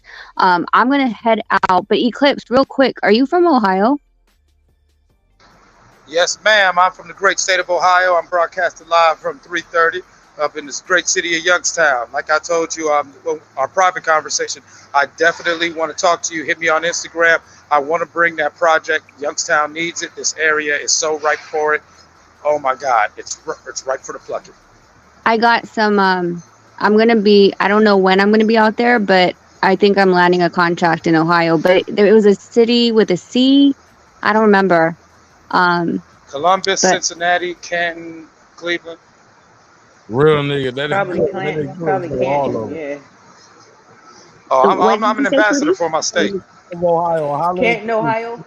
Yo, Canton. Yeah, Yeah, I think that sounds familiar. Yeah. Oh, you right up the street. Yeah, Canton, that's where the Football Hall of Fame is. You're right up the street from me. That's like 45 minutes. Yo, Let me Clips know. I'll is pull up on official, you. man. How did I know that? Yo, Clips official, man. Clips gonna make sure Yeah, he's everything right official for for y'all, yo. sure. Yeah. Like Clip. Yo, Clips to let you slay at his crib, man. Straight Yeah, up. no, Every if everything every works time I out the hear way I Life think it is, Jennings, I think then about Clips. I'll pick you up from the airport. That nigga gonna bring you some weed. If you want some weed, I don't smoke weed. Oh yeah. Hey, it's legal now in Ohio. It's legal now. I don't smoke. It's legal in California. I don't Clips gonna smoke make it either. sure Or everything right drink for it. you. Like Clips is that dude for real, man. Like in real life and on the YouTube, man. That's my homie. He'll be your tour I guide. He'll him tell you where not to go. 1,000,000%. Let me say that again. I vouch for that guy Clips 1,000,000%, man. Like this dude ain't never folded, never bent, never broke. Like we argue online, we argue offline, we argue online, we And argue we've off. had some Let me real say it again. conversations. We Me argue and Clips. online, we argue offline. That's my brother. I love him. And he's one of the few people that actually seen me cry in real life, nigga. Like I cried like a bitch. But it was some real shit happening and he gave me comfort. And I love that nigga for that. Like no matter what we ever went through, he never brought it to the internet. Martin you just Hell did. nah. You know what I'm saying? Like, and what I was I'm crying just fucking about, around. because I cried, nigga. I'm a human. I go through Hey man, real niggas cry. Real niggas cry. Oh yeah, bruh Real man men cry. cry. Real niggas Real cry. men I cry. cried, bro. And that moment I called Clips, and I called Reggie Owens too. You know what I'm saying? And we was talking that night and that morning, and I went through some real nigga shit, man. And I love y'all niggas for life for that. And that's why no matter what we go through, good, bad, indifferent, you'll never hear it on the internet, bro. Because I thank God for y'all. Never. You know what I'm saying? I thank God for y'all, brothers, man. And I appreciate you. Never, man. I mean, nah, Mark, I already told you, man. Just you as a person and a human being, you're a blessing. And I honor you and I praise you for what you've built with Vice this versa, neighborhood. bro. We got to do that. You know what I'm saying? It's a blessing, man. Clips bend the knee. He bending. Nah, man. Fuck them niggas, man. I love you, bro. And you know Man, I love you, you too, man. You already know. I love you, Foodie. I love you, Rachel. I love everybody out there, man. I love y'all too. And I love you guys Hey, too. I'm gonna tell you how far it goes. And look, the haters Even the love us. haters. Man, they love us Oh, too, man. even the haters love us, man. They love us. Hey, Foodie. They love us. I heard you was giving away pussy. Somebody Oh my god, I heard that one too. Right? Foodie, you try to give I us some got pussy, but they coochie ain't go to coupons. work. You heard that shit? Coupons. It was a Black Friday sale. Black never Friday. heard of it. Exactly. Damn, nigga. Hey, look, but the next, hey, look, not even the next episode. So same episode, they pro-black though. Right. We need to lift up our black people. I was like, Foodie black.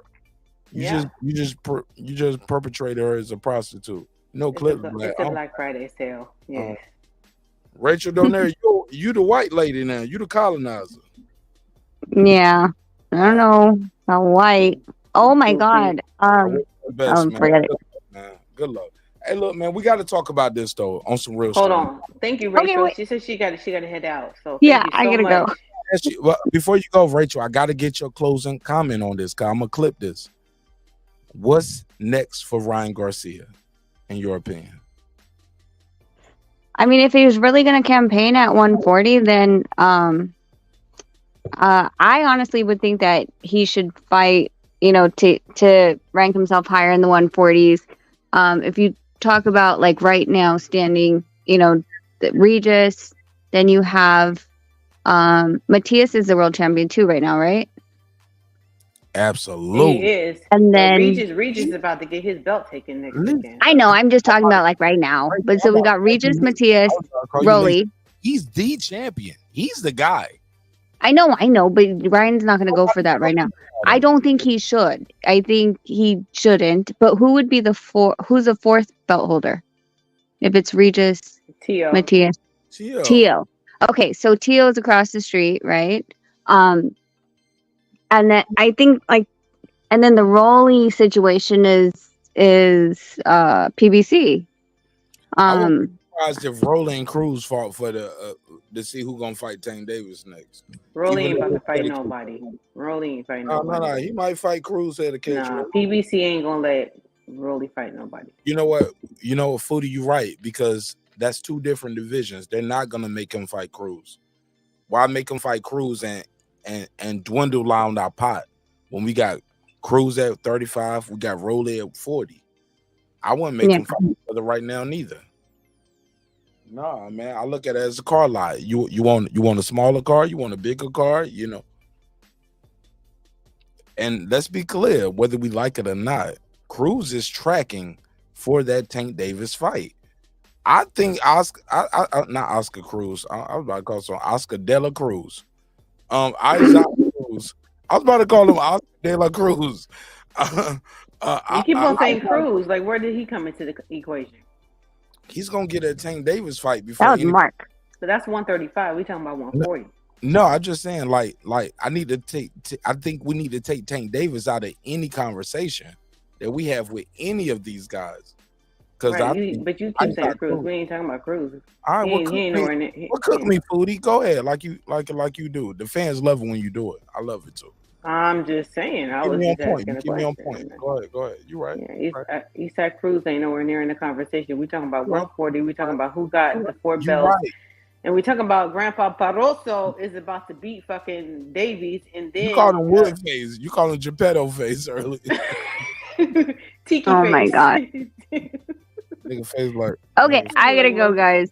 Okay. But thank you guys Rachel, again. So Any clips? I'm gonna hit you up because Ohio came into my lap this week. So about what we were talking about before. So if I don't know if I'm gonna go with my partner, but yeah, I might be visiting your town a lot more than I ever thought I would be. Just put it that way.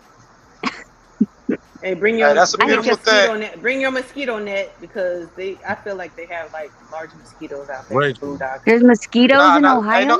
Rachel, just know Clips. They are. Clips gonna make sure y'all niggas super straight. Like whatever y'all want and whatever y'all into, for better or for worse, that nigga Clips got you covered. Thank you, Rachel. And that is true. That is true. But no, we have mosquitoes in Ohio, but that's only during the summertime. Right now, it's getting cold as shit, and so the only thing you got to worry about is zombie raccoons and crackheads right now. What? Zombie raccoons? It never heard Yeah. We got in this part of Ohio, we got these things called zombie raccoons, where these raccoons, it's not rabies, but it's a different disease, but it's similar to rabies, where these motherfuckers will be running around broad daylight, not giving a fuck, robbing cars, throwing up gang signs. I mean, you got to do something about these raccoons. Man, the raccoons, the pigeons, and the geese are some of the hardest shits sometimes. Geese are scary. And the deer don't give a fuck. Like where I live at is right by a state park. So it's like right. So it's right there on the south side of Youngstown. So it's right by a state park.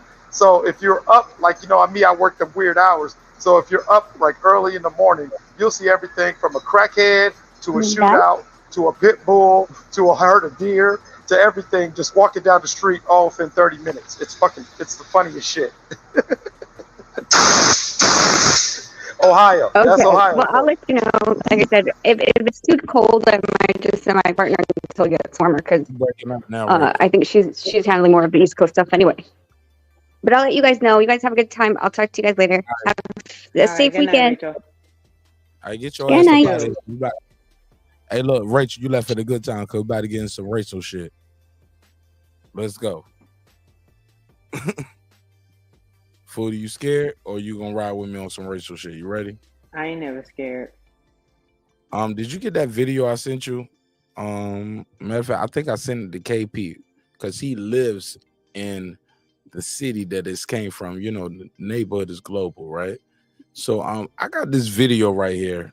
Matter of fact, before I play any viral video reactions, let me change the graphic. Anybody got anything else on?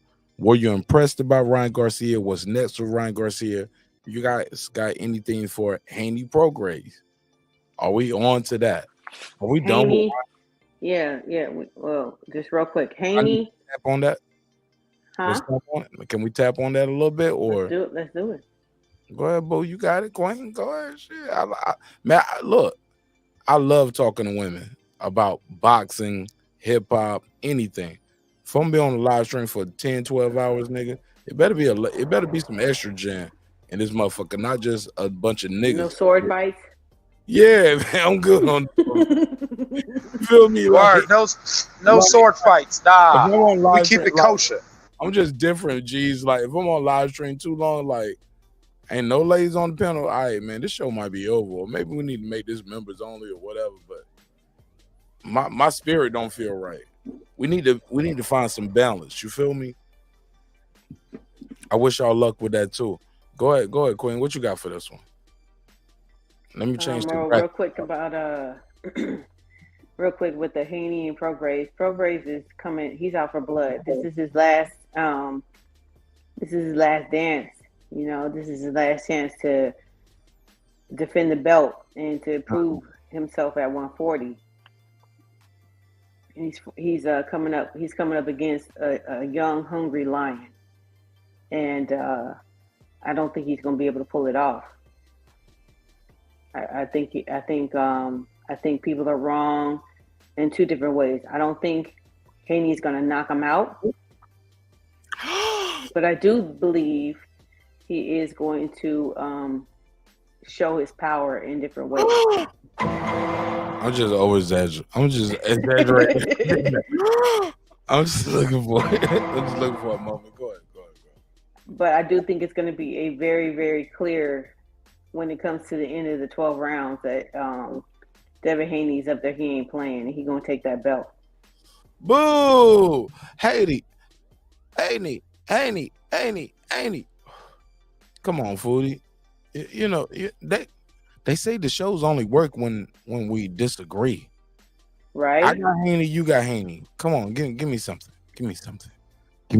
You know they say I want to argue. I think Haney might get listen. Go ahead. There's a good chance that Haney might get rocked a little bit with that power. If he's feeding in position right, he might get rocked a little bit because Prograis ain't no fucking bitch. Prograis is serious. You went to public school. You went to public school, so he a tough guy.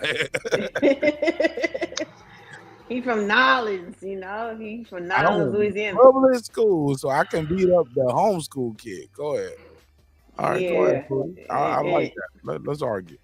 Yeah, and Prograis ain't no bitch because a lot of the people who are commenting on what Haney's gonna do, a lot of the Haney fans ain't never seen Prograis.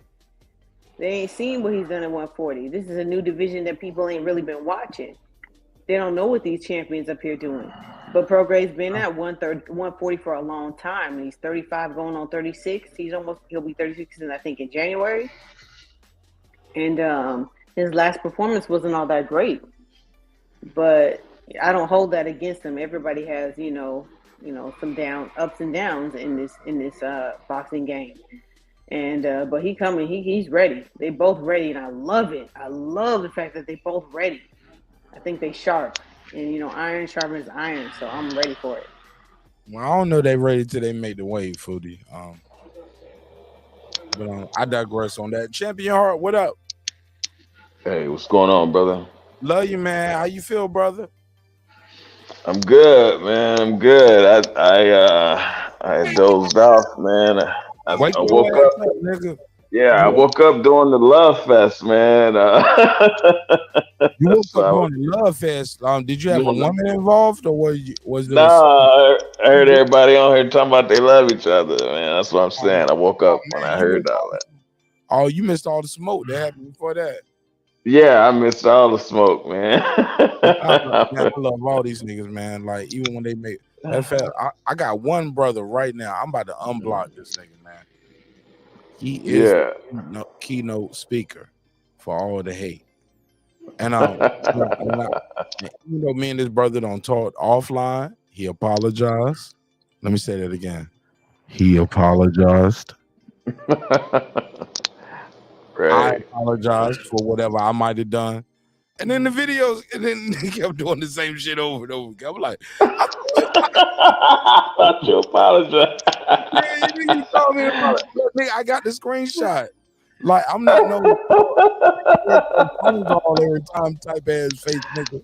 But you told me, nigga, I can screenshot the time and the date. like, damn, bro. Like, I thought we were cool. That nigga was like, nah, fuck that. I was supposed to be back on the panel. Right. Like, no. We gotta let the time go by a little bit. We got right. But you gotta let look. That nigga didn't let no time go by. He didn't let no time go by. You on the panel for the Deion Sanders game? I was like, damn, it's all of like, nigga, that was Deion Sanders. That wasn't even no big show. Like, yeah, I was like, God damn. I love you, my nigga, bro. I love you, bro. You know you, bro, man. We gonna figure it out, man. But god damn, man, that ain't the way we do it, bro. You got niggas in real life you call your bro, and you would not to them. You know what I'm saying? So am I your brother? Or not your brother. Right. Oh man! Like, god damn, man! Like, I love all these niggas, man. But Champion Art, could they still watch the show? Yeah. They love me, man. They love me too. That's what's up. But I just wanted the brother to know that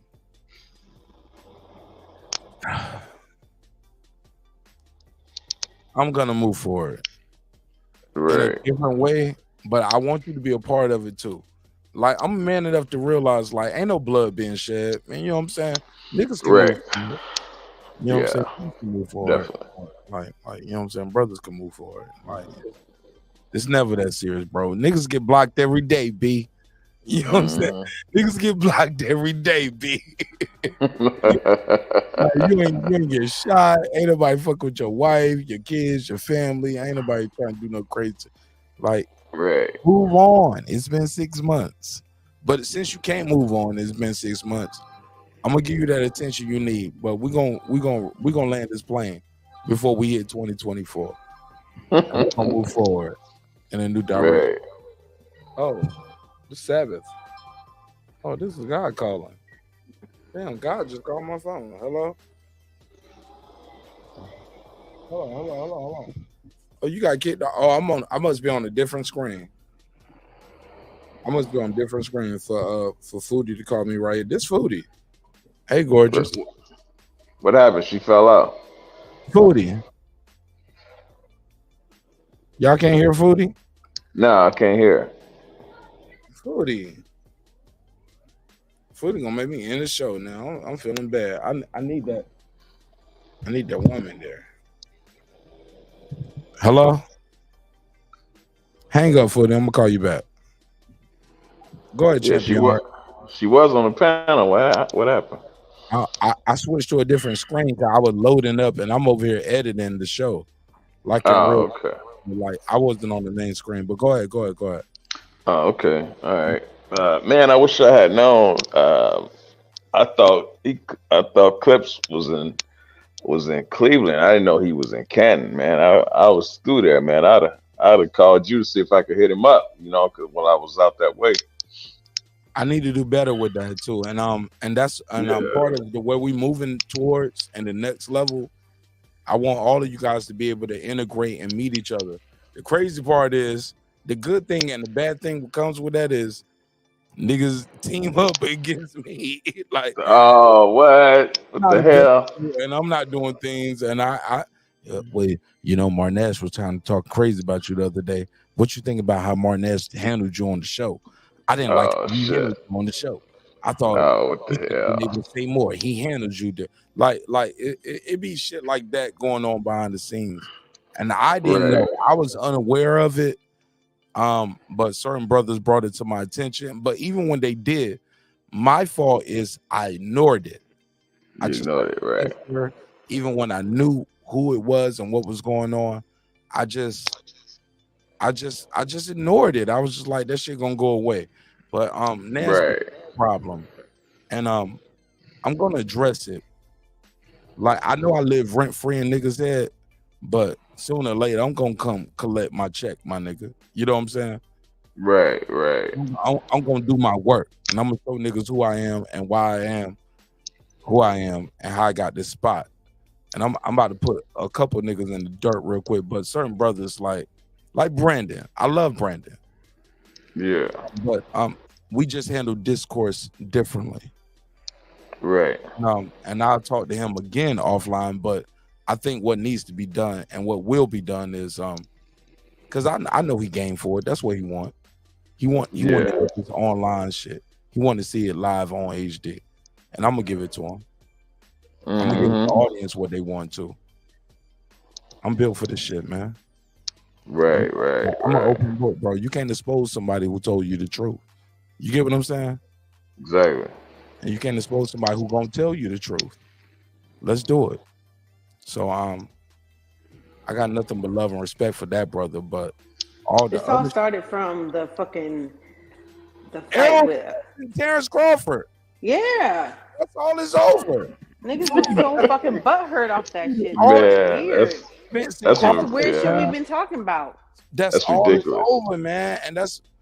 And like I want to end this shit because I don't want to take this negative energy with me, the show, the co-host, or who choose to ride with me or whatever.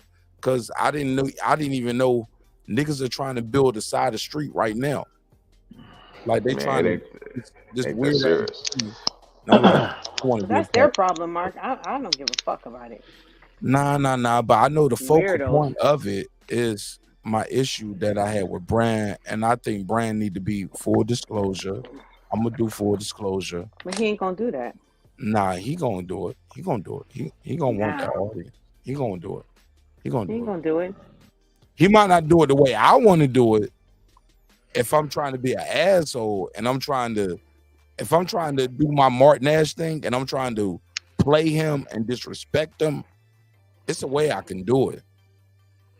And he'd definitely not show up. But the way I'm gonna do it, I'm gonna be respectful because he's not my enemy for the show. I mean, he's not my enemy, and I know he means something to me, the audience, the content, like anybody else. Like homie that's trying to play intermediary right here, I'm gonna flame his ass. Yeah.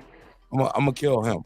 Like he's gonna be like, because while you trying to play Jay Reed, my nigga, you ain't the only one that record conversations. Let's just say that. And I'll leave that at that. If you know, you know. Let me just end that at that. If you know, I've never you know. seen that movie, but I know what movie you're talking about. God, nigga, you ain't the only one in too deep. When I knew you was a cop, I recorded everything. How about that? Yeah. Let's just say that. Everything. When I knew you was a cop, I recorded everything, nigga. I know what I'm dealing with. I know who I am. I just feel like it's just some Listen, my nigga, it's like, just some YouTube shit. So I'm not even tripping off of it. but I just don't like how people are trying to use other people as pawns, and then when I hear other people like all of a sudden out of nowhere, like, oh, you got all these issues with me, nigga. I'm live every week. Pull up. You ain't blocked. Address me with those issues. I stole what from who? That's why I said homie ain't blocked. Like when I'm telling y'all what I'm about, my next move is about to be my best move, and it's gonna be crucial to everybody. And I'm gonna change the game again. Like these little topics that y'all see on the sidelines right here. I'm just keep it a buck. People say you don't say names. Let's just start saying names. Well, Martin Nash is an innovator, man. Breaking beats. We innovate shit. We do shit differently over here, and other people are adapting or adopting things that we do over here. And all you got to do is go back to 2019, look at their channel, and see what they were doing and what I was doing. Go back to 2020, 2021, 2022, 2023. Look at the language that they use. It's all good. How they deliver, how they project, how the words they use. I didn't say I invented, I digress. People say that all the time. But you check these content creators, niggas weren't talking like that. Niggas wasn't trying to be professional. They damn sure didn't have the topics. No disrespect, Champ Side. Champ Side didn't have this topic docket on the list to his left, telling y'all where we going with the show. I mean, I'm just keeping 1,000 wild. And that ain't no diss to homie, but it's a fact. When you look at his channel and he says, I'm trying a new thing. I'm trying a new thing. By the time he's trying that new thing with these topics on the left, I've been doing it for 6 months to a year. I think that if you address it too much, you'll lose your audience because to me, like my name has been brought up in conversations, and the thing is, I don't entertain goofies. I'm gonna let you be goofy over there. I'll give you a fact though. This how niggas YouTube used to look. This how niggas used to look when and that's fine, but nobody cares. Oh, no. Take off them flames too. They ain't had no motion backgrounds. Let me take that off. Niggas look like that. Everything evolves, and everybody possibly shares something from everybody. But I made the video showing niggas how to make the drops, how to do the man. I think man, I was giving I think that's what Foodie doesn't get. Foodie. What you don't understand is this. Niggas that diss me in a video that I made the intro and the outro for that same video that they just made. They don't tell people that exactly. Part. And that's crazy. I know the story, Mark. I know the stories. Outro. And so like a lot of people don't get it. A lot of these cats, the reason why Mark's stressing it is a lot of these cats who's running around butt hurt and with my man's name in their mouth and all that shit. These are the same motherfuckers who the very things that they're doing, the only reason why they're able to do it was because Mark showed them. And so there's a certain level of hubris. There's a certain level of hubris when you look at like, God damn, word, bro. You know what I'm saying? Like, word. Foodie, I had niggas on the show showing them how to make a phone line for their show. And they told me, nah, I don't want to do it because I want to put my real Gmail in there. I was like, nigga, well, fucking make a fake Gmail. Nah, I'm good, man. Man, I appreciate you showing me, though. I'm going to holler at you later. I'm like, nigga, I'm trying to show you how to have a phone line. I'm trying to show you how to have the setup. We had people on the show like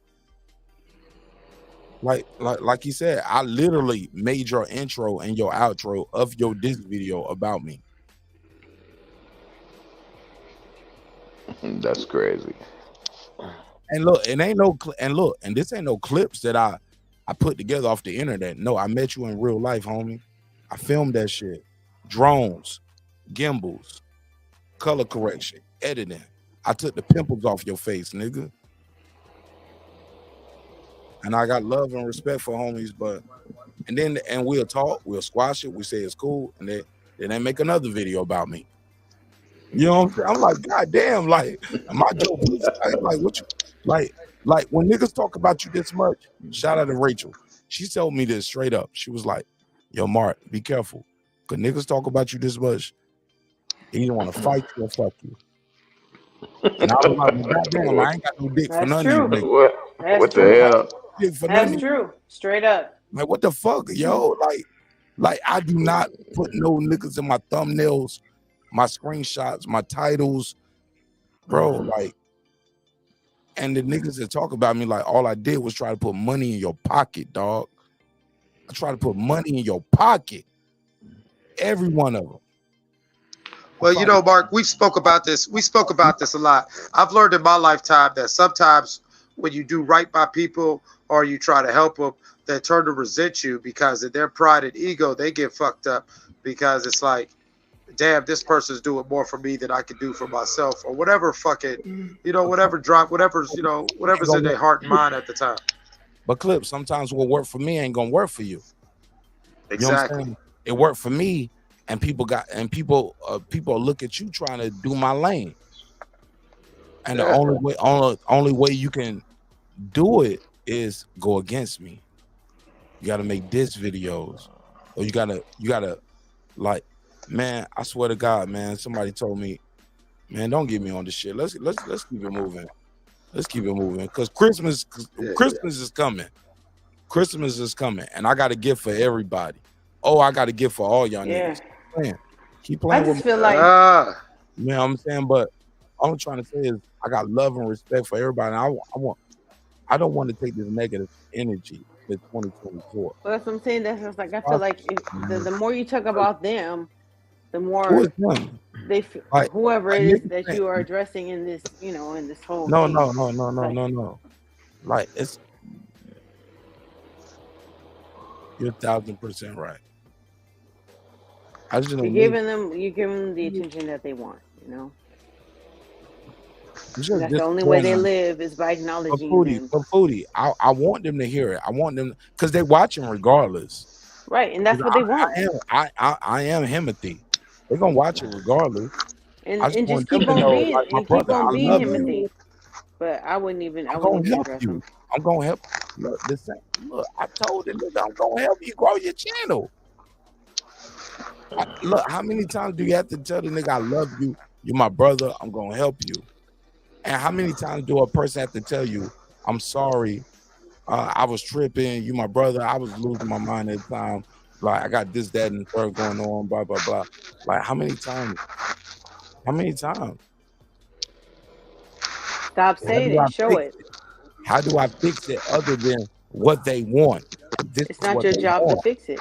No, my job is to give the audience clarity and let them know. Your job is to be you. Let them know. And nope, because I'm that's only not your talking to job, one person. Mark. I'm only I talking to know. one person. And that one person know who he is. You my brother. Right. I love you. I wish you nothing but health, wealth, and prosperity. But sometimes, Mark, But you we just gotta have to stop let this people just be bullshit, who bro. they are and accept Now them you for who lying. they are. No. But once you start doing that, then you get the tag-alongs. And once they start talking about And let threatening them be who violence, they are too. nah, but once you start threatening violence on my But they're name, not gonna do it though. nah, I don't know what they're gonna do. I play for keeps, Foodie. Okay, well then be ready. Fair enough. Fair enough. And if it don't happen, don't happen. But otherwise, if it does happen, you're ready. That's it. Don't give them no attention. I mean, That's it. Well, that's it. Let's get into the next topic. let's get it. Oh, y'all, man. Because I stay ready. I wish y'all nothing but the best. Or Yeah. worse. You know what I'm saying? Like, Well, yeah. There's nothing I say or do that I'm not ready for the consequences, if there are any consequences. Please believe it when I say it. but me and that one brother, though, I promise y'all, I swear to God, I promise y'all, 'cause I know he gonna do it, because he want it. He want that audience. He want to be heard. Me and that one brother, we're gonna have this conversation. And this time, finally, for good and for all, we're gonna have it live on the air. And you know who you are, bro.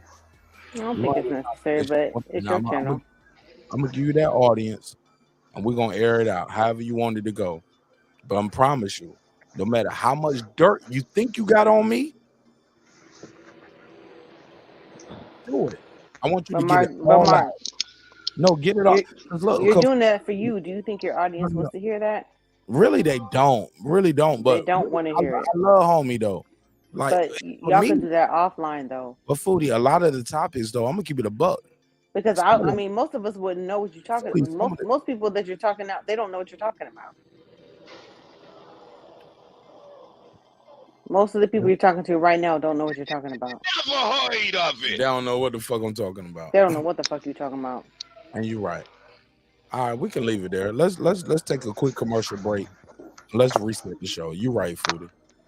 But homie, I love you, and you gonna have to see me for some of that shit you said, bro.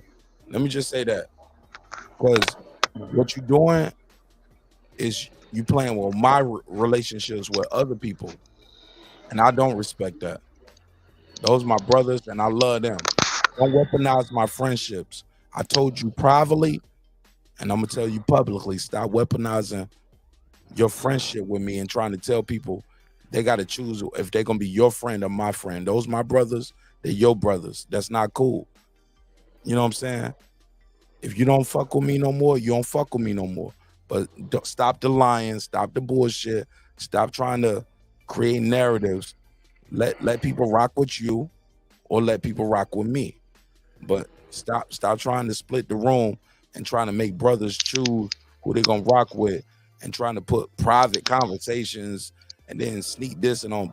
I don't rock with that, homie. So you want to squash it again for the 4th or 5th time privately? I'm cool with that too. But this last time, before we strike the clock, before I strike that clock and go into 2024. But Mark, you can't have it both ways. There's something you gotta understand. You can't have it both ways, and listen to what I'm saying. You can't have it both ways. You can't make people decide what angle they're gonna take. If they have no content, they have to create content. And sometimes they have to create content off the negative versus the positive. Maybe you want to go the positive way, but you know, they want to create it off the negative. Though. I'm happy, man. And right, but so does Beyonce, and so does everybody else who's in the public. About me ain't true. So this is the thing, Mark. When you decide you want to lie down forever, when you want to be somebody that's been around me, people are automatically assume it's true because I let them assume it. Because I don't respond, people will think it's true. Well, then let the wasters fall to the wayside, Mark. When you are a leader, that's what comes with leadership. You're going to have to take the good with the bad. Break my heart. You have to take the bad with the good. But don't let it get your heart though. Rocking with these lies. That's the problem. See, that's the issue. You have to decide not to let it get to your heart. You decide what gets to you and what doesn't get to you. Not what they say, not what they do, but what you allow to get to your heart. Don't take it so personal. No, not everybody. I know everybody be lying. Anybody. But there's even your family. You can't let it get to your heart. No, Foodie.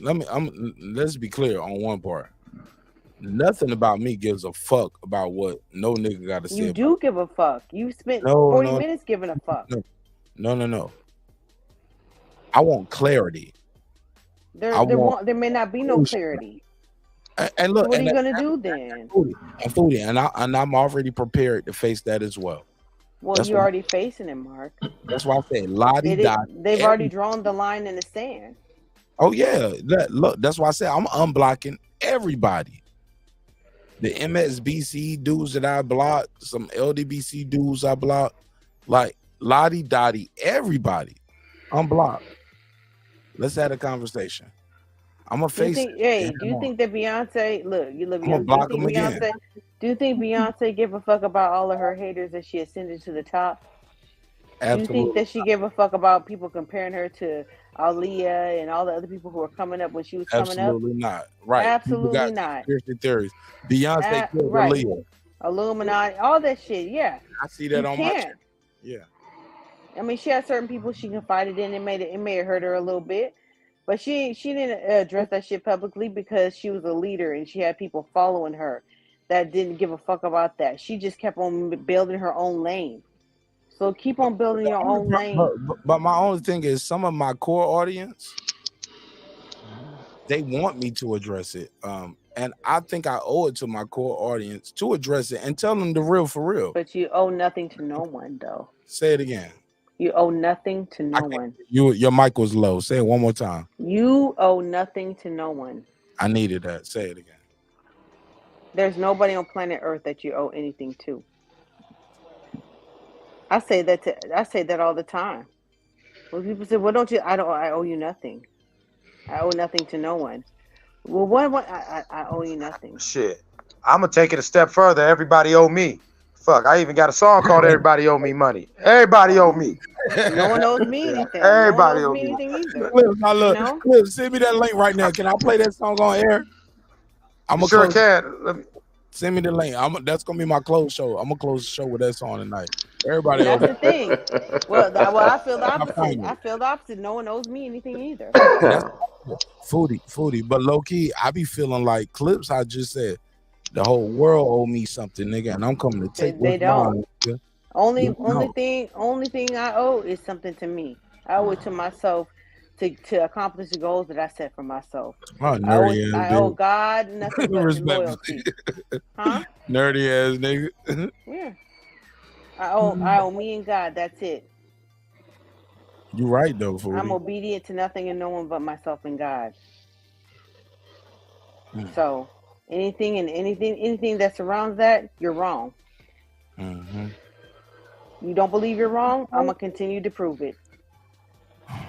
But Foodie, I will not give you any attention because that's exactly what you want from me. Foodie, let's play a game. Can we agree that some people will hear lies and assume they're a truth because Martin Nash doesn't respond to it? Yes. And I'm okay with that. And I'm okay with that. I'm comfortable with you being uncomfortable with being. I'm comfortable with you being uncomfortable around me. When I start, I'm comfortable with you being uncomfortable with the things that you hear about me. I'm comfortable with that. Dope. I know it sounds fucked up, but I think it's so dope that I live rent free in niggas' ass. Yeah. Right. But one dude, the way you painting me, bro, I'm like, you are totally lying, and you are comfortable. I'm fine with that because the truth always surfaces. And I'm like, you know, I want to expose you, nigga. Like, I want to embarrass you. Let him expose himself. Everything within me not to say, nigga, I know you, nigga. I know you, and I know what you're doing. Like, and you gotta know, Mark. You gotta know, Mark, that they're gonna expose themselves. It's like two. No, Foodie. This is why I was talking to my good brother KP about. And after this, we can move forward. Because what you're saying is 1,000%, 1,000,000,000% right. That's why I don't do diss videos. That's why I'm not going to do diss videos. But what I said was for clarity, to let everybody know, lottie-dottie everybody, if you have or was blocked on this channel anywhere within 2023 or before, I'm unblocking everybody. And any conversation you want to have with me, I am comfortable, ready, and let me say that again. I'm comfortable, ready, and willing to have any conversation you want to have. Nobody's blocked. All right? And I think I'm gonna do that like a week before Christmas. That's gonna be my gift to the community. Cause I got like 148 niggas blocked. Niggas crying out here because Martin Nash blocked me from it. I'm like, yo, niggas get blocked every day, B. Like, that's what I do. I mute mics, I block niggas. Like I run my show. Like, I don't know how other niggas do they shit. And that's cool. However you do, whatever you do, I ain't judging. But over here at Breaking Beats, I think it's been very clear with the outro for weeks and months and years on end. Like, I built this shit. Me brick by brick. Like, do I gotta play the drop? Yeah, y'all know how I go, right? Niggas know what it is with me. Like I built this shit. Me. Brick by brick. And I'll be damned if I let you tear it down just because you don't like the way another nigga talk. bro, we're gonna argue, we're gonna disagree, we're gonna bang heads, what we can't do is go on campaigns though. That's what's hard to come back from. Like, hold up, nigga, you trying to weaponize any and every conversation I ever had with you publicly or privately, trying to weaponize it. All right, you guys see me about that. Because that means every conversation you ever had with me should be weaponized too, right? But what most of these niggas gonna win, Foodie, Champion Hard, Clips, is they gonna win because I ain't from that cloth. I ain't from that. My integrity doesn't end and begin with my disagreement with you. You know what I'm saying? Champion, I gotta mute your mic. You guys a lot of static, and I think that's you fucking me up. And I'll bring you right back in. Driving. Yeah, but Foodie, you understand, right? Foodie, if I was talking to you today before the fight, and I was like, man, I'm having an emotional breakdown thinking about me and my wife and what happened with us losing our child, blah, blah, blah, blah, blah. We disagree about this fight, what's going on between Bud and Spence. And you get on the internet and you be like, yeah, nigga, you was crying on the phone like a bitch ass nigga when your wife had the miscarriage. You fuck ass nigga. I'm like, yo, my man. Are you talking about me or are you telling me more about yourself? You get what I'm saying? How do I respond to that, Foodie? You want to fight? Like, what are we doing here? You don't respond to it because that person is showing you exactly who they are. Settling that line all the time where either you saying shit like that to me or my only response is personal information about you like that too, to hurt you. Like, and I'm like, bro, all I did was say I don't want to be your friend on YouTube. That's it. You're not my enemy. I don't hate you. I don't want you to die. I don't want to fight you. I damn sure don't want to fuck you, and I hope you don't want to fuck me, because that ain't gonna happen. Never. Like, ever. So it just bothers me. Like, I just wish niggas nothing but the best, man. But fuck it. If keeping me in your YouTube titles, your conversations, niggas doing 12-hour live streams on Christmas about me, like, that's what we on. Fuck it. But that's not where we at with it, man, over here. Sorry, bro. Sorry. We can fix it. We can work it out. If we not, you want to shoot it out, bang it out, fight it out, shoot dice, whatever. Let's have a conversation. We're gonna fix it or we're not gonna fix it. But there's so much other shit going on in the world. And we can't be pro-black 5 hours of the conversation and fuck Martinez and let's kill Martinez the other 5 hours of a 10-hour live stream. What are we doing here, man? Yeah, Mark. Unfortunately, sometimes you just don't know who people are until they show you who they are. And you just move accordingly. You move from there. Yeah, what did Maya Angelou say? They said when people show you their true colors, believe them. When they show you their true colors, believe them. Believe them. I'm a firm believer in that. I don't believe in that. Oh, I was drunk. Oh, I was high. I'm a firm believer in that. And Clips, that's why I got to do that live stream, because I want to be humble. I want to humble myself in front of everybody, because when it all breaks down to it, Clips, Foodie, Champion Hard, Clips, who else in the chat? Everybody, and I know the haters watching too. Like, none of these niggas gonna be able to say, I tried to do something to their child, their mama, their wife, their kids. I tried to call their job, get them fired, because niggas be on YouTube too. They'll find out where you work at and they'll try to get you fired. Like I ain't try to expose nobody address. Like no recorded phone conversations, and nobody did nothing. Like, yo, my man, you don't fuck with me, I don't fuck If with you you. think it's that serious, then do what you got to do. No. That's what I'm saying, Foodie. Like, when it comes down to it, none of these niggas can tell you anything I did wrong to them. Foodie, whenever the Foodie Clips Champ, everybody listen.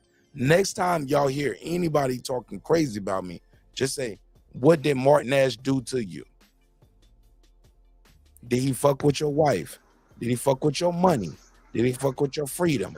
Did he try to block your channel? Did he like what did I do to fuck with you? Like, man, I don't be bothering these niggas, man. Hey, Mark, you know what I will say? I will say the same thing I always say when niggas try to hit me up privately about you. Man, you still on that moist shit? Like, man, what you? No, you thought, like, what are you doing? Cliff, you know they all focal point. They always thought like you know that was that ace in the hole all the time, right? Because me and you, we like brothers and we beef all the time. So like, yeah, like me and you get into it on the show, and the next thing you know, I get a text message. Man, Mark be tripping, don't he? I be sitting there like, I just man, ignore him. what the fuck is wrong with you? Nah, you know what I do? Mark will tell you. You know what Mark will tell you? I don't even respond to that, but I just talk. I call Mark and we'll talk for like 2 hours. Fuck them niggas. Clips, did I tell you? I say fuck them niggas. Ignore what you're doing, bro. I love you, bro. Keep doing what you do. Ignore the noise. Keep moving. I'm just that's of what I the do. school of thought, like, the best response is no response.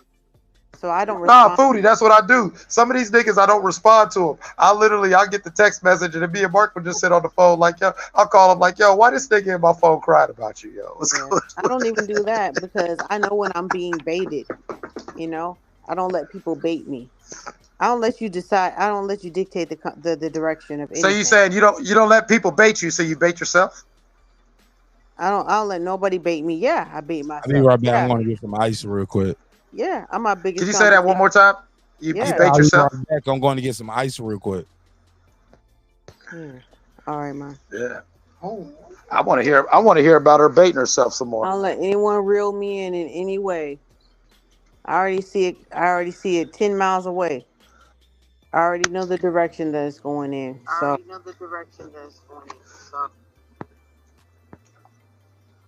I just don't go there.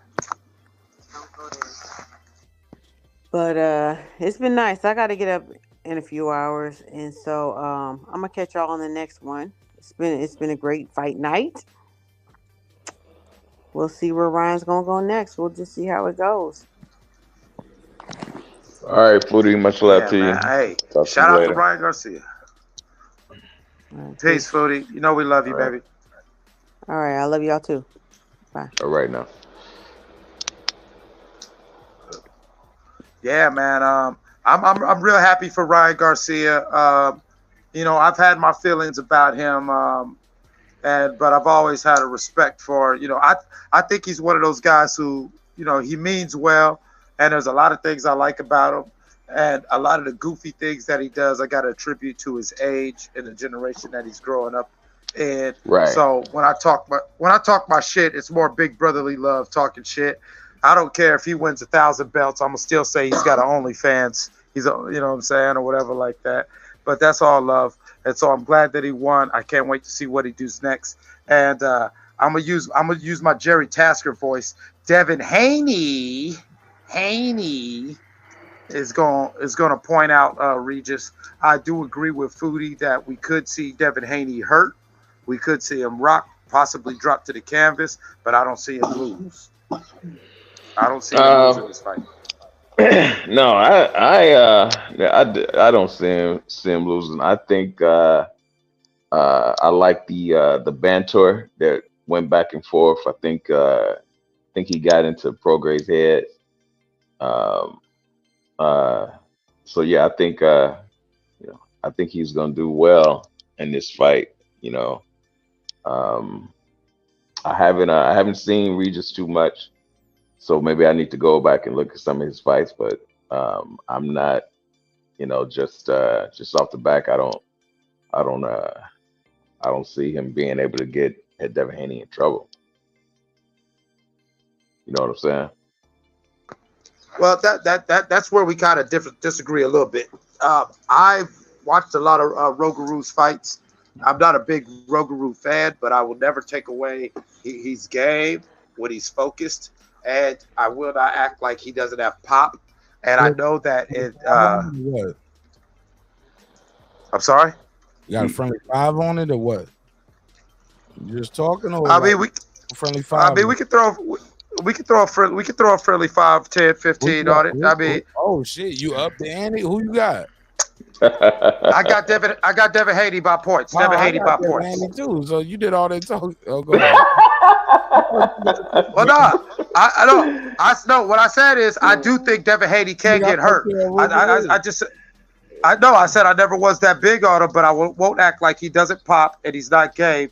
And what my point was, in Devin Haney's last 3 fights, we've seen him try to shut up his critics by being more game and engaging more and making himself available for a punch. And we know that Rougarou does have pop. I don't think he has enough pop to stop Devin, but I think he can hurt Devin. And I think this could be the fight where we see Devin truly hurt. But I still see him winning. Yeah, Devin winning at the end. Like you with me, nigga. Yeah. I see Regis as being that adversity fight where after you can steal some money from Champion Heart real quick. Hold up, let's see. No, I got Haney. I got Haney. I hate when niggas get taught some victory too early. I'm like, man, that nigga ain't gonna bet me no more. Shit. Right. No, I got Haney. Go to my secret plan. Yeah. Cause you know it's niggas out there that still owe me money for that last fight. For I'm sure. I'm sure of it. Hey, you know, there's a certain I know it's not niggas. There's a nigga. There is a nigga who I still owe money who don't want the money. Right. Clips, I'm that dude, man. A lot of times I don't even be wanting the money for niggas. Sometimes I be wanting some weirdo shit. I be like, you gotta shave your beard off live on there, nigga. Like, let's get this content. And I let Puro slide with that before, but for real? You should have got Piro, man. Just don't let him slide, man. That's my brother, man. I love Puro. Even when he be challenging me on some weird shit, I'm like, Puro, like red and blue is green, nigga. Like, what we talking about? Right.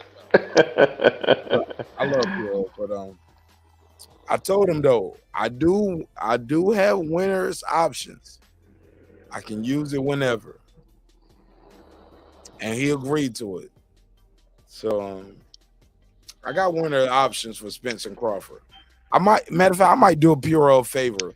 I might tell him, like, nigga, shave your beard and your mustache, nigga. This is for your wife and kids, for these Christmas photos. I'm about to get Puro the best Christmas photos ever.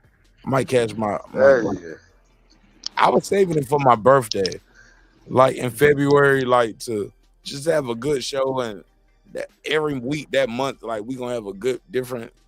I was saving it for that, but hey, we got to do February in suits. We got to be in suits. For what? We got to be in suits. We got to at least have a couple shows where we suited and booted in February. 1 to show black excellence, and 2, we gonna spend a whole month celebrating our host birthday. Glad you said that. I'm glad you said it, because most niggas scared to even show their face. You got to suit. Yeah. He's stuttering. Yeah, I'm gonna be suited. I'm gonna be booted. You know what I'm saying? I'm gonna come to work. That nigga look like he got my hoodie. I thought it was my hoodie at first. He said no. Nah. Yeah, nah. This is a big time Canelo fan. Jose, a big time Canelo fan. This is my brother Jose from Philadelphia. He, you know what I'm saying? He was an amateur boxer. He's a very serious, avid fan of the sport. Ever since I've been working here, all we do is talk boxing. Talk boxing and bitch ass. The channel, man. You asked him about Floyd and Oh yeah, he wanted to ask you. What do you think about Floyd Schofield versus Keyshawn Davis? I passed the mic. Champion Heart. Did you see the fight? Yeah. I like Schofield, man. That boy is good. I think he would give Keyshawn Davis a little trouble.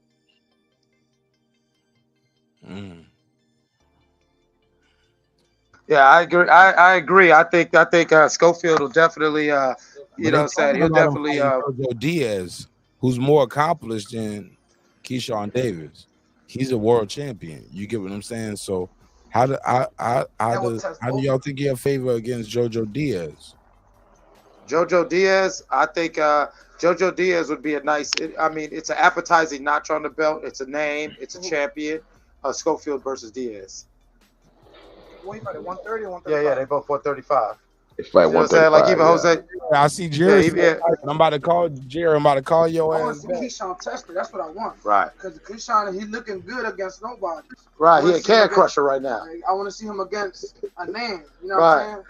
Right now, Keyshawn Davis, all he doing is a lot of fiend dumping right now. I know it's early in his career, but he's talking big about his career.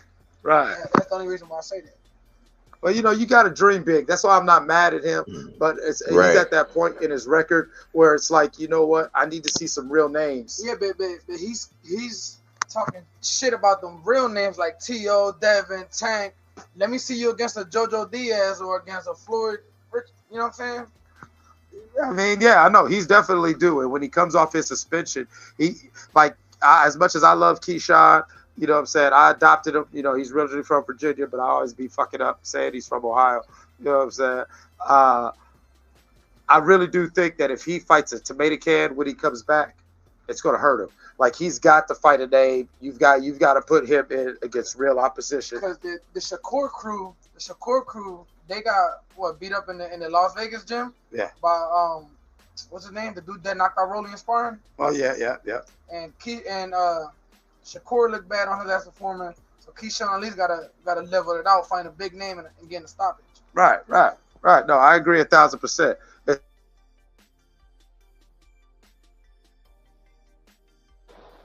Yeah, what happened? Man, you hear that? He says he wants Big Charlo. Big Charlo versus Benavidez, man, and the winner of that get the payday. Feel me? Oh no, man. Big Charlo ain't back yet. Why not? Man, Charlo's a basura. Well, at least fight plan. You gotta get your get back from getting slapped. I would say that. Right. I would say that. I would like to see him get back on plant. But you know, I don't think he's back mentally. I think, you know, that performance was a lot of muscle memory. You know, I just don't think he's back fully mentally. All right, we got Jerry the Terror Task on the phone line from Baltimore. Go ahead, Jerry. Did you hear? Hey, what's happening, Jerry? Let's go about Laura and hey, Clip, mute your mic. What about Laura and Clips? Can you hear me? How do you feel Hold on, about Laura and Danny Garcia? Clips, can you hear me?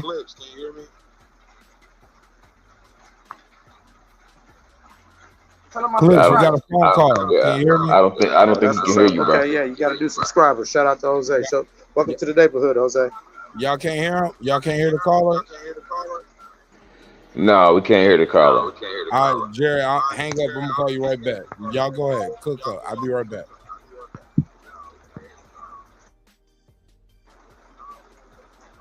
Go ahead. Good. Y'all cook up. I'll be right back. Okay. Yeah. But well, I'm sorry. I couldn't hear you, Champion Heart. My Bluetooth was messing up. But what'd you say about what'd you say, Laura? Oh, I was saying, Laura and Danny Garcia. Is Danny still fighting? Good question, right?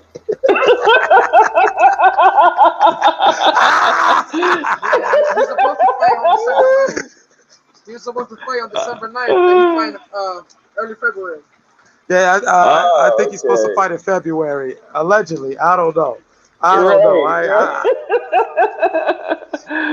ain't seen the boy on the block in a minute. I didn't know if he was doing the bid or what. Right. Yeah. Playing Danny like that, man. Hey, man, I just forgot. Yeah, I forgot. Danny's from Philly. Look at him. Look at him. Look at the Philly boy up there. Like, watch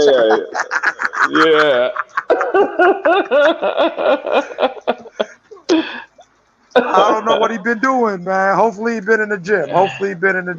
Like You know, but I would like to see that. I mean, as much as I like Danny Garcia personally, I've called him a gatekeeper for the past 4 or 5 years. I said that he's a glorified gatekeeper at best. When you really look at it, every time he stepped up, he lost. And I don't know if he talked about it yet, but Ryan Garcia called Rolly out. Oh, Ryan did call Rolly out. Yeah. We talked about that. I don't know if it's gonna be a good fight. Oh, It's gonna that's be a right. good shit talking, man. I mean, oh no, the goddamn pressers are going to be great. Oh, the shit talking is going to be fucking. Oh my god! But will it be a good fight? I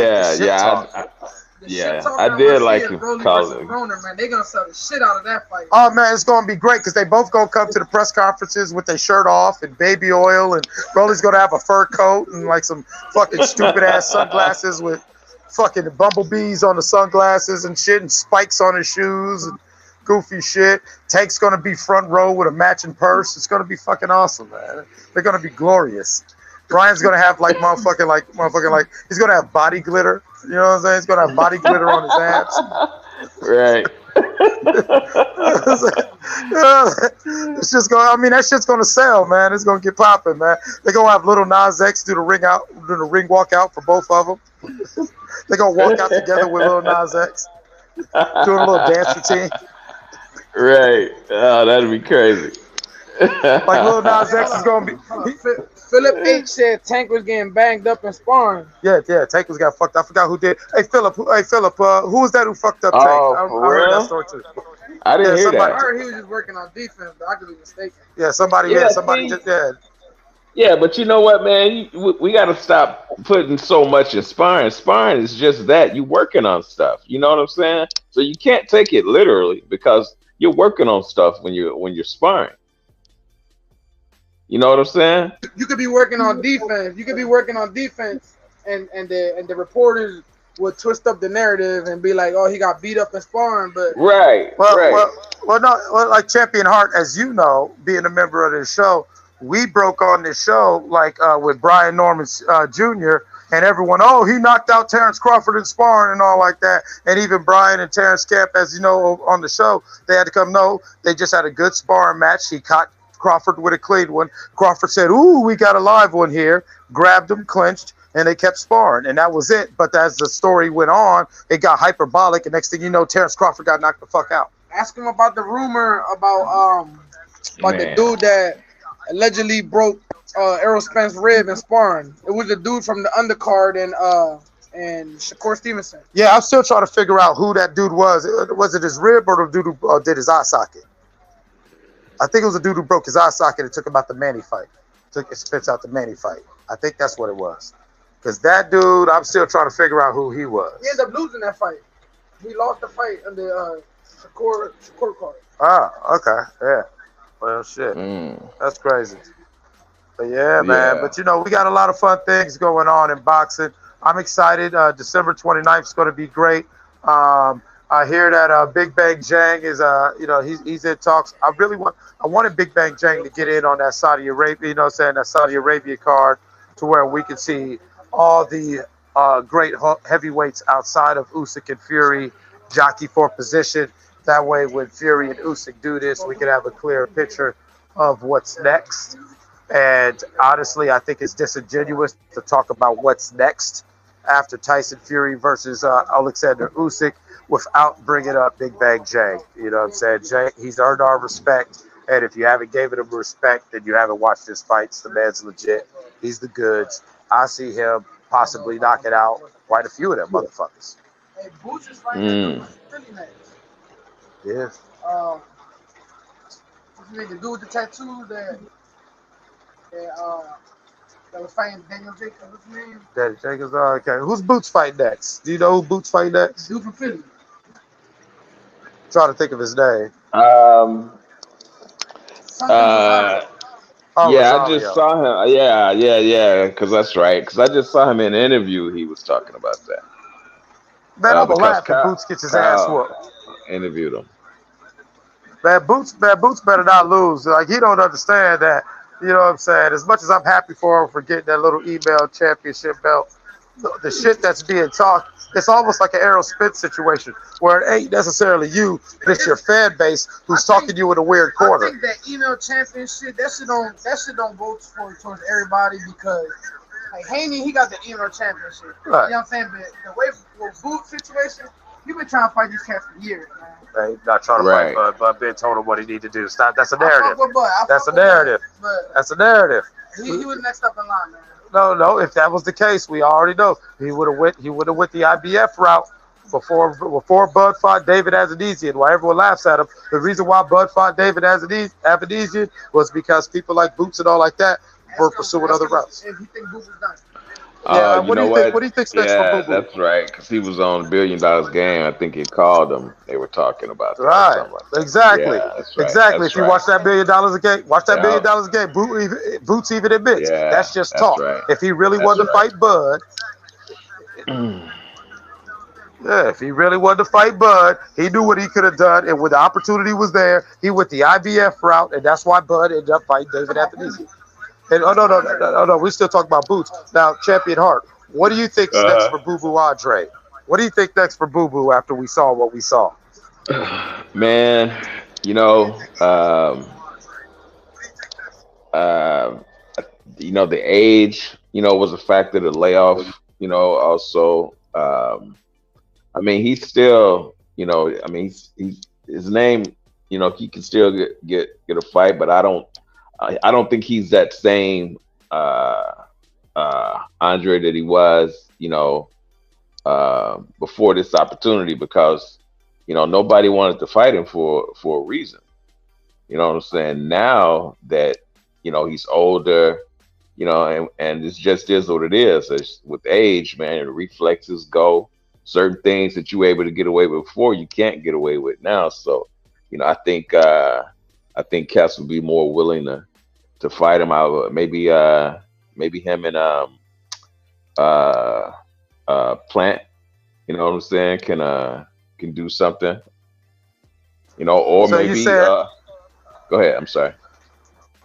So you're saying that Boo Boo right now is, he's got a couple paydays left still on the table for the most part. He's been pretty much a name for somebody who's looking for a name on their record. Right. Yep. I think that would even be if Charlo can get his mental together, that would even be a fight for him. You think so? Oh no, I think so. I agree, but just like what my brother Jose was saying, it's like, I do think he's still a high risk, low reward fighter. Like, yeah, you could look at him as like he could be another name on your record, but he's kind of what I think Regis is about to be for Devin. He's going to be that name that proves when everyone says, "Oh, you ain't fought nobody," it's like, no, I beat motherfucking Prograde. No, I beat Boo Boo, and if you could stop Boo Boo in a convincing fashion or dominate him, then it's like, okay, well, this kid obviously is who he says he is. And, you know what I'm saying? So he's definitely he'll be a level over that, a gatekeeper. Yeah. Yeah, exactly. He could be a gatekeeper for a couple of years, and shoot, if I was Boo Boo, I would do it. You know what I'm saying? Shit, he could be a gatekeeper.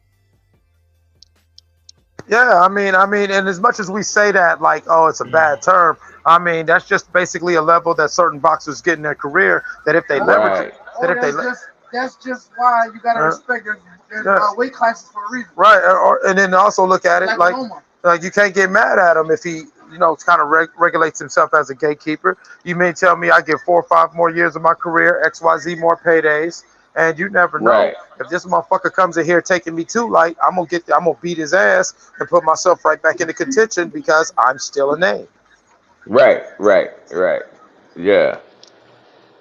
Yep. I mean, every fighter coming up has to have that fight that says, okay, are they ready to go to the next level? I might be telling my age here, but it was a cat back in the day, man. They used to measure him with heavyweights.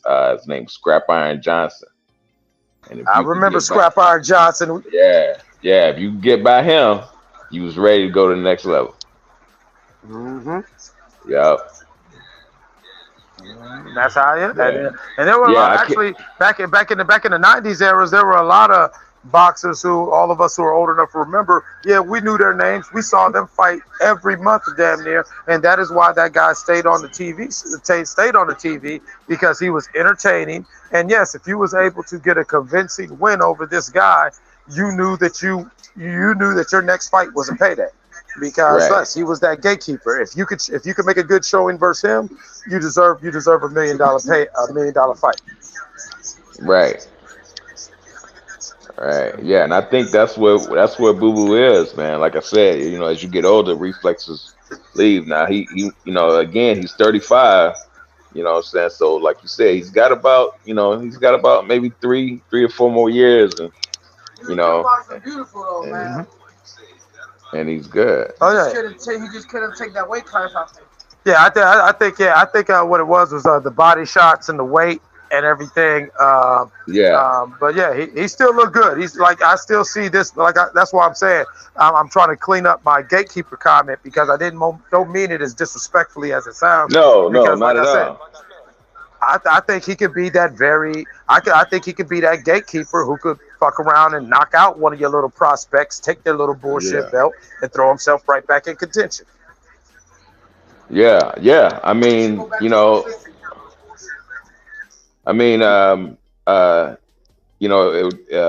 at one time that was what's his name, man? At one time, was it Drunken Master? He was that. He was that gatekeeper. Yes. If you could get by him, you know what I'm saying? And I was thinking of him when I was saying that, but I didn't want to just name his name. Yeah, but he was a perfect Yeah. example. Drunken Master. Yeah. Yeah. During the Yeah. '90s, he fought every month and a half. Because if Yeah. you think you're good, go in the ring with Drunken Master. Yeah. Yeah. Drunken Master. Yeah, dude from the '80s, '70s. Yeah. What was his real name? Andre or something? He wasn't Andre, right? No, it was Augustus. God damn it. Augustus. Yep, Augustus. Yep. I want to slap my sleeve. Yeah. Yeah, that dude was dope, man. But yo, I'm gonna have to get off this panel. My phone's about to die, man. Man, go back to Yeah. work, man. Man, look at us. Look, we all hard at work. Look at us. Look, we all hard at work. Look at us. Right. They working too hard, man. All right, my brother. Yeah, here Peace smoking and and love chilling. to you, All man. All right Peace, now. neighbors. I love y'all, man. Hey, y'all hit that like and subscribe button, man. And don't forget to join the Patreon for the real shit. And you know what I'm saying? That guy Eclipse. Yeah, I'm always in the area. I'm always in the neighborhood. You can find me on Instagram. You can find me on YouTube. And you can find my music streaming on any major platform. Just look up that guy, Eclipse, ECLIPZ. 330, we love you. Mark Nash, we love you. Neighborhood, you know it's all love. Let me get the fuck back to work, or at least act like I'm working. All right, brother. All right, peace. All right, man. Later.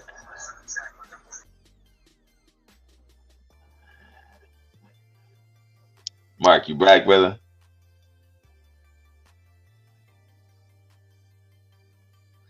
All right, I'm solo dolo. Well, let me go ahead and let everybody know. You can find me at Cooking with the Champ. Definitely check out the channel. Got some fast, easy, quick meals. For guys that are looking to do quick and easy, fast meals. Just something to impress your lady or your loved one. Also, there's a PSA video that I made. It's a little girl. Her name is Sarah. She's in the thumbnail of the video. She has sickle cell, and we need to help her out if we can. So if anyone wants to donate to her GoFundMe, just check out that video. Let's help Sarah.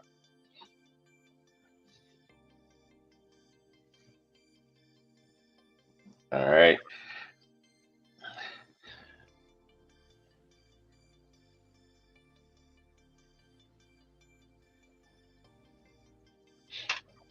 All right. I'm gonna get out of here, man. I guess Mark has something serious come up. Much love to everybody, and I'll catch you all later.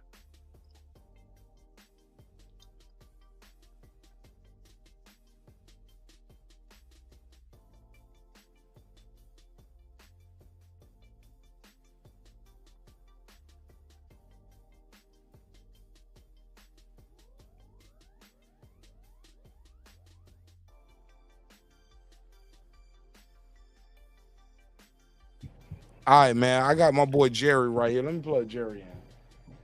All right. Everybody was kicking on live stream. They was talking some shit. They blocked off. All right, Jerry, you still there?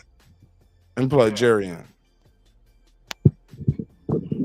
Jerry the Terror Test. What up, fam? Yeah. Can y'all Hey, hear? Hold on. did you see? Hold on. 1 second. Jerry. Say what's up. What's up, Mark? All right, there we go. I can see the wave oscillation pattern. Yeah. You loud What's and up, Mark? clear. Hey, Jerry, man. All Word right, around the horn is you had some more to say and you had to call back. Talk to me, Jerry. What's on your mind? Oh, well, I'm just still up, still listening to the show. But I what I appreciate had you, to brother. say, not too much reflecting on what we talked about earlier, none of those topics. You But talking more about us this one. privately, offline, or you talking about on the show? What you talking about? No, I wanted to ask you, you seen these numbers for the Benavidez Andre, what they say that sold?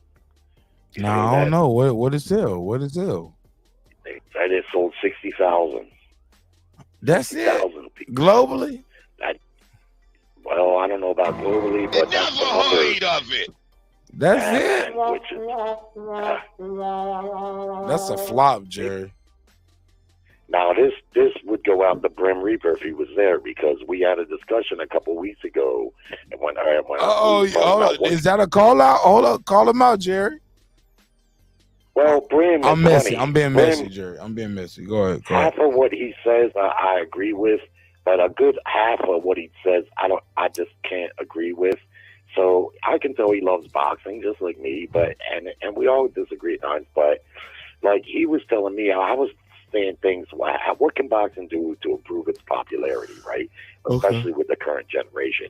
He mainstaying that it's the matchups, and I'm like, you know what? Of course, that's part of it, but that's not going to necessarily. That's not the only thing, right? But he was insisting that that's all it could be. Well, here's another example. That was a quality matchup. 2 undefeated super middleweights. Andrade was what he was, 2-time champ, whatever. Benavidez been a lot of attention, and look what it sold. It didn't sell. Now you got Jake Paul fight some nobody, sells 1 million pay-per-views. Something wrong there, right? And in the bigger frame, man, that puts a sad commentary on a Benavidez Canelo fight. Now, if boxing was about shit, it shouldn't matter. If you're the number 1 ranked guy, that's who the champion should have to fight. But we know that boxing is business first, and this guy fought an undefeated fighter at what should have been. I mean, let's face it, this ain't the pay-per-view era, but man, if it would have done 250,000, something like that, you can maybe make a case. 60,000? I don't know, man. I don't know. That's going to make that fight a little tougher to make it, which it's already tough because Canelo sees what Benavidez is. He sees he could possibly lose to him. But, man, at a rate of that, people get confused, man, because we know Benavidez is a threat. Benavidez is not well known in the world market, but he's real dangerous. So if you're looking at a high risk, for lack of a better term, low reward type of fight, you're probably going to get the same money he already getting to fight him, not much more. I don't know. Maybe a little better because it's about matchups. We know that, but I'm just saying that's disappointing numbers for that fight. Yeah, Brent Reaper in the chat. He said he clowned you though. He said Boo Boo ain't did anything to be able to be on pay-per-view. I don't know if I read that right, but I think that's what he said. He said Boo Boo ain't did anything to be on pay-per-view. Fuck you, white Jerry colonizer. You correct? Nah, I'm sorry. He ain't say that. He ain't say that. I'm sorry. Put a case. Well, what has Jake Paul done to be on pay-per-view? Well, say it again, Jerry. You know what I mean? See, Jerry, that's why I don't like you. Now you racist. You start speaking fat as you racist. Colonizer. Colonizer. Jake Paul ain't done nothing to be on pay-per-view either. Colonizer. You cute the real though, nigga. Colonizer. Oh, they hate you, Jerry. I mean, with Jerry, the same thing. Look, Jake Paul gets to pick his opponents. Oh, we got a winner, Jerry. You made somebody mad enough. Let's hear it. Hold on 1 second. 971. You got the gun. What's your name? Where you from, family? Yo, Jay from the O. Man, I'm Jay calling from again Oregon? because Is guess it what Jay from happened Oregon? again? Hold on. You said Jay from the O. Which O? Is it Oregon, Yeah. Ohio, Orlando? Oregon. Okay, Jay from Oregon. Oregon. Jay from Oregon. Oregon. Jay from Oregon got the gun. Go ahead, Jay. Yes, sir. I'm scared Guess now. what Shit. we did today again? Talk to him. You talking about Guess what college happened? football? No. We cleaned the sports book up again. We're taking their money. We're beating these guys up, man. I bet Shane Mosley by knockout. Everyone was saying it was going the distance, but you know my expertise too good. Yeah, So, I know your yeah, man. expertise, right? Oh yeah, man. I got all the fights right last weekend on the pay-per-view fight, and this one I only bet Shane Mosley by knockout because I thought it was the best odds. But yeah, man, we're on a roll. We're on a fucking roll. So yeah, I just wanna let it out, you know. But thanks for hearing me, you know. Nah, man, you good. Jake from Oregon. Hey, look, Jake. Yeah. What weight division is the best division in boxing, and who's at the top? Who's the face of boxing? 147, Terrence Crawford. He don't fight at Crawford is the 147. best. You mean 147? 147. Oh, but at 140, the best is Matias. Yeah, that motherfucker beast. I'm with you on that one. Yeah. Yes, sir. Oh yeah. Just some game for you guys, you gamblers. So yes, you could place bets before the fight, but the real advantage is live betting. Like last weekend, once the Matias fight started, he was a minus 300, and after the second round, he was plus 300. That's when you bet it and you smash that shit, you know? And so, yeah, man, it just, you know, it comes with experience and, you know, knowing boxing and shit. And, man, there's a way to beat these books, man. I'm telling you. I ain't gonna lie. I'm doing it every fucking weekend. But look, it goes with having the early pick because Ryan Garcia. And you could hedge it, yeah. Did I say Ryan Garcia? Yeah. I didn't mean to say that. Why did I say that? Ryan Garcia, man. Fuck, man. You gotta be careful with these nicknames because they stick. My nicknames stick to niggas, man. Like I saw Terrence Crawford using some of my jokes in my talking point. Fish fry, that's my shit. All right, so Ryan Garcia. Oh, yeah. So I know they watch. Ryan Garcia. The Flash. The Flash. Hey, Filipino Flash. No, Ryan Garcia ain't the Filipino Flash. Oh, you tricked me. Oh, what you mean, the Flash? Ryan Garcia ain't the Flash only. Hold up. No. Well, that's what they used to call him back in the day. Nah, man. But he's I love Ryan Garcia. Better. And a lot of us called him Flash when he was younger, but yeah. This fight tonight, that wasn't He was Ryan fast, Garcia. man. He had fast hands. You got to give it to him. Nah, man, that wasn't Ryan Garcia in their ring, bro. That ain't the guy we know. Oh, this is a new Garcia with Derek James. Oh, he's sitting on his shots a lot. I don't more. like it. He's fighting off the back. Oh, you love it? You love it? You love it? That's the guy? Oh, he's better than what he was the last few fights, in my opinion. All right. Yes, sir. All right. Hey, but that's my call, man. I'm at work getting this money, and yeah, I gotta go. I love you, bro. God bless you, love you, too, your man. family, Peace man. I out. wish y'all nothing but health, wealth, and prosperity, man. Even if we disagree on boxing, you know what I'm saying? Like, if something was really happening to you and your family, I hope you know that we'll use this platform to make sure everybody was straight. You feel me? Like, it's all Oh love yeah, on this side. respect. And if you need my picks, I got you. Nah, we Hit don't need me your up. picks, man. We don't need your picks. We Hey, don't I'm need your hot. picks. We So, gonna be all right man. You're without your missing on this picks. money. All right, Nah, all right, man. I don't know about that. Like, but we love you though, and we respect your picks. But nigga, ain't nobody riding with your picks on this motherfucking show.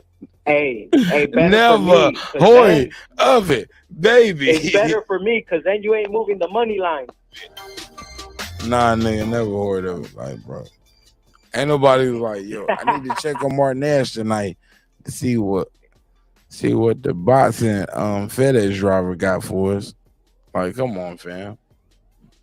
I'm not saying the Man, boxing come on. FedEx driver don't have the scoop. Now, I'm not saying that don't happen, but not you. And you my brother, Bro, and I I love got you, the but not pick. you, and not tonight. Like You another gotta day, give me a another chance. time. That's what has to happen. Look, another day, another time. You do have the scoop for it. You ain't a believer, but I'm gonna make No, you I'm a believe in me. believer, but I just don't believe in you tonight. Nigga, I believe I got evidence. I believe got in these honey screenshots. hot wings that I'm about to put in the air fryer, because I know the air fryer is proven it's gonna make those wings crispy. Like, it's not the microwave. Yeah. I'm gonna microwave the rice, but your shit going in the air fryer, nigga. Like I need some extra crisp on it. I need that shit to be crispy, Man, coming I'm from over another here source. eating steak. You're over there eating chicken wings, man. You gotta take my pick. Nah, man, I'm stacking on my steak telling money you. for after Christmas. Like, I'm a boss, baby. Like my goals don't end here. This just something for the kids and the wife and the, you know what I'm saying? They get some new Timberlands, a new goose, you know, new fur. Wifey gets some new jewelry. Yeah, But bro, that's I what's dream up. big, bro. That's I a real want man a right pool. Bro, I want a house with a pool. I talk about it every night. I want a house with a I pool. thought you had a pool. No, I got a house. thought you had No, I got a house. I got a 5-bedroom said house. you It's had a just me, truck. my wife, and my daughter, and a 5-bedroom house. We got a big ass crib. Damn. I got a big ass crib, but I want to sell the Saying that house. you had a- I want to sell the house, but keep the house. Like, my wife want to sell the house and be done. I'm like, no, we gonna pay. Like, somebody gonna pay us rent on this motherfucking big ass house in Atlanta, and we're gonna use that rent Oh money hell yeah. to go with my VA loan, because everybody know I'm a military veteran. This ain't no secret. Hey, I shout don't out to hide all who the I vets. am. I don't hide who I am like these other niggas. I don't hide who I am. I am who I am. But I'm gonna use my VA Shout out loan to to get. Atlanta. I'm gonna give me a V. I'm gonna use my VA loan to buy me a house with a crib, with a pool, bro. Hey man, if there's ever a big fight in Atlanta, I'm pulling up. Nah, you already missed a And we gotta couple. We link had up, Tank Davis, you know? bro. We had Tank Davis versus Mario Barrios. We had Tank Davis versus Oh, that's a good one. we had Tank Davis versus Gamboa. Like, well, we had some fights here. You But missed them. besides Tank, who else fights in Atlanta? Come Ah, on. We need boo, someone else to nigga. swap. Me and you gonna fight. That's all we got. That's all we How got. much you weigh? What you How want to much scrap? you weigh? I'm heavyweight, bro. I weigh about 150. I can't fight you, bro. I can't fight you. And you can't fight me, bro. I'm a heavyweight. I can't get no at my best, bro. I ain't been under 188 since high school when I joined the army. When I joined the army, like I was supposed to weigh 160, but they do that body mass index. Like, they measure your neck, and then you weigh, and they measure your neck again, then you weigh, and they measure your neck again. I'm like, nigga, ain't nothing changed. I just got off and on the scale. But they use that to do a tape test. And everybody in the army or the military, the Marines, the Air Force, they're watching the show. They know what a tape test is. And basically, it's your body mass, weight, fat, muscle index. Am I lying? Niggas know. Niggas know, bro. So Yeah, but it's called a tape Hey, but test. yeah, That's what man. we call it in the Army. I don't know what they call it in the Marines or the Air Force, Navy, but in the Army they call it tape test. And basically, it's you weigh a lot, but it's for this height. You have more muscle than fat, basically. I'm not capping, bro. Yeah. You can Google this shit. It's called a tape test in the Army. I believe you, man. I respect you. You're a veteran, man. You know, shout out to you, your family, you know, the whole country, man. You know. USA. But yeah, man, that's USA. my call. I gotta go, bro. All right, man. Get the fuck up out of here, man. We gotta USA. go. I love you, bro. All right, peace out, homie. Hey, bro, don't be a stranger, love man. All right. I'll call again. I'll call again next week after I get paid after the No, Haney next fight week, man. It's the again. Haney fight, All right. man.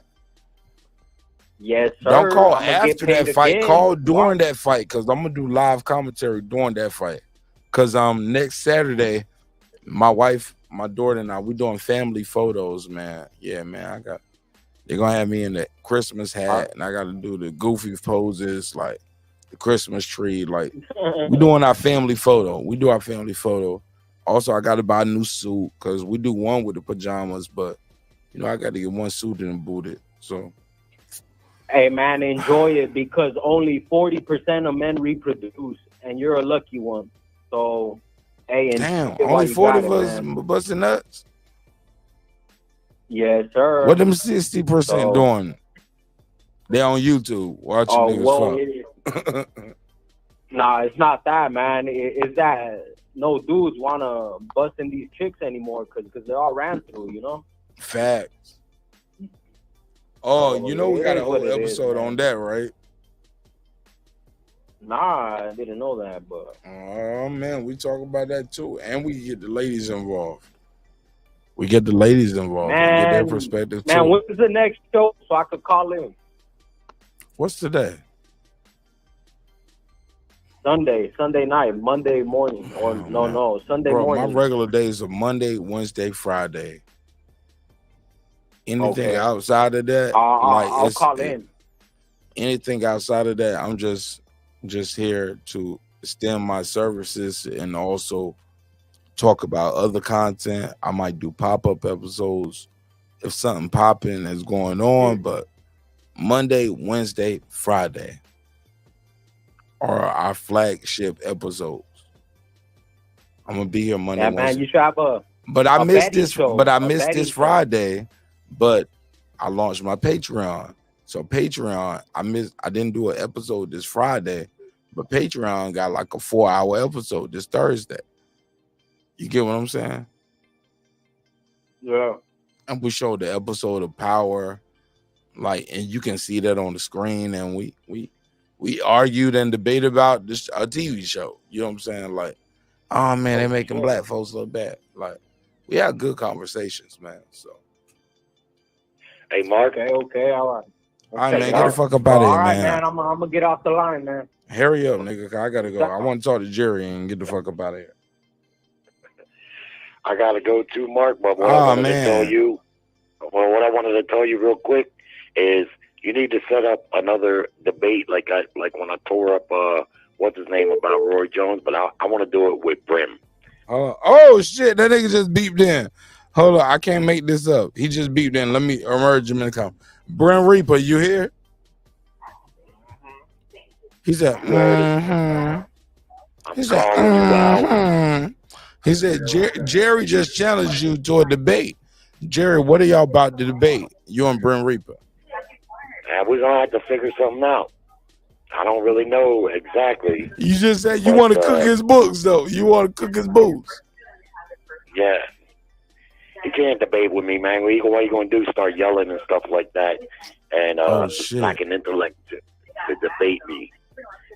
Ooh. But we'll figure it out. We'll figure something out in the next. You just hold on. I just want to make sure this clear. Brim, I think that's your background. Brim, you got to mute your mic. Just loud as fuck. Yeah, we hear that too. Brim, you got to mute your mic. And I was like,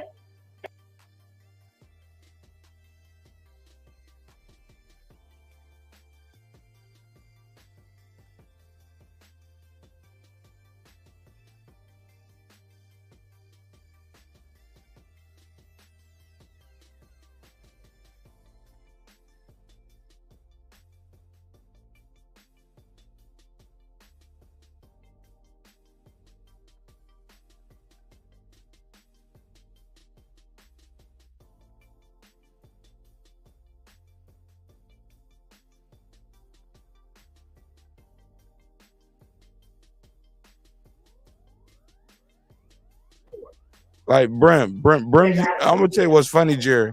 Brim used to be the guy, be like, "Hey, you don't have to mute my mic. I have good headphones at my job, and I mute my mic myself. Don't mute my mic." And now I'm trying to talk to him, and we can hear his whole job. Jerry, don't say nothing. Let's make some fun out of this. Let me see if I can get some content out of this.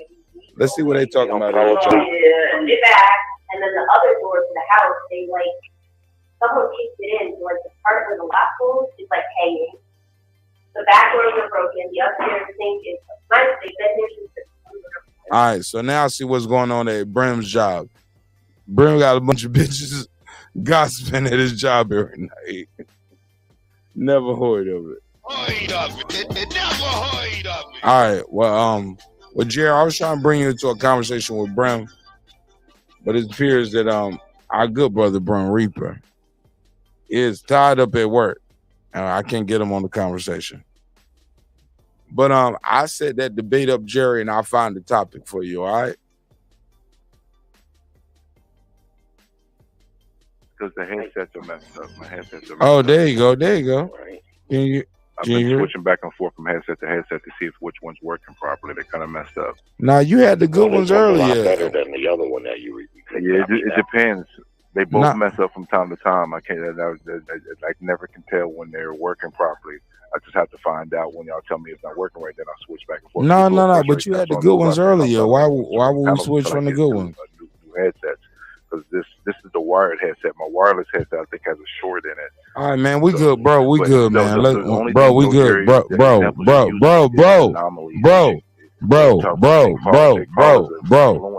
Popular before he ever became a boxer. Bro. We good. Hello.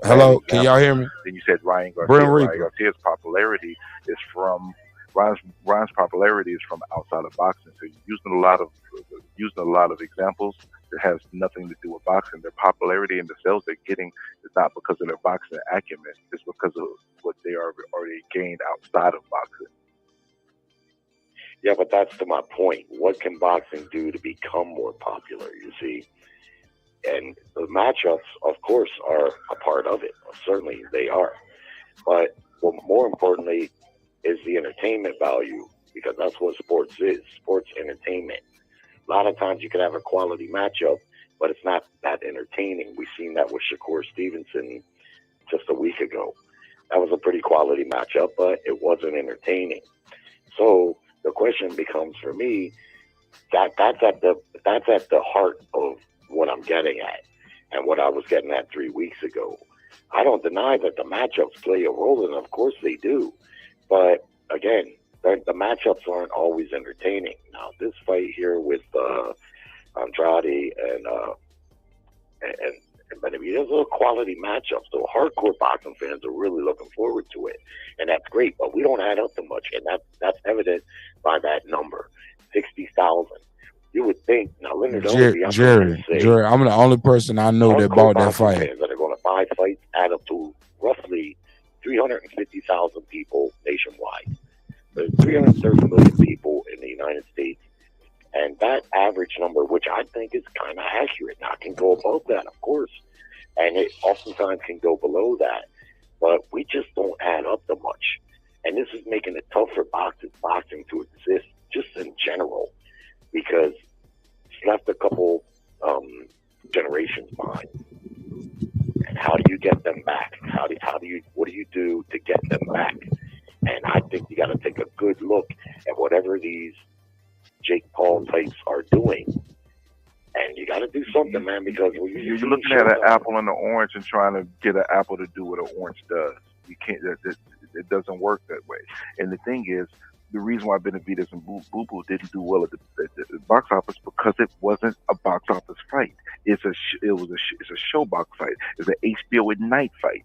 The thing is, the history of boxing. If we go off the history of boxing, Boo Boo and Benavidez would have never been a pay-per-view if we go back 5 years, 10 years, 15 years, 20 years, 25 years ago. So that's part of the problem. It's a good match, but it's a good match for a regular programming. The thing is, they're putting regular programming quality fights on a paywall, basically turning it into a GoFundMe boxing event. Why do you think that is, though? because do you fighters think they do it expecting to that get way? a certain fighters expect to get a certain pay, get a certain amount of pay, and that's partly because they were paying fighters more money than they were worth at the time, and paying them $1.52 million to fight Boo Boo the Fool. And then now, when it's time to fight a quality fighter, you're gonna want more money. Now your hands are tied. So again, it's a trickle down effect. If I pay you $2 million to fight Boo Boo the Fool, but then I say I'm only gonna be to pay you 2.5 to fight the great one, you're going to say, I want more than that. And then now you got to put a paywall to meet those financial demands. So you have to have a realistic financial demand and set the proper table for the fighters. Now, again, I do feel like Top Rank sometimes is cheap for fighters, but they're only cheap when you get to the next level. The thing is, they have a system that's in place for fighters when they start, and when they reach to the level of stardom, it works because they're not overpaying the fighters, and then it's allowing them to put fighters on ESPN regular network, not on a pay-per-view. The ESPN has only did one pay-per-view for the entire year. So that's an example of what works.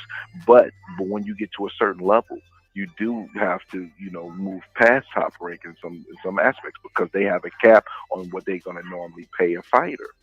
So the thing is, you got to understand that Boo Boo and Benavidez is not a pay-per-view fight. If you go by the standards, you've been watching boxing probably longer than me. We both have been watching boxing for over 30 years. Hey, Brown. If we are to be honest, Boo Boo and Benavidez in any other era is not a pay-per-view fight. That's part of the problem. Matchmaking, timing, and the quality of the matches that they're putting on for a pay-per-view. Pay-per-view was only supposed to be for the upper echelon, best of the best, top of the top, fan demanded fights. That's what it's pay-per-views for. But now they're using pay-per-view for any quality fight just so they can generate enough money for the pay the fighters off. And that's partly because they have created the dynamic where they're paying fighters more than they should be getting before they get to that point. Okay, well, are you aware that when Aaron Pryor fought, I think Alexis Arguello, way back then, Aaron Pryor got paid $4 million for that fight. It was way back then. When you say the fighters are overpaid, I don't think promoters necessarily overpay. They're not in the business of losing money to just overpay somebody. Boxing's popularity has dramatically fallen off. So when Aaron Pryor fought him, Aaron Pryor, let's look back on as a legendary great fighter. Okay, fine. But then he wasn't. Then he was a good fighter. People could see that. He was an exciting fighter. But it wasn't like he had earned that status that he's revered in now. But yet he got $4 million for that fight. So you fast forward to last weekend's fight. What I heard, the purses were less than $2 million each. It was like 1.5, something like that. I mean, but these fighters, I mean, and while I agree, it may not have been a pay-per-view fight, but it was a high-quality matchup. Two undefeated fighters, two guys at the top of the division, and it to me, it's disappointing. Boo Boo's on the top of the division. I'm sorry, Jerry, but Boo Boo's on the top of 168. What did he do to be top of 168? He fought one fight at 168, where it's Desmond Nicholson. How's he on top of 168? Well, I would agree with that, because that's what I was saying prior to the fight.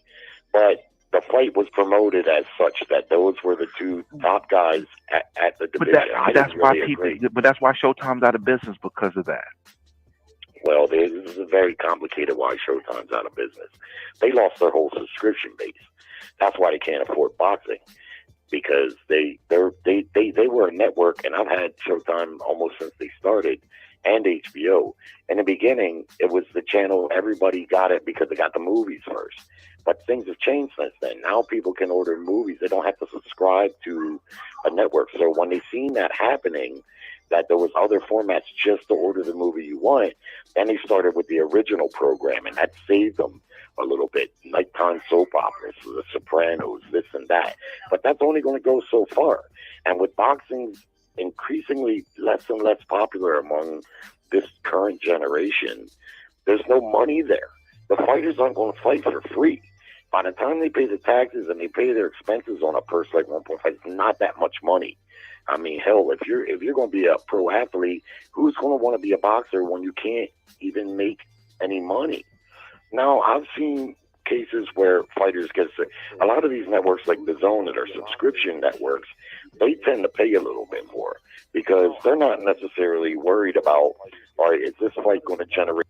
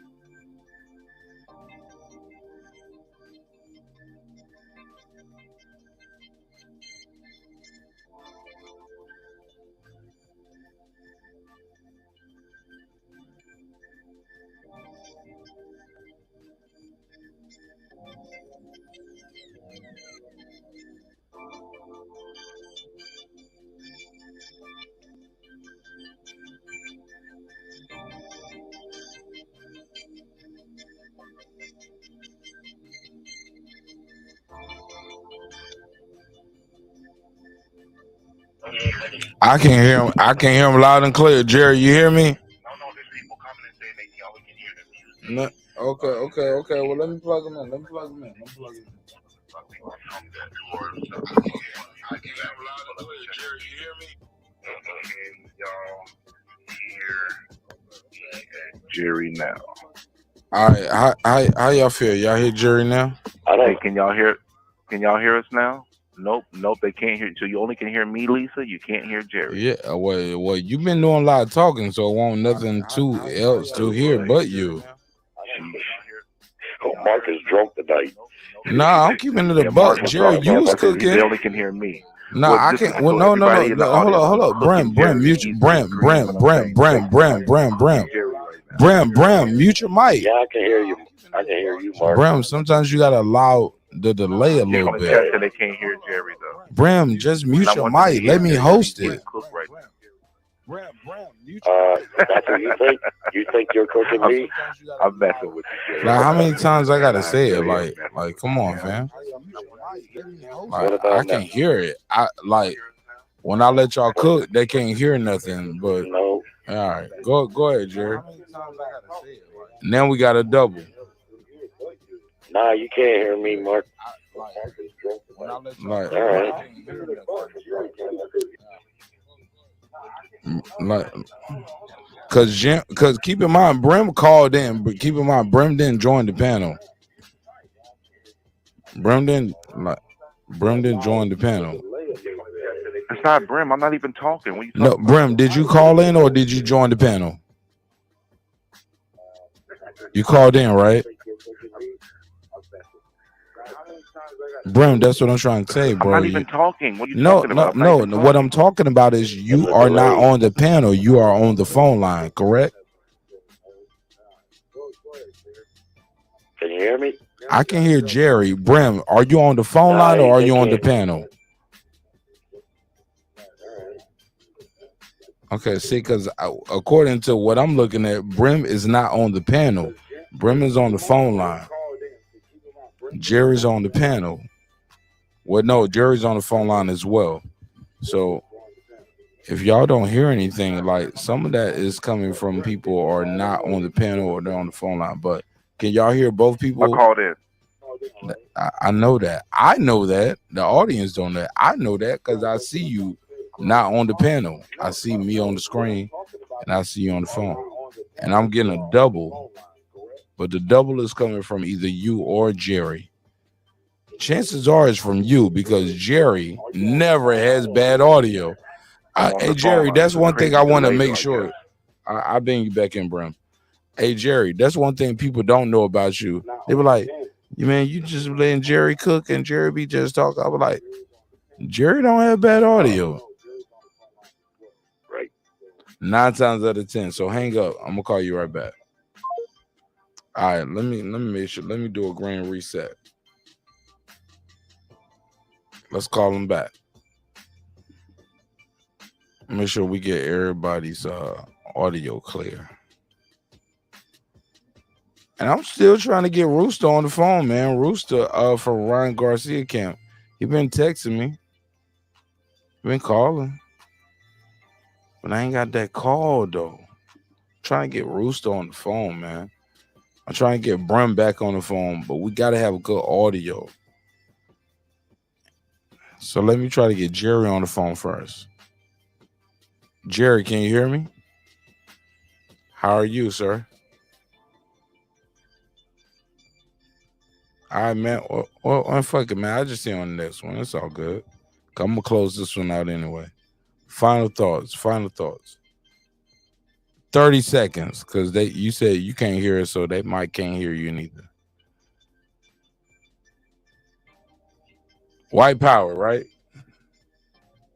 White power, nigga.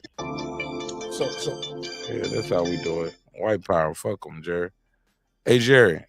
I just want you to know this. Listen to me clear and listen to me close. You ready? Can't nobody ever in life tell me about you and our relationship other than you and I. You feel me? That's all I if you heard that, you heard it clear. That's all it is. Fuck them, man. You my homie, bro. I love you, bro. God bless you and your family. Happy holidays. And hopefully we're gonna be talking about this Devin Haney fight next week. All right. Fuck them, Jerry. Fuck them. Keep doing your thing. They hate Jerry. They mad because I don't make. Well, why he ain't made no clip about me? I can be popping. Fuck y'all niggas, man. Fuck y'all niggas, man. Y'all on that bullshit, man. We gonna keep doing great. Love y'all, man. If you love me, I love you too. But I'm trying to get my brother Brent Reap up here because we couldn't hear the audio. We gotta have good audio. Let me plug. Make sure this phone line locked all the way in. See, before I even call Brent, what y'all don't know is I did not hear that little sound. It's a little sound to let me know that the phone is hooked to the soundboard.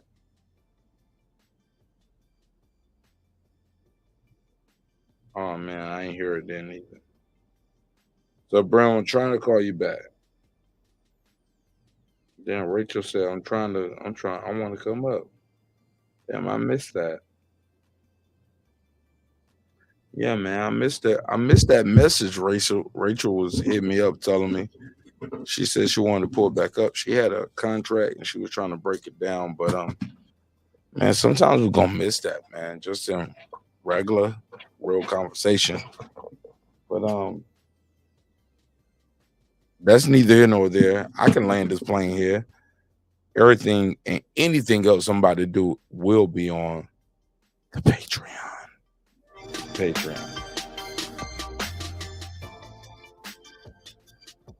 I gotta put it on the Patreon.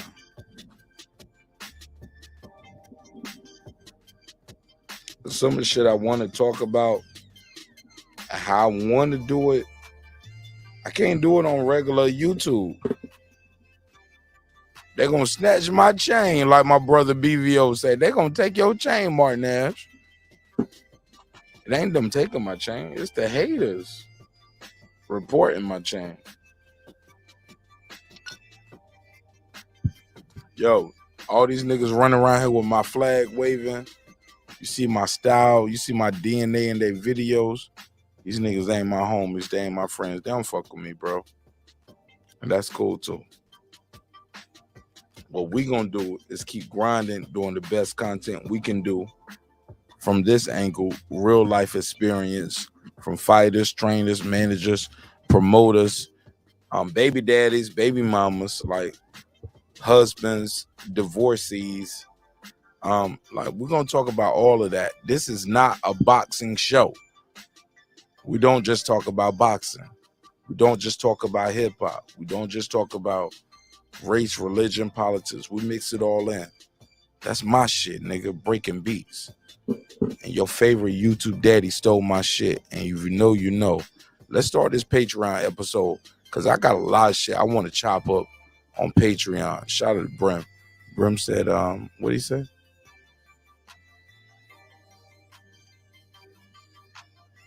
Brim, I ain't gonna lie, bro. I ain't even reading this shit right now. I'm kind of packing out on this shit. I'm ready to do a members only episode, but I got other content, man. Like I be telling y'all, man, I got other content outside of this shit. Be working hard, homie. Niggas diss me and use my, niggas diss me and use the graphics I made for them. You can't. You can't make this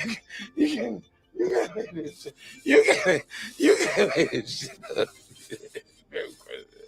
like nigga, how you going?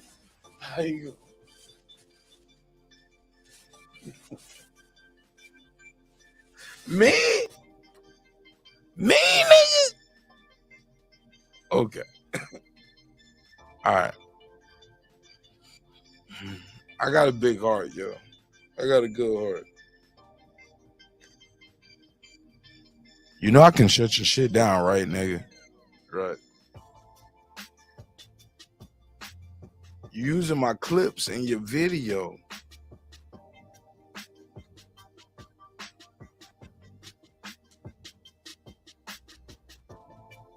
But you can have that. That ain't even what we mad at.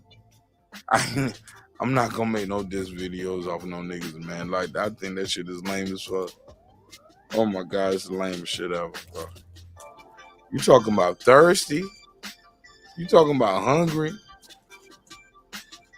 Nigga, you spend more on StreamYard than you make per episode. That's your business model? All right, good luck with that, bro. I see you at the top. If you make it. I'm gone, man. Let's do this Patreon episode. Let's chop it up, yo.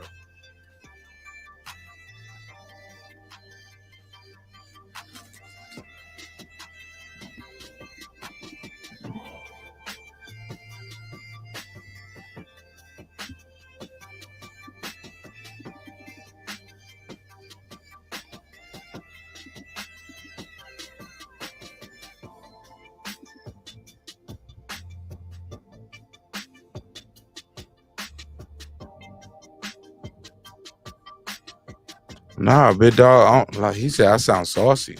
Like, I was trying to bring you on, but I can't get you on. Your link ain't clicking or nothing. Nah, I ain't no saucy. B, I'm good. I can't get you on. You ain't clicking the link, or I can't call you. But you fuck with me, I fuck with you. Let's land the plane. Cause there ain't nothing else about this Ryan Garcia fight or this card we need to talk about. You feel me? It's your man Martin Ash, Breaking Beats. I'll see y'all on the next one. Peace.